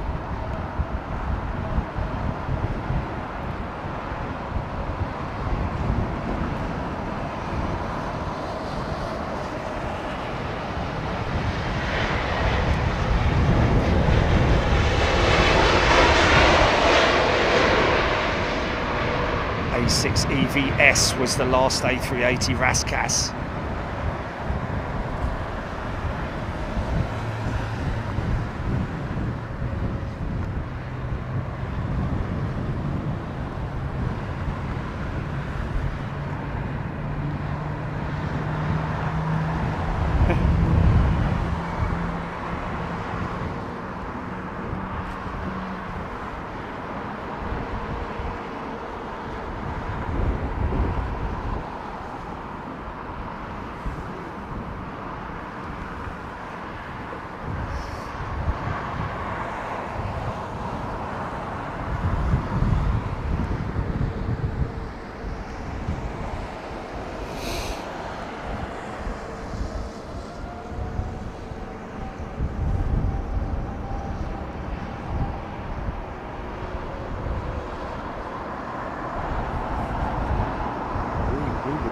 Didn't we see that at Toulouse, or didn't we? I can't.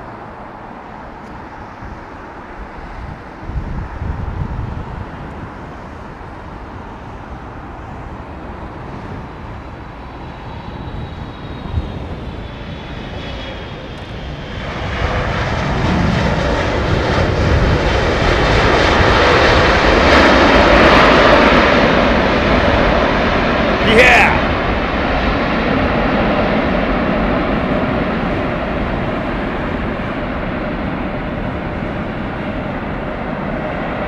Raskas EK3 number 1 tracked worldwide. HGC confirming that as well, thank you. Thomas, give us the heads up of that China Eastern 777. Heavy on the decel.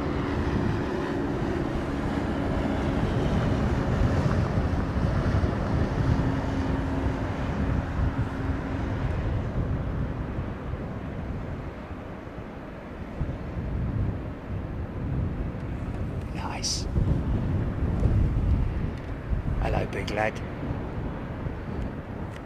Where are you off to? I'm just on my way to gate, young man. Okay.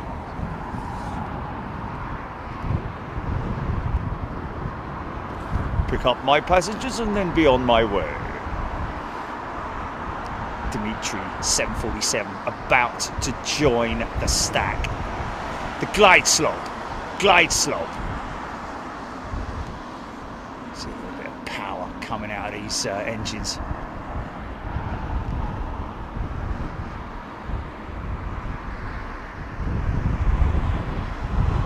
Precise operation with these guys at Emirates. Not too fast, not too slow, not too early, not too late. Everything has to be bang on with these guys. Boy, oh boy, was that. Yeah, there we go. Oh, look at those.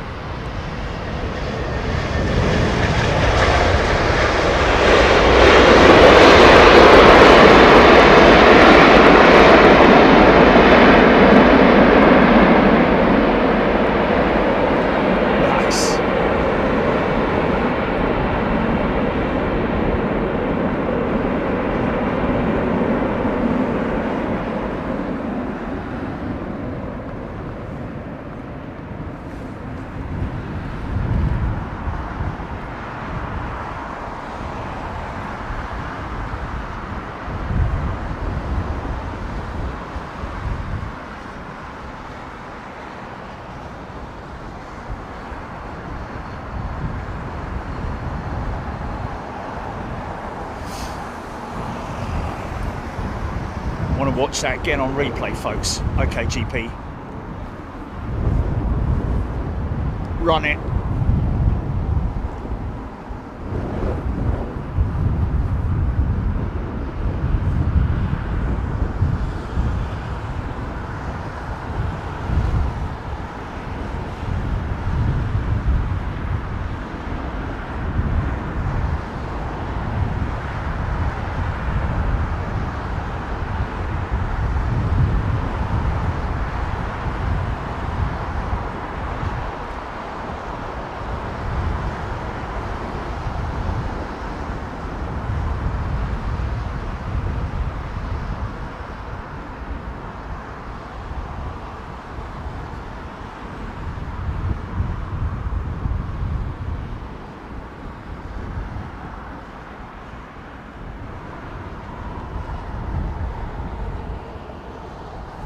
Nice, GP, nice.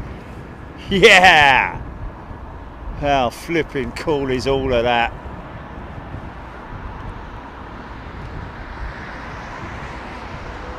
Rascal's 20 main landing gear. Plus the 2 at the front. And 18, well 16, I think of those wheels are braking. A380 loving the slow-mos. I think everybody is. Ian Morrison, wow, replay's cool. Suho, great VAR. Andy Fishlot loving it. Yes, there is, yeah. Lots of people seeing the replays for the first time. New today, folks. Lucy Martin replays are off from this is Ty's 380, I think. Sorry, 777. Oh, it was their 380. 747, number 2, Carol Hutchinson. I know. Everybody rushing to their devices. What? Yeah,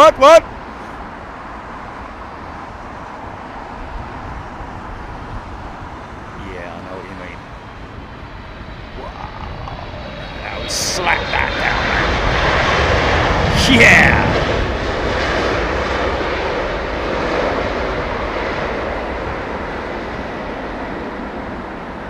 Got that loaded up.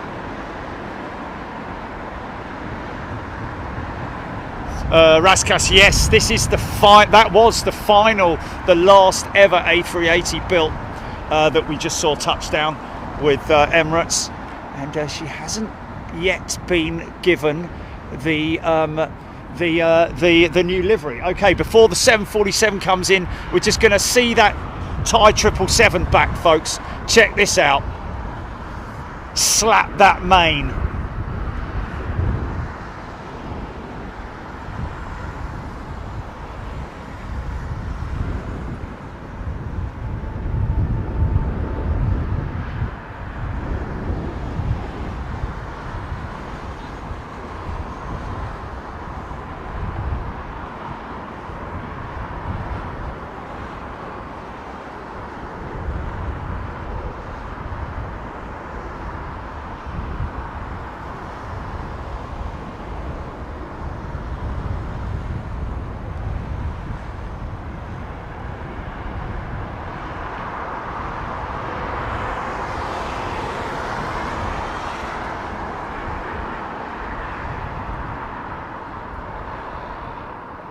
Yeah, nice, nice.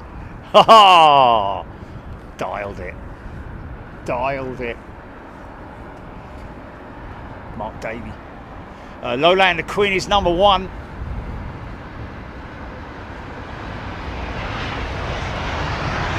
Let's see if we can grab her. She's second out right now. And here she comes. And yeah, we're going for the replay on this one. Wow, Aidan Campbell flew on the Thai 747 back in 2003. Yeah, we got one before it, Dreamliner. Looks like BA.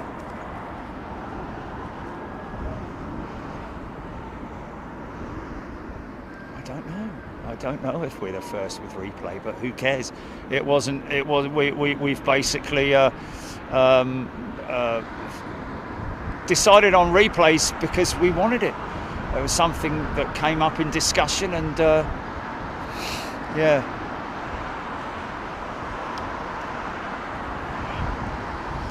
Soy Bukau. Thanks, Jerry. Double view of the Thai landing. I'm a big fan of Thai Airways. I had my first flight on a 380. Wow. Lucky you, man.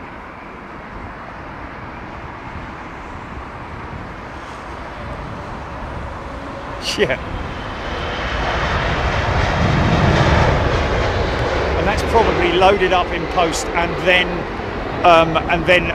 just posted, possibly. I don't know. Anyway, whatever.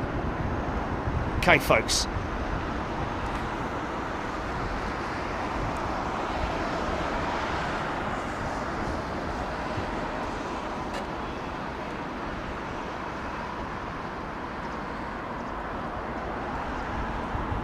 Four GENX engines, ladies and gentlemen. Double the power of a Dreamliner for the 747-8. Lots of technology taken from the 787 platform.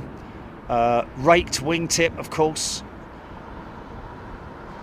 Expanding that wing. Just everything about it is big and beautiful.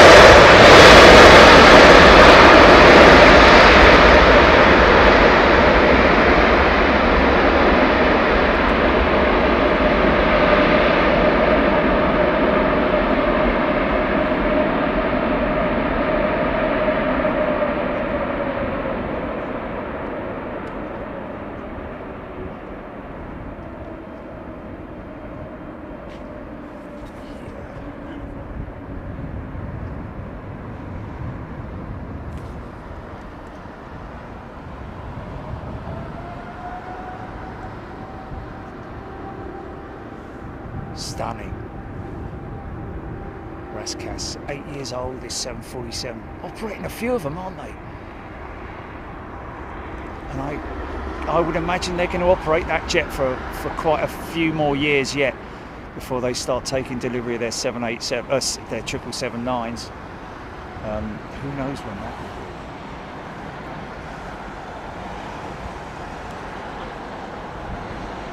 We're loading up in a minute. I've got 350, just about a touchdown, and I've got a great shot of this Korean 747.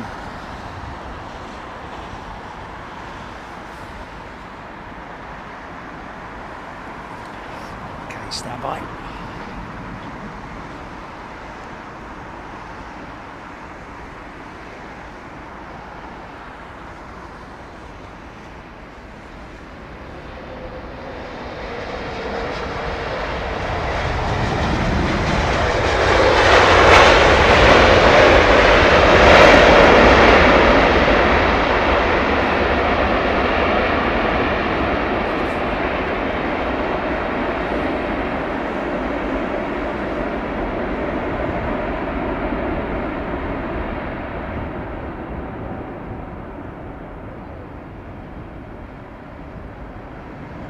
And then it's the 777 back, innit?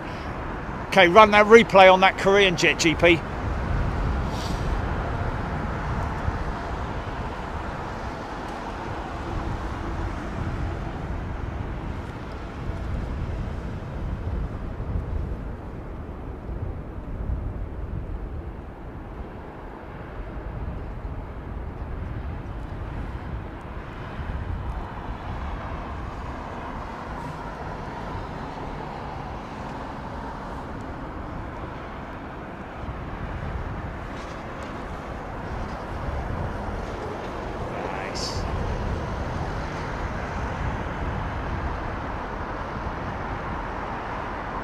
It's a big old wheel set on the 747 as well. That front wheel is pretty massive. Well, we've done 14 replays. That's insane. That's crazy. Right, well, there you go, folks. Another Wednesday. Oh, look at that beautiful Concorde sitting over there. Should we finish on our beautiful gate guardian of London Heathrow? Andy Fishlock, the operator that uses most 747s, will be Lufthansa. I think really there are only a couple more, aren't they? Although last night in my dream I saw a Pan Am jumbo, I saw a Ward Air jumbo, and I saw something else with lots of flowers on it. I don't know what the hell that was. But anyway, there you go. Folks, thank you to everybody. We will see you, or should we wait for this Shenzhen 330, Robert D saying, due in 3 minutes. Let's just have a look at her and see what...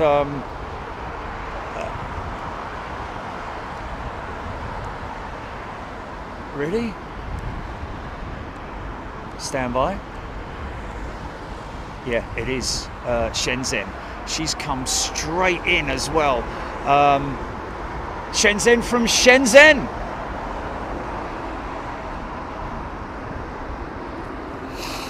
Yeah, thanks to everybody. Thanks to London Heathrow for dishing up this amazing content. All the folks who work so hard at London Heathrow as well. Thank you to all the pilots, the cabin crews, the ground technicians, the maintenance people, everybody who works at the airport, the lavatory attendants, the rubbish cleaner-uppers, the air traffic control, everybody who works at Heathrow, man, because if it wasn't for you guys doing such a great job, we wouldn't have this amazing content to bring to the world. What a great bunch of people you are as well. Thank you everybody for tuning in. Hope you enjoyed. I think you did. I think it's a unanimous decision that the replays are a good thing, are a good addition. What's that? Oh, bless Lucy Brindley's son, Oliver. He's only 7 and he loves aviation. Oliver, work hard at school, mate, and get yourself in the front seat of one of these airliners and hopefully be flying me one day. And we're going to finish on this Shenzhen 330. It's a CEO. But listen, folks, that's not all you're getting this week. We're very confident that it's going to be an early start tomorrow, potentially for some 27 left windy arrivals. We are expecting some quite strong winds, and also they're going to be on southwesterly winds. So be ready tomorrow morning with your device set on whatever it might be set on, so that you don't miss your notification. Yeah, could be as early as sort of like, well, 7 o'clock's going to be the earliest, isn't it, GP? Because that's really about the time. Yeah, 7 a.m. any time from 7 a.m. tomorrow morning, ladies and gents.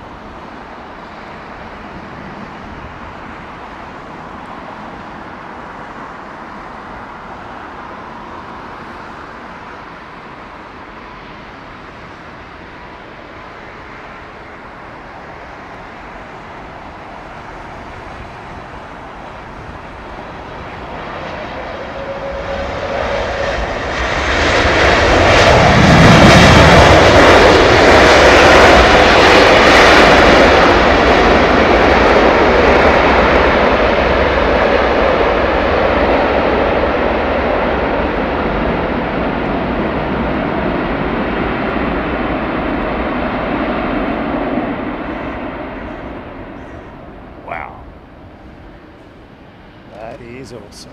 Okay, folks, maybe see you tomorrow morning. I think it's likely. Run titles, GP.